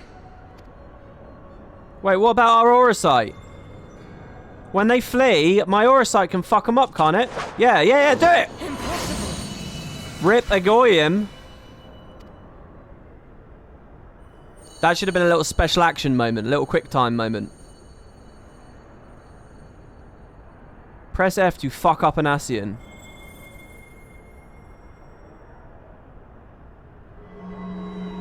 La Habrea lives to fight another day. Whoa, what's the eye doing? Oh, we needed major power to do this, didn't we? And the dragon eye is that power? Oh, shit. They set this up ages ago.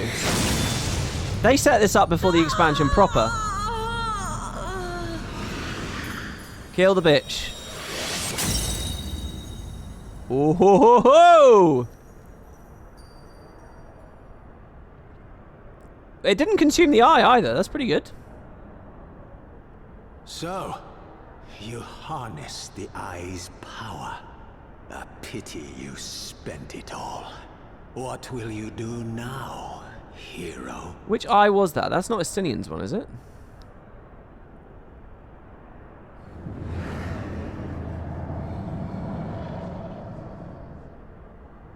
So, not even the vaunted warrior of light can unmake an Ascian without relying upon mortal contrivances. Shit, it's the Pope, baby. I was wondering when you'd show up.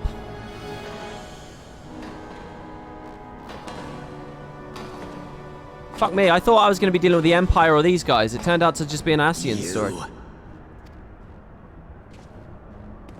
In the distant past, King Thordan and his knights 12 fought and defeated Nidhogg. I recognize his voice, by the way. Who the fuck is this voice actor? I know him from somewhere, and I don't know whether it's from Final Fantasy X. I think it is from Final Fantasy X. He's Micah. It's Maester Micah. It's just clicked that they've cast the same guy for Master Maker. Does anyone want to go Maester Micah? Does anyone want to go to Google and confirm that? I'm 90% confident. Though the victory cost them dear, they were rewarded with a great prize.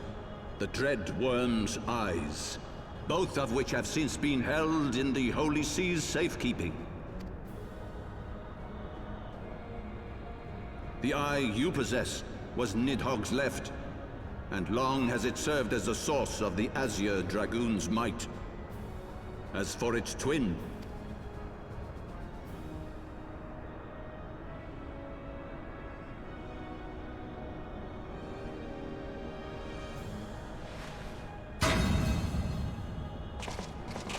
I thought they'd eaten it at this point. I honestly thought they'd eaten it already. Oh, it's not Maester Micah? Oh, okay. it has lain here, joined to the person of Haldreth, the first Azure Dragoon. For though he learned to harness its power, he was ultimately consumed by it. Oh! In death, his body decays not. A pitiful end for a fabled hero. Oh, I see. Okay. So that's the risk that Estinian's undergoing. My Ascian friend, long have you and your kind sown the seeds of chaos by teaching mortals the secrets of summoning. Like they taught Tiamat. But if you assumed that we would meekly serve as your pawns, then you are gravely mistaken. I like Thordan. You would raise a hand against us.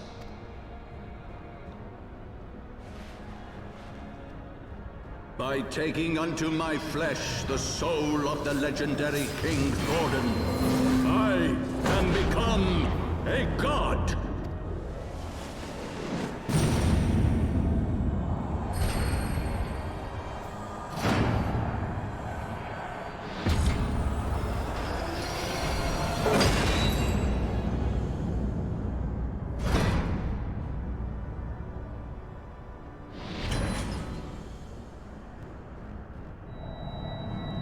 Jorgen was Yara Greyjoy. Really? I didn't know that.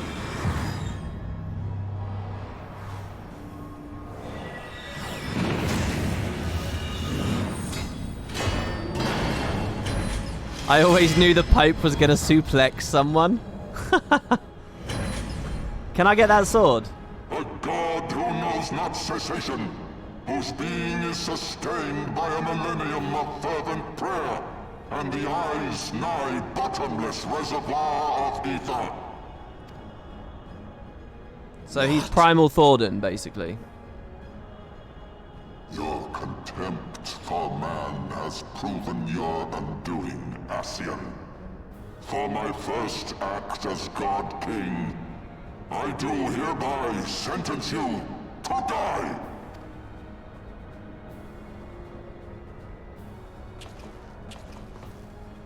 I think he's going to get away. I think La Habrea is going to get away. Maybe not.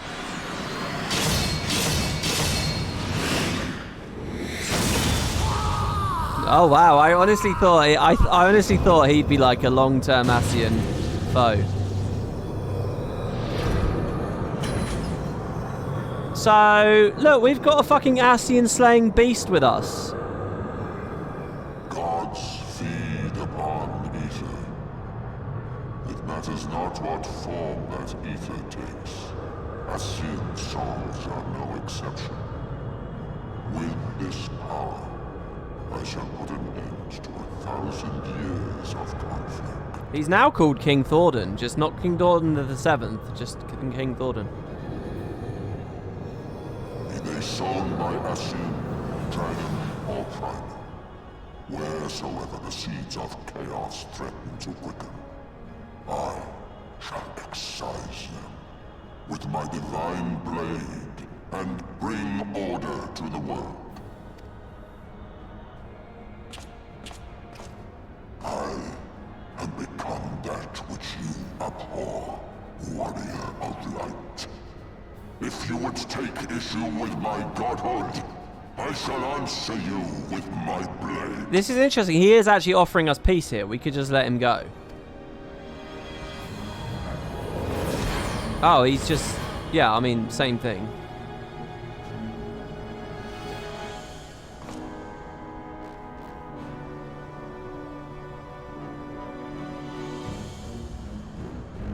So yeah, he took the original Thordan and turned him into a summon, and he's like channeling it. The singularity reactor now accessible. Yeah, it's like Ysael becoming Shiva, exactly, yeah. Exactly. Okay. I feel bad for La Habrea. I quite liked him. He's been in the story a long time. Okay. Hello, Sean. Right, let's turn off that other dungeon. Is this the one I need to minimum my level?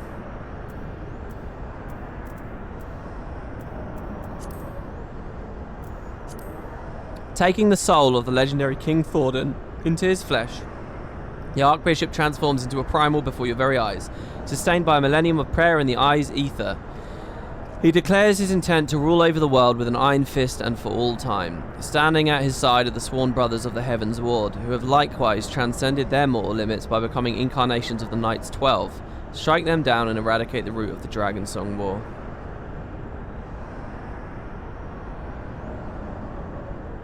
It's laughable on non-min-eye level. But I need to be able to create a party. I can't create a party. I need someone... If we're going to do that, someone from chat has to do it with me. They have to make a party and invite me to the party and do it, because otherwise it's not going to work. So I guess I'm just wondering, how long is all that going to take? Is it like an 8-man thing as well? Is it like lots and lots of people? Yeah, it's 8 people.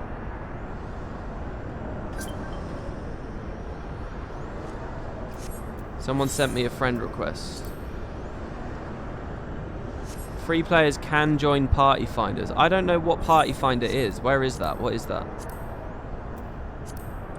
Oh, someone in chat asked if I'm putting these up as VODs. Yeah, they're on Winter Potatoes 2, my second channel, where I just dump stream stuff. Party finder. I've never been on this. Okay, I'm in a party now.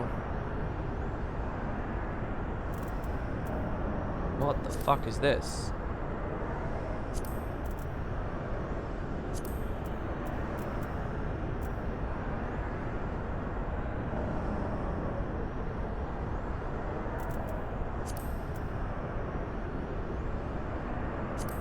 Why would people use this?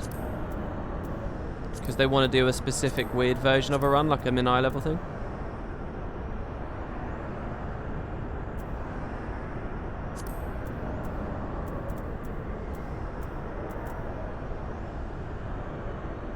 I'll put us in Party Finder. So this guy, the party leader, says he'll put us in Party Finder. If anyone else wants to join, I mean, come along. I mean, really, I don't relish the idea of just sitting here for ages. So anyone in chat wants to come, please do. Is this really that worthwhile? It's much better experience than my minimum eye level, is it? I would rather have a real experience, I have to say. I think that would be cool. So do I not have to do anything now? I can just sort of sit about and. It's significantly better. Okay.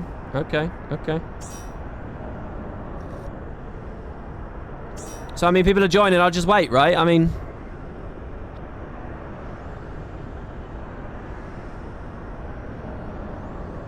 In all cases, it will be a very easy fight. They make them very accessible. Don't get too high expectations. Okay. Guys, if anyone can help me with the green screen thing, how to do a green screen in G-pose or whatever, let me know. Because right now, the idle cam... It would look really cool if there was a mini Macon on the bottom corner. You know, like we have our Guild Wars characters. Like, I'll show you. It might hit the frames a little bit.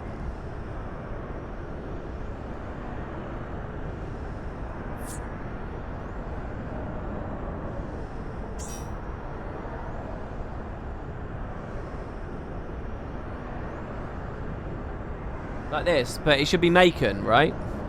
Should be Macon. Will I get a proper pop-up, by the way?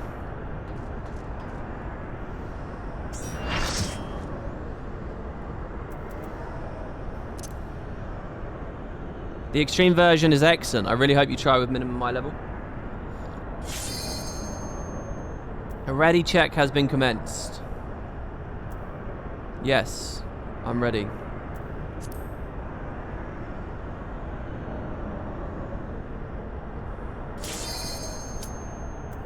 Okay, there it is. Commence. So is this mostly stream viewers, or is this randoms across Final Fantasy?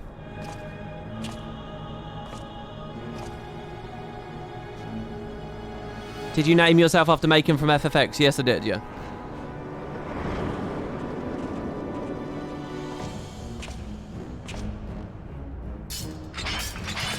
Definitely stream viewers, probably stream viewers, all from stream mostly? Okay.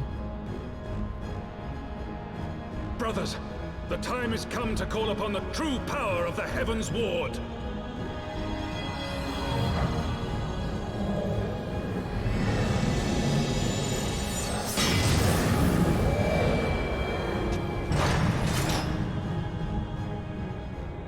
Fight me if you will, warrior of light.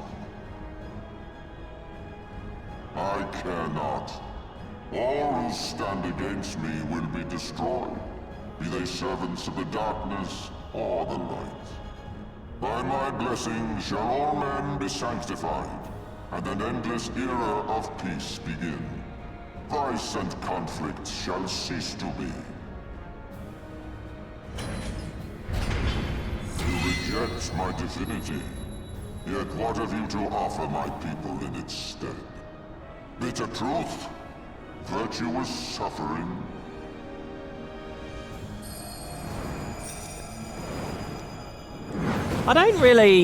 to be honest with you guys, I don't really like this that much. No matter. If you believe your cause just, I call upon you to defend it with your life. At no point was the Pope's ambition about primals and all that shit. It was about Ishgard and it was about dragons, and suddenly he's like a world dominator, and it just feels really out of character and left field.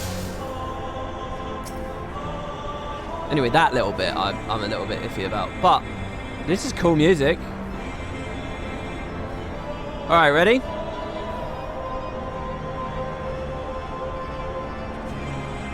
Let's go.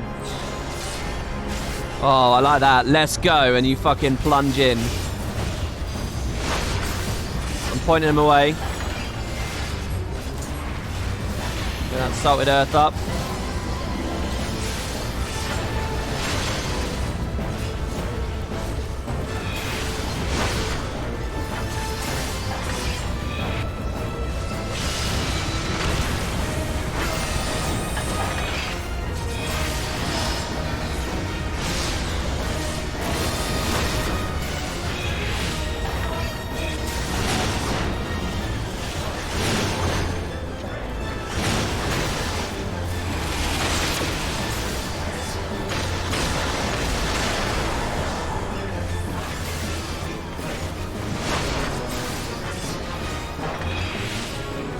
Am I eating animations here that I shouldn't be?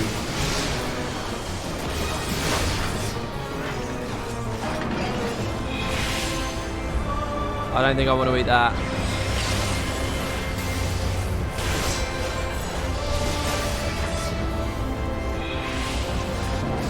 The dragon's eye.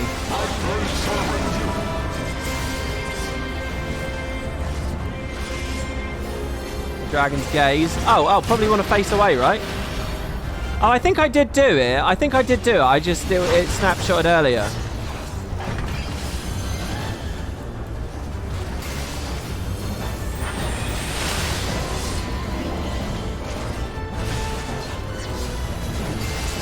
Ancient Quagga.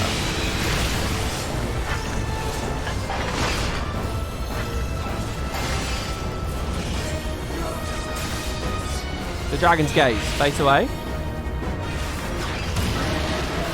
So you don't want to do it too early though, because then, you know, it's only a 2-second punishment.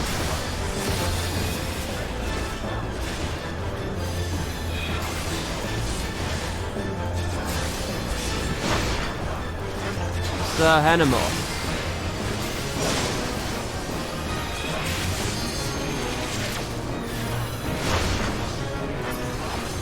Even more defensives up. Oh, Ascalon, drink deep of the slumbering god. Oh shit, should I be in the middle? Holy fuck, what is this? Hello, Sir Charibert. Oh, he's back to Pope mode. No, he's not. What the fuck is going on?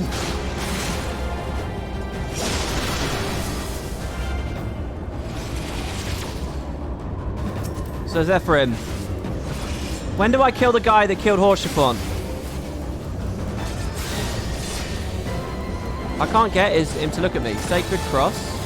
Do we need to kill that before he casts it? Oh, I swear we got that.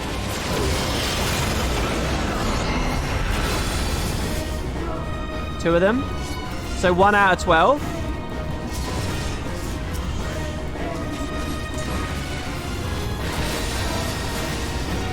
Shit.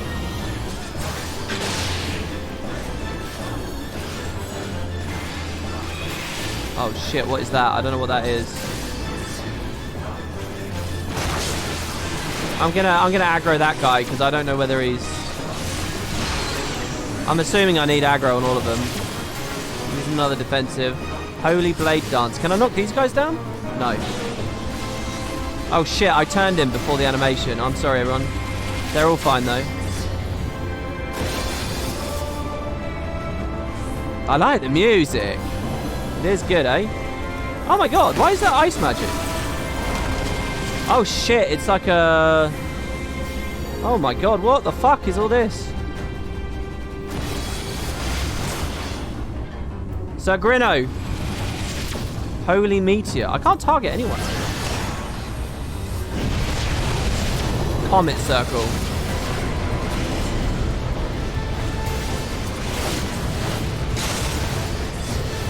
Help me out, team. Help me out.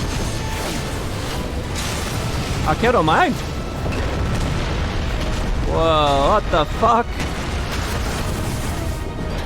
Holy shit, we're out of space. What the fuck? Shall I be in that? Nobody seems to care. Oh, I wish I had arm's length right now.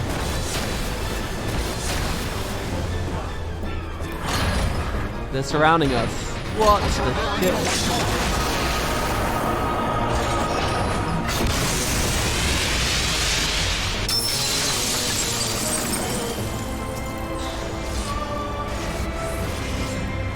How did I survive that? What was the mechanic? You survived my divine reckoning? Get the fuck over here, bro. You face me. The Dark Knight. Alright, he's dead.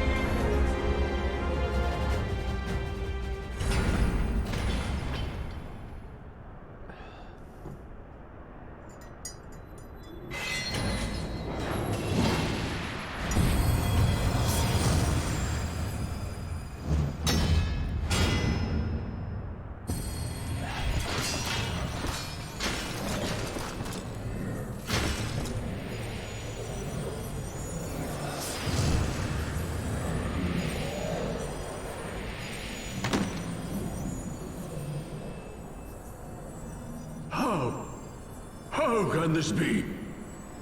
A millennium of prayer and the Eye's power combined, and still you stand.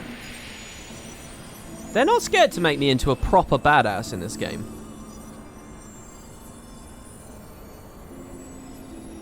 Like this whole expansion, they've just had their hands softly on me, wanking me off. Oh, you're so powerful. You're so powerful. You're so powerful. Who? What are you?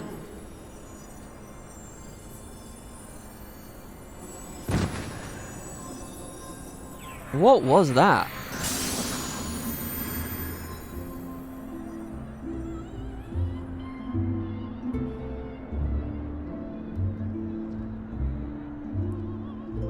Is it, are they really, they're making it a plot point that I'm too powerful? Is that what they're going for kind of thing at the moment? What exactly did I see there? Let me watch the... It was just me and like negative. That's really interesting. So they're setting up some twist about my very nature, are they? Oh shit, the sword's still on the floor. I mean, that's one way to solve the problem of your protagonist is too strong. Make the story about the fact that they're too strong. That was cool, everybody.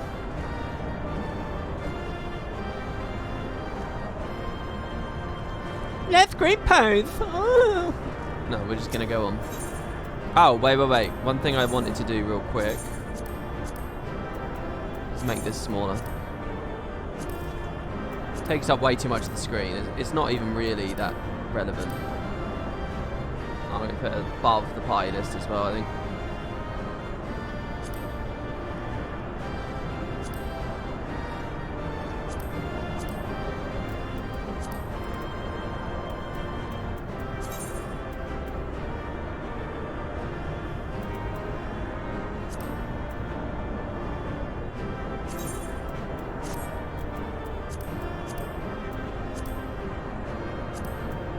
I'm wondering if I could do like a combat thing and then a non-combat thing that cleans it up a lot.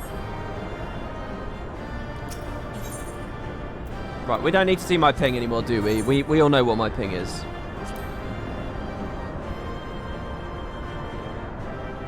It goes from 150 to 170.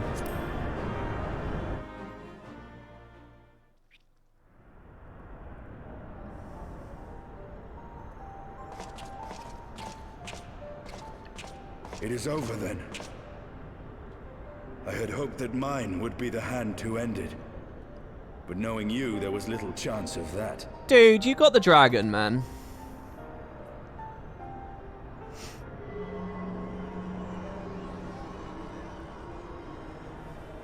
Twould seem the Eye has served you well.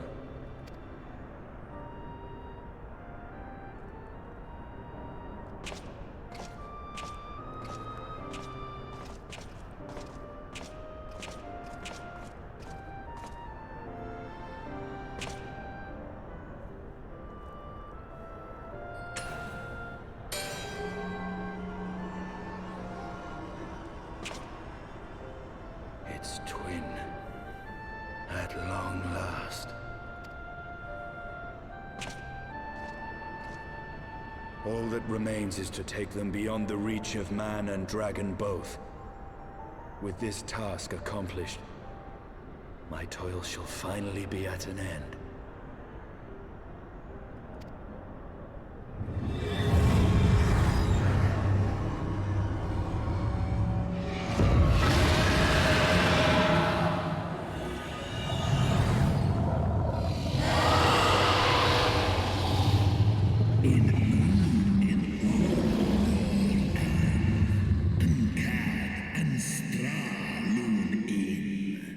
I'm so happy that Nidhogg's back here, even if it's only... I don't know where this is going, but... It was probably my favourite thing about the expansion so far. Thou hast done well to resist my influence, bathed in my power and my blood as thou wert.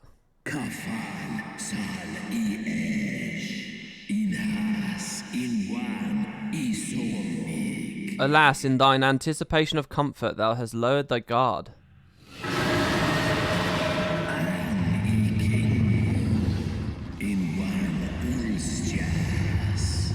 The keening of my fallen kindred, their smouldering desire for revenge.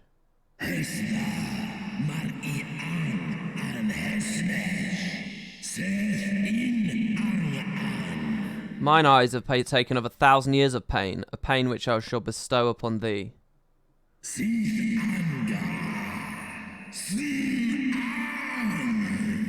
Drink deep of my rage more and become me.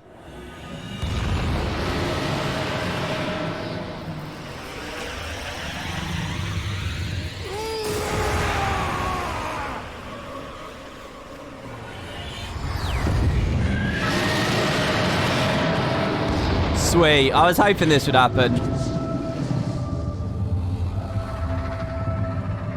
Is it Ascian anywhere inside him still? Or is it pure Nidhogg?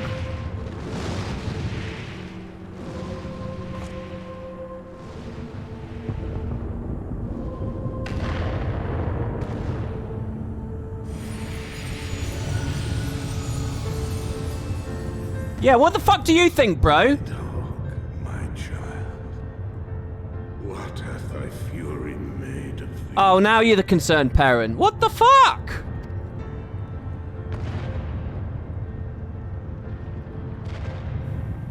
Let us away, servant of Hydaelyn. I like how he's still just calling us a servant. He still doesn't quite respect us.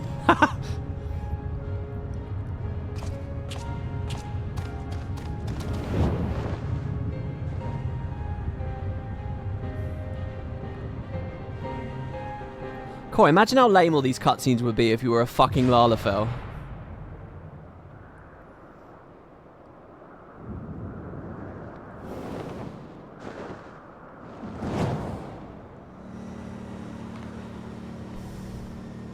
Hey now, right?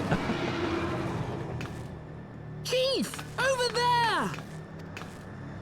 Oi!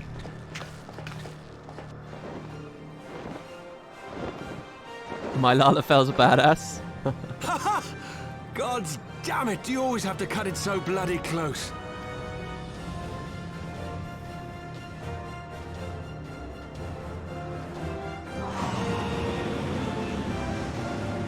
It's alright, Sid, you'll always be there to airlift me out. The day that they kill one of these characters, I think I'll be quite affected. Like, if Sid gets his throat slit or some shit in like Stormblood or something, that would properly... I feel like a real moment. He has done it again. Was there ever any doubt?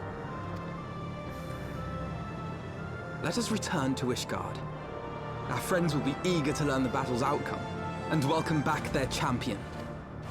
Is Alphino going to leave the story soon then? It's going to become an Alisei story, is it?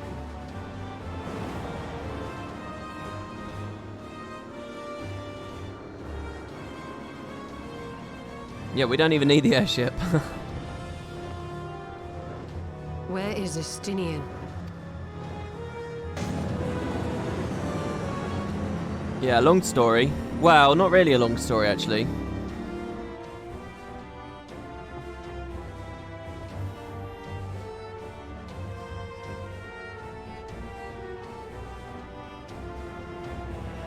We're basically back to square one. There's just no Pope now. Which really isn't good for the social situation here in Ishgard. I guess this is where the mongrel can step up a little bit more.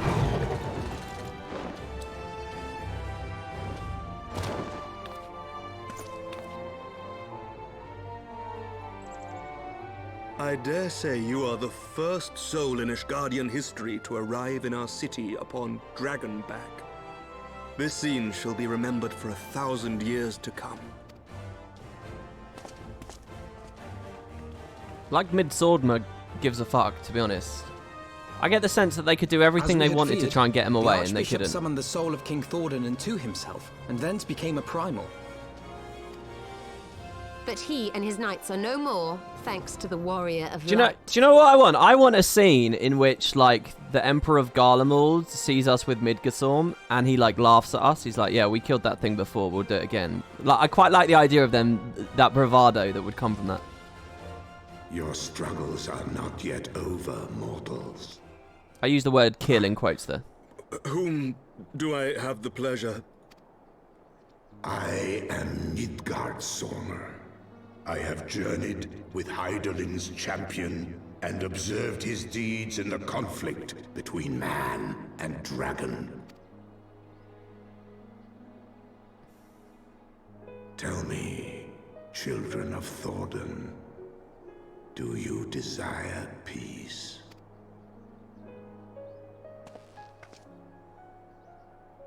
My people have committed unspeakable atrocities against dragonkind, even against our own.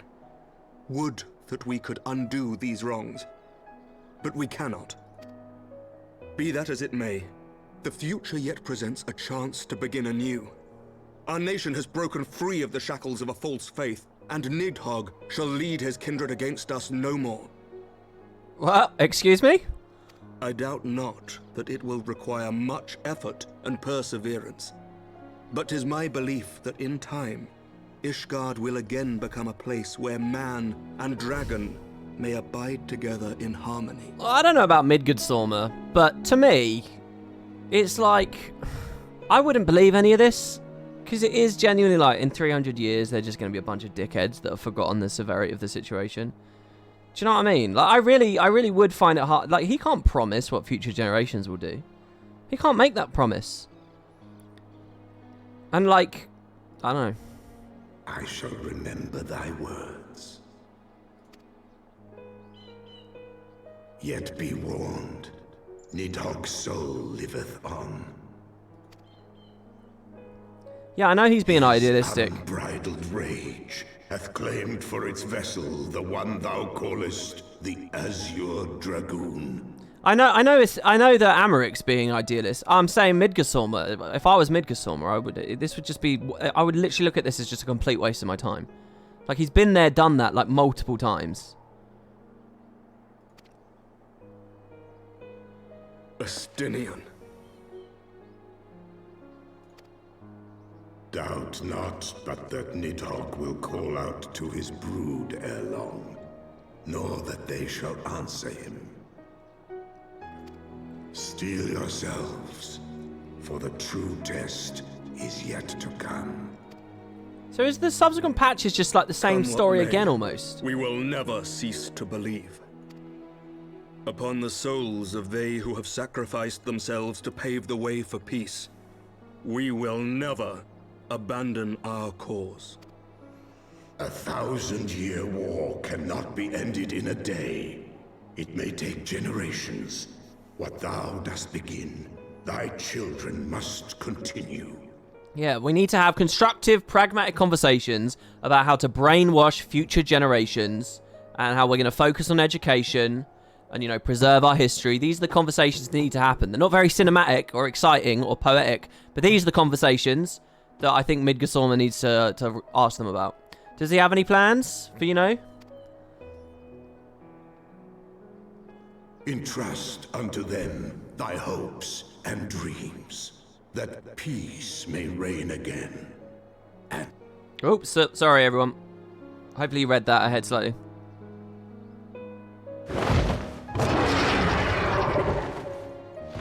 Oh yeah, Nidhogg is stronger now that he has both eyes. That's a good point. We're actually, in a weird way, we're kind of in a worse situation now. In some ways, we've improved.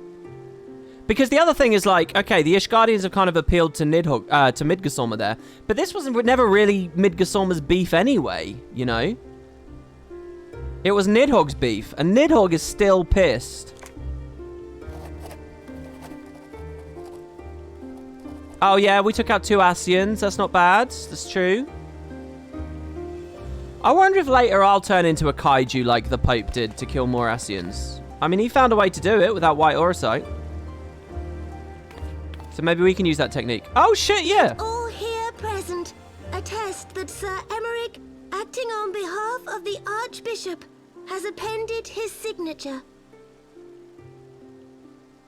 I want to politic with her more. I hereby declare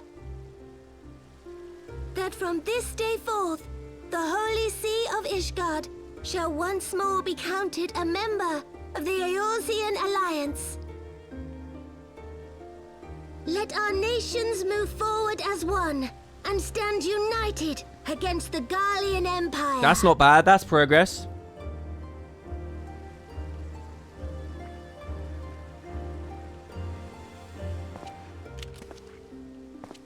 I do hereby declare bankruptcy. Yeah, you can't just do that. That's not anything. You can't just say it. I didn't say it. I declared it. For the future of Eorzea. For the future of Eorzea!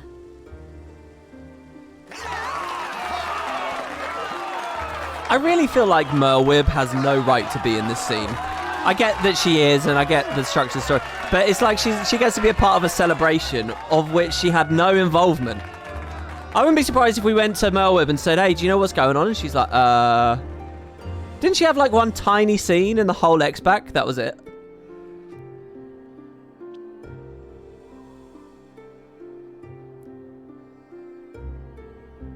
Yeah, I'm well aware she's... that's not what I'm talking about, guys. There you are. I'm talking about, like, narratively, she hasn't earned a place in that scene. Obviously, in terms of the rules of the universe and her position in society, she's earned it. Keep the fuck up. A noble monument to a noble soul.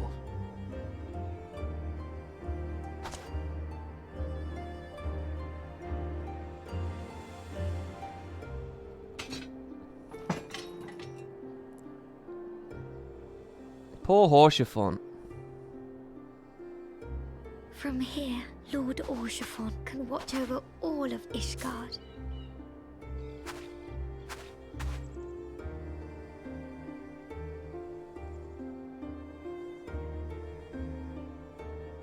It has been a long and arduous journey, and we have lost much and more along the way. Yet come what may, we must stay true to our purpose and press on. So when does it become a PlayStation 4 game, sort of? That's right, you two. It's high time we got back to rebuilding the Scions. Which means we're going to need money! And lots of it! Stormblood. That's the next one, isn't it? Stormblood's the next one, right?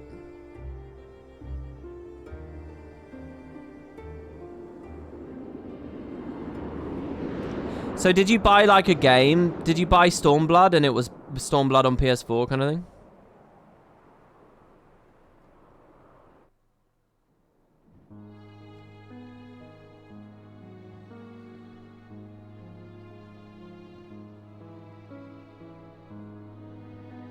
So ends a glorious chapter in their tale. By the way, the complete edition's on sale at the moment. Yeah, I play on Steam though. I have to wait for a Steam sale, unfortunately. However, tumultuous days yet lie ahead for Ishgard. After 1,000 years under the yoke of the Church, the people take their first tentative steps into the unknown. Well, I don't know whether my trial ends now, or whether my trial ends... By a glimmer of peace upon the horizon, Nidhogg's vengeful shadow yet remains to darken the way. Or whether my trial ends, what do you call it? After the patches. As it may. So long as the young commander of the Temple Knights and his heroic companions are there to guide them, the people may hold fast to hope. The hope that one day, true peace will return to Ishgard, and that man and dragon may live in harmony once more. Let the deeds writ herein never be forgot, that they may inspire generations yet unborn to strive ever heavensward.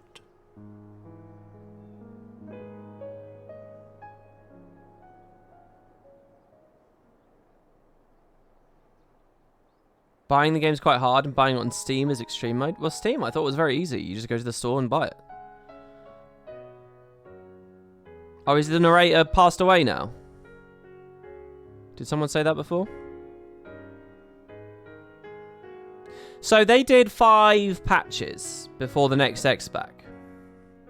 So let's look at the spreadsheet. You guys can't see it on screen right now.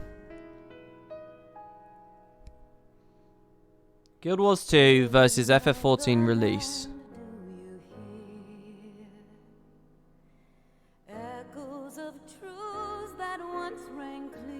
Okay, so you guys might be interested. This expansion came out 2 months before Heart of Thorns. What we just played is 2 months before Heart of Thorns, okay?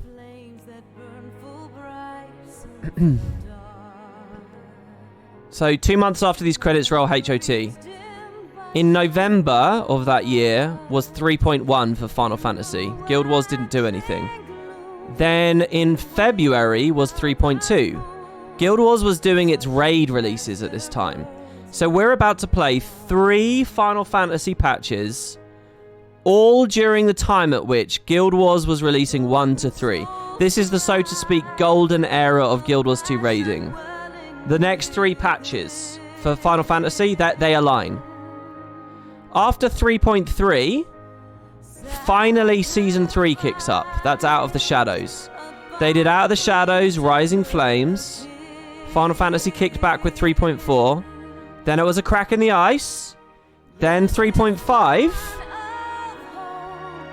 Head of the Snake, Flashpoint, and Stormblood was after Flashpoint. Then Guild Wars has to do One Path Ends and Path of Fire. So the 2 games are actually very aligned during this era. Season 3 lines up very well with the post-Heavensward patches. They line up, really. And it's going to be Stormblood versus Path of Fire. There's a 2-month gap. It looks like Square Enix were a little bit quicker than ArenaNet with their patches. So we can very adequately compare Season 3 with what we're about to play. The 2 games are still kind of neck and neck in terms of releases. And then it just falls off the fucking truck. You can literally just see ArenaNet missed making an expansion. After Stormblood, when we get into the Season 4 era, like Shadowbringers comes out and Guild Wars has nothing. There's just nothing. It's just a huge layoff, and then the Icebrood Saga. And then there's nothing, and then Endwalker's about to come out, and Endwalker is going to be End of Dragons. Holy shit. It's crazy, man. The 2 games are actually very, very aligned. It's really interesting. It's just that the Icebrood Saga wasn't an X-Pack. Oh my god, that is brutal. That is crazy to see.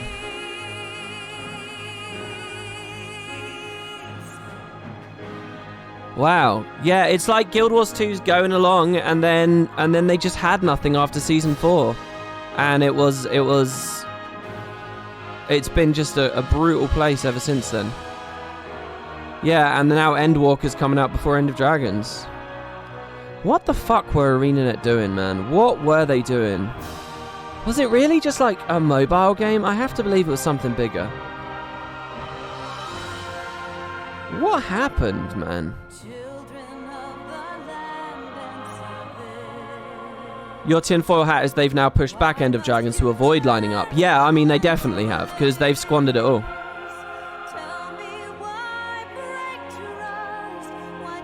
Didn't they have a June game in the work? Well, some stuff leaked out about June, but I think it was more they were like, they were bidding for the property. So they were like, you know, putting forward a proposal so against other studios. They wanted to like win the IP so they could make an MMO. But I don't think they won that. And even if that's what was going on, that would not have been what took all their attention.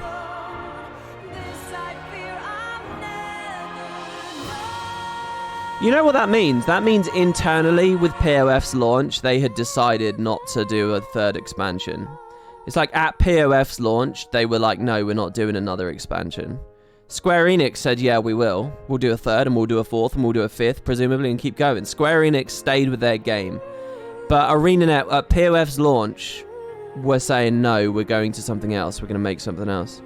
Because they were they were juggling Season 4 and Question Mark. And then Question Mark fell down dead.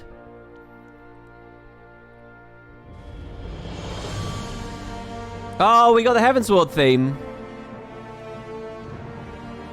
It's really weird looking at that spreadsheet lined up like that. Maybe I'll link it in chat if you guys want to see. It is very interesting. I'm amazed that we're about to compare. So let me ask you, chat. I want Final Fantasy fans in chat, from your memory of it and your general impression, how would you compare the breadth, the presentation, the story subject material, and so on? How would you compare Season 3 versus 3.1, 2, 3, 4, 5? How do they compare? There's a 6-episode Season 3. There's a 5-episode 3.x series of releases. So how do you compare the two? 3.x versus Season 3.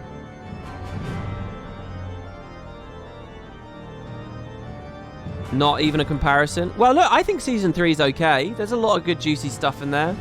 The destruction of the dam at Lake Doric. You know, the giant force field that Jenna summons. Flashpoint was pretty good. Big stories happen there. The explosion of the Bloodstone. The fight with Lazarus. The release of, you know, Siren's Landing. The Chalice of Tears. I'm just trying to canvas a bunch of different shit that happened in Season 3. There's 6 new maps. A lot of us just replayed Season 3 because of the replay achievements that are going on right now. So, you know, that's Season 3. That's what Season 3 did. You know, the revelation of Balthazar. And that's going up against 3.x. I don't know what 3.x is yet. I'm about to play it. That's where the streams are going next. So you know, give them a fair job. Do you think 3.x is better?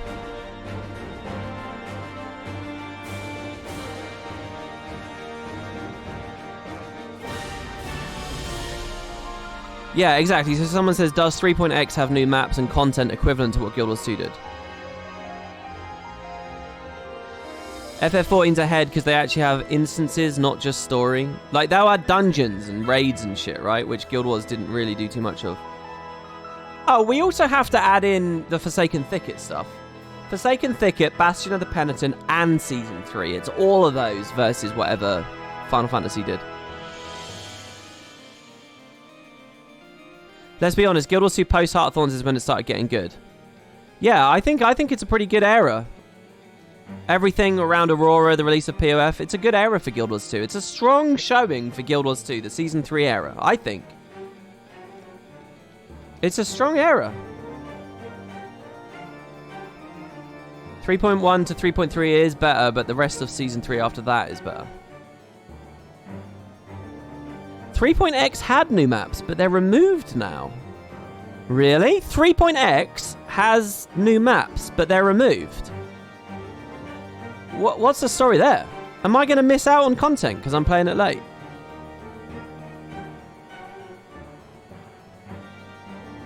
Given where 3.3 goes, yes. I think they're very comparable. They each had different strengths.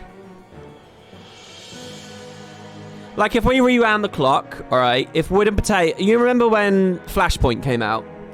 If Wood and Potatoes was an active Final Fantasy player, which game do you think he would have preferred most at that time? During that era, during that year, what year are we in? It's 2016 we're talking about. 2015, 2016. During that year, what's the general gaming consensus when you put both MMOs in front of someone?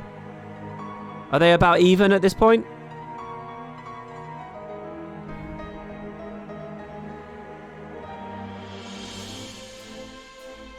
If you were a story nerd, probably FF14. You played FF14 way more during that era. Diadem was when they were experimenting with extra zones. It didn't go too well. They did better later. Diadem isn't worth worrying over. What's Diadem? That's tough because you're all about gameplay. I think the story of 3.x is better, but non-story content in Season 3 is better. I think that generally sums up the difference between the two MMOs there as well, Anjoy, is what you just said. I think that's generally always true, isn't it? Guild Wars 2's gameplay is way better. Guild Wars 2 maps are better, and Season 3 story with the White Mantle was the higher Guild Wars 2. So Season 3. So a lot of you guys think Season 3 is better. But some of you... it sounds like it's about even. Well, I'm asking this now because I'm going to experience it myself over the next couple of streams, aren't I? I'm going to experience it. Diadem was a combat zone. They remade it into a gathering zone. Diadem was a grind and a gathering zone. I definitely like the raiding of FF14 more, so I generally think the gameplay of 14 is better too. Well, I mean, look, there's regular gameplay, and there's story gameplay, and then there's raiding gameplay. They're two hemispheres, aren't they? What I'm trying to express to you is that the standard gameplay of both games, Guild Wars 2 is way better. The raiding gameplay of both games, 14 wins. But for the purposes of what the stream content that I'm doing right now, and the normal experience, and people who don't do the hardcore raiding stuff and so on, Guild Wars 2 definitely wins. As a pick up and play game, Guild Wars 2 definitely wins.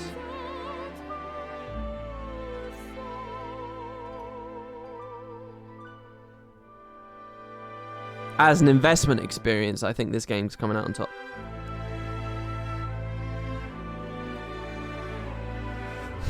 And I mean, that's obvious, really, right? And let's just break that apart for a second.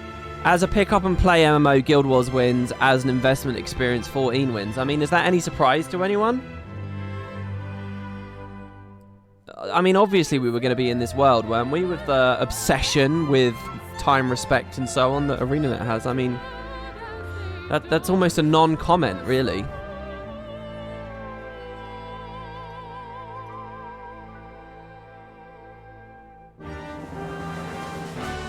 How do we compare what we experienced today to... I would say this is... What I have streamed today is the 4th act of Heavensward, the 4th and final act, right? So, that would compare to Heart of Thorn's 4th and final act. So, what is Heart of Thorn's 4th and final act? I would say it's... It's probably after Tangled Depths, isn't it? It's Foulane, fight, Blighting Pods, Mouth of Morgemoth himself, right? It's like Dragon's Stand. Don't do it geographically. I don't think that quite fits. I think Heart of Thorn's final act starts after you discover the Asuran map thing. Dragon Stand is as a slot. How do we compare that dungeon, that final boss, to all the Guild Wars stuff? This was definitely lengthier. I think this smashed it. I really do think it smashed it. The fundamental gameplay is less interesting, probably, but I think Heart of Thorns had a better story ending, by the way. Just in terms of the paper. Like I said, I'm not too into the idea that the Pope just suddenly cared about world dominion, and I don't think they quite set up his supercharged moment. I'm not that into the end of Heavensward there. Meanwhile, Heart of Thorns has, like, to deny me is to embrace oblivion, and some interesting suggestions about what might happen to Zodja and Logan, and the death of Traherne. Again, Guild Wars has absolutely no depth to its stories, so it can't explore what it's doing well. But the on-paper facts of its story, the on-paper of Heart of Thorns, is superior to the on-paper of Heavensward, I think. The final revelations and what they're doing, the on-paper is better.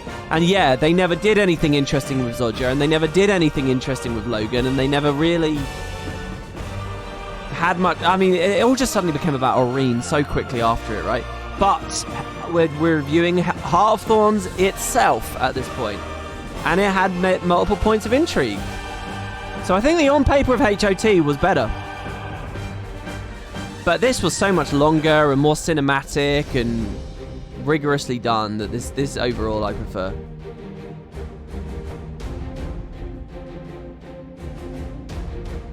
You got less of a cliffhanger on Heart of Thorns? No, you didn't get you got a good cliffhanger on Heart of Thorns. The egg is a good cliffhanger. And the little hint about deny me is embrace oblivion, that was the mother comment of the day. That was mother of the day. It just all felt hollow and empty because we'd killed an elder dragon in mere moments and with a small group of people. It felt hollow and empty because there was no depth to it. So it loses. It loses the argument. Heavensward was a better game. Heavensward was a better box. There's no doubt. There's not the slightest doubt in my mind. But the on-paper ambition and like how everything was like structured and what the cliffhanger is, I think Heart of Thorns was better. I don't really buy the whole... Even this game, I don't think did quite enough with the Knights of the Heavensward and some. Yeah, exactly. I care more about the 14 characters. I care more. I was more invested in the state of Ishgard than the state of the Maguma jungle, right? Or the state of the Exalted, for example. I'm way more invested in 14, but the on paper is not as good. I don't think it's as cleverly like crafted. And again, that's to give a lot of unfair credit to Heart of Thorns, because then ArenaNet didn't do anything with a lot of those points of intrigue, but...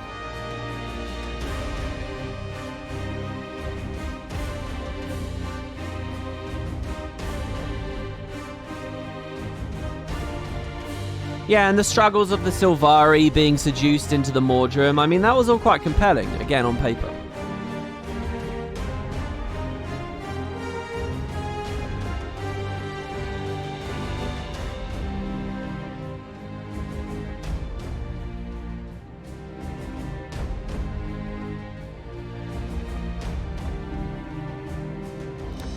I mean, just imagine if Heart of Thorns does anyone want to feel stung? How do you guys... Just imagine if you had all of the content breadth and length of this expansion, but it was Heart of Thorns. Can we just imagine that for a second?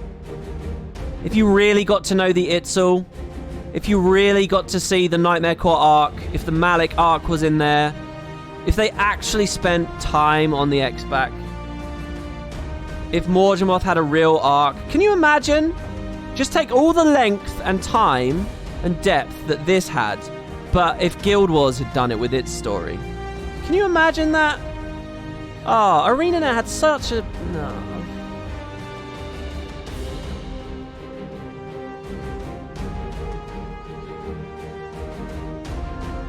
That would have surpassed 14 for sure, but no. It would have... Yeah, Heart of Thorns story felt so rushed. And it's not just Heart of Thorns though, is it, guys? It's everything after Heart of Thorns. This is what I mean about the shrinking of the world. We kind of excused it during Living World Season 1, and we kind of excused it during Living World Season 2, though a lot of people dropped. But Heart of Thorns 4, it's like, this is what it is now, you know? This is what it is. It's patches of a certain scope, and the scope is not what it should be. That's what Heart of Thorns, what Heavensward's taught me, I think. I already suspected it. Before I was playing 14, I was already saying that it's because they didn't have enough. But this really shows me, I think, I have learned that everything I wanted to be possible was possible in Guild Wars, but they just didn't.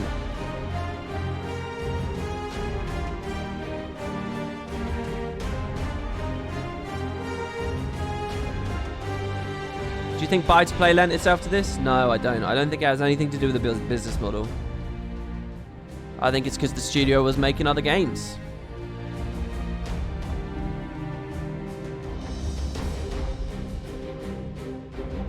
Hey WP, still have a lot of content with the Beast Tribes, the optional trials. I think you're missing a big part of the picture of 14 here.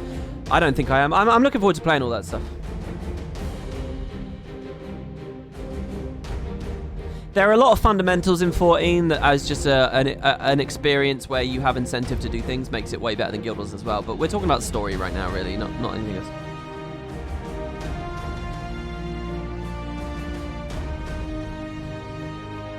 Because this story, as fun as it was, it is kind of overly convoluted Final Fantasy nonsense. I mean, to be real, to actually properly critique it, Final Fantasy is always overly convoluted and nonsense, and you can kind of become blind to it when you play too much Final Fantasy. Guild Wars very, very comfortably sidesteps a lot of that, I think. But yeah. Imagine the timeline where ArenaNet followed up with a promise not to split the studio in one half for live updates, the other to do X-Packs. Instead of 30 people trying to keep it alive, fund other projects. Yeah, I know. I long for the world. If I had a time machine, I'd do much better things. But if I had a time machine and it was only for the purpose of altering Guild Wars 2's development, I would have ended the main story at Claw Island. Season 1 would have been the Zaitan death arc. And I would have jumped straight into Heart of Thorns. There would have been no Season 2. All of that would have been for a bulkier Heart of Thorns. And I wouldn't have had any devs on other games. Maybe a small group.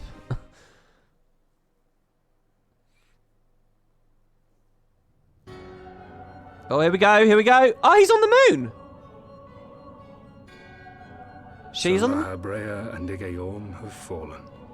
Elidibus. Now, I recognise this name. He's a white Ascian. I think I remember. Didn't he come and chat with me at one point? Didn't he just come to Vesper Bay once and he was like, hey, bro, don't worry, I'm not evil. Right? I think there was a tiny moment. He's on the moon, which is where the next X-Pack is, right? Bested by mortals in their attempt to initiate the Eighth Rejoining. That they should be so complacent. Bested by mortals in their attempt to initiate the 8th rejoining.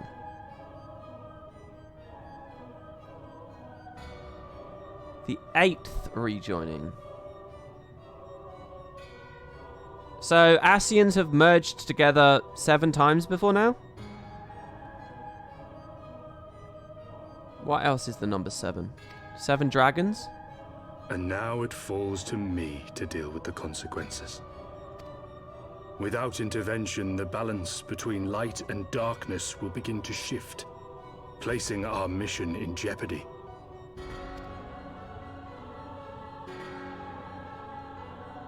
Hydaelyn's champion has grown too strong. His might encroaches upon the realm of gods. Equilibrium must needs be restored. The time has come for you and yours to join the fray. Who the fuck is this? Warrior of Darkness. Oh shit, that's cool. I've been waiting for a Warrior of Darkness or a Bringer of Shadow or something. Who the fuck is that?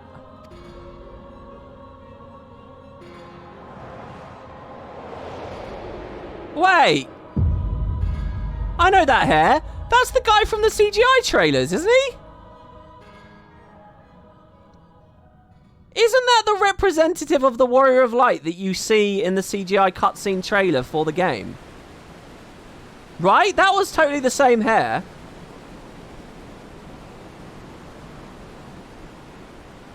If I was a female, would that be a woman standing there?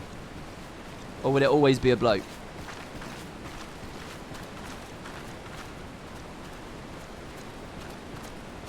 Remind me, why is there no rest for the righteous? I love that they just had a real bombshell cliffhanger ending, which is very captivating. And then they immediately cut to Sid standing around with a bunch of goblins. I really like that. Yeah, let's talk about cheese. Because they care, Master Garland. I'm guessing since this is like the new Mordona or whatever, I'll spend a lot of time here in the next couple of patches. This is the shawarma part? Yeah. We're all going to sit around eating kebabs in the ruins of New York. What the fuck is this? This isn't a shawarma part. This is something major.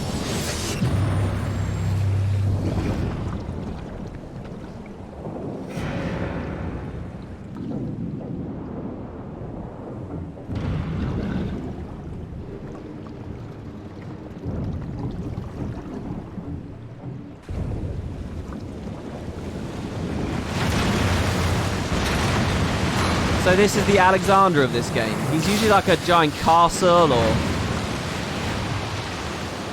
What the fuck is this? Okay, is that just a Sharlayan building or is it a primal?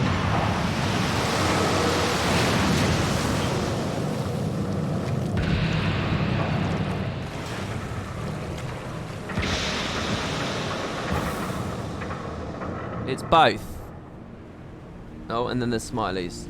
Did the Sharlayan summon a primal then, did they? And then just leave it here? Of all the things they could have picked to play with, that's not a toy, you bloody fools, it's a primal!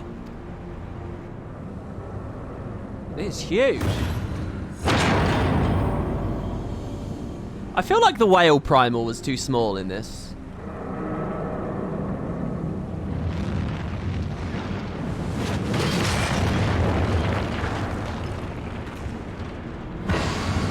Is it safe to assume most things in this game end up being primals? I think, for where the story's been so far, yeah. I mean, that defines what I do. I hunt down primals.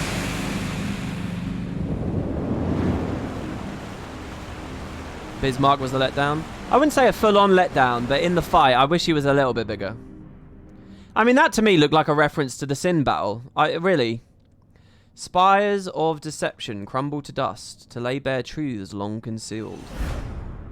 Beyond shimmering shadow lieth shimmering light.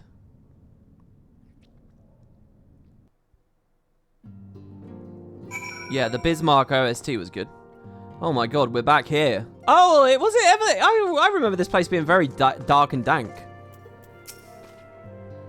After long years of estrangement, Ishgard rejoins her sister nations in the Alliance. Words cannot well express my joy. I've got a friend request. Change is coming to Eorzea, though it will inevitably bring with it a measure of upheat. Why does that look like that's spelt wrong? With hard work, peace and prosperity are sure to follow. And yet, even as we look forward to the coming of a new age, we must need to be wary of old threats. The lords of Garlemald have not relinquished their claim upon Eorzea, and we shall be forced to contend with them ere long. And then there's this matter of our comrade Astinian, claimed body and soul by Nidhogg. If there is a way to rescue him, we must find it. Is Garlemald on another continent altogether then? Which continent is it on? Is it on Mericidian? Is it where Old Sharlayan is? Is it in Novdrat, the Far East? Is that what it's called? Lissabard. Which cardinal direction is Lissabard? It's north, is it? Northeast. So they're northeast and Sharlayan is northwest. Is that the thing? Suffice it to say, the path ahead holds no shortage of challenges, but together we shall overcome them. So are there no primals on Ilsabard? Have they just, like, sorted it out over there? Because they have Dominion there, right? And they don't like them. So is that it? They've just done it. Oh, it's not an L, it's an I. Ilsabard?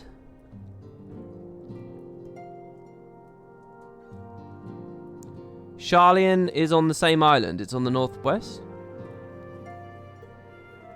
Right.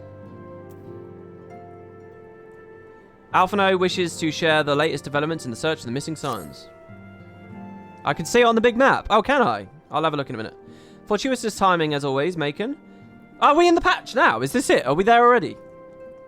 Tatara is about to brief me on the search for our missing comrades. If you'd be so kind, then. Absolutely. You'll be pleased to hear that Rio and his men have been making excellent progress. You remember how Flahalmin helped me to escape the Crystal Braves and Limsa Laminsa, only then to disappear? Well, according to Rio, she crept aboard a ship bound for Razdat Han, where she's been hiding ever since. He assures me that it won't be long before we're reunited. As for Ida, Papalimo, the remains of their link pearls have been found.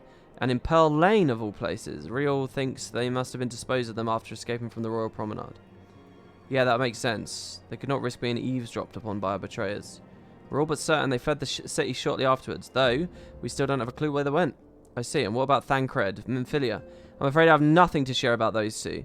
But it's not all doom and gloom. The good news is we've enlisted the services of a Sharlayan scholar, one of the students at Baldician, to aid in the search is... What's Baldician? One of the students, you say? I should very much like to meet the scholar, if time permits. But we must first attend to a more pressing matter. Sir Amaric has summoned the two of us for a private audience. The messenger did not specify what he wished to discuss, only that it was urgent. Assuming you have no objections, Macon, I suggest we proceed to the congregation forthwith. And mayhap we can meet with the scholar afterwards. Do you agree? In that case, I think I'll return to the Forgotten Knight for now. Things are liable to fall apart if I'm not gone long. If I'm gone too long, sorry. The students of Baldician are a Sharlayan-aligned group of scholars. They're students from Sharlayan that lived on an island. Baldician had an island disappear. You lost contact with them in 2.2. Jesus Christ, did I? Okay, let's have a quick look here. Is this Baldician? What can I see on the map? Someone said I could see one of these things on the map. If you want to pick up the side content trials, they're unlocked for you now. It's a quest called Gods of Eld in the Pillars. Yeah, I think I do want to do that. Oh no, this is Sharlayan, is it? There's an even bigger map. Well, I don't know about that. So it's not them. So it's not in the map. Can you see an even bigger one? Yeah, what are the other continents? I was wondering if they've done a fan one of those.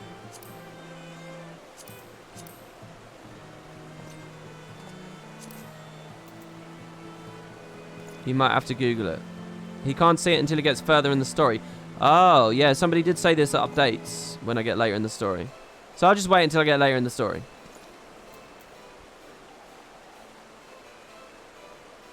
It's the top left corner of the eastern map.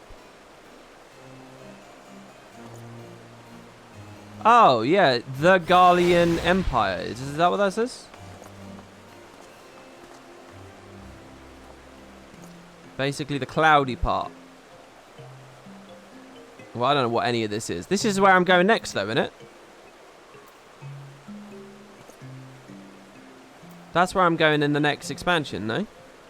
This is Path of Fire, basically. Oh, well, I can contextualize it all now. This is Path of Fire. I mean, it's 2 months younger than Path of Fire.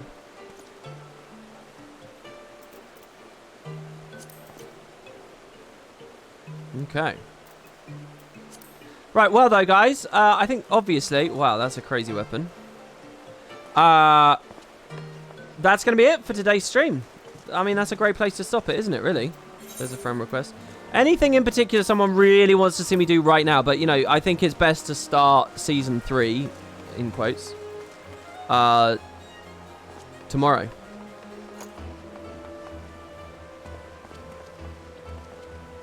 Yeah, I'm sorry, Gearson. Just so that you guys know, I've been doing this every day lately, so you can click follow and you'll be notified when I next go live. Let me say thank you again to the subs.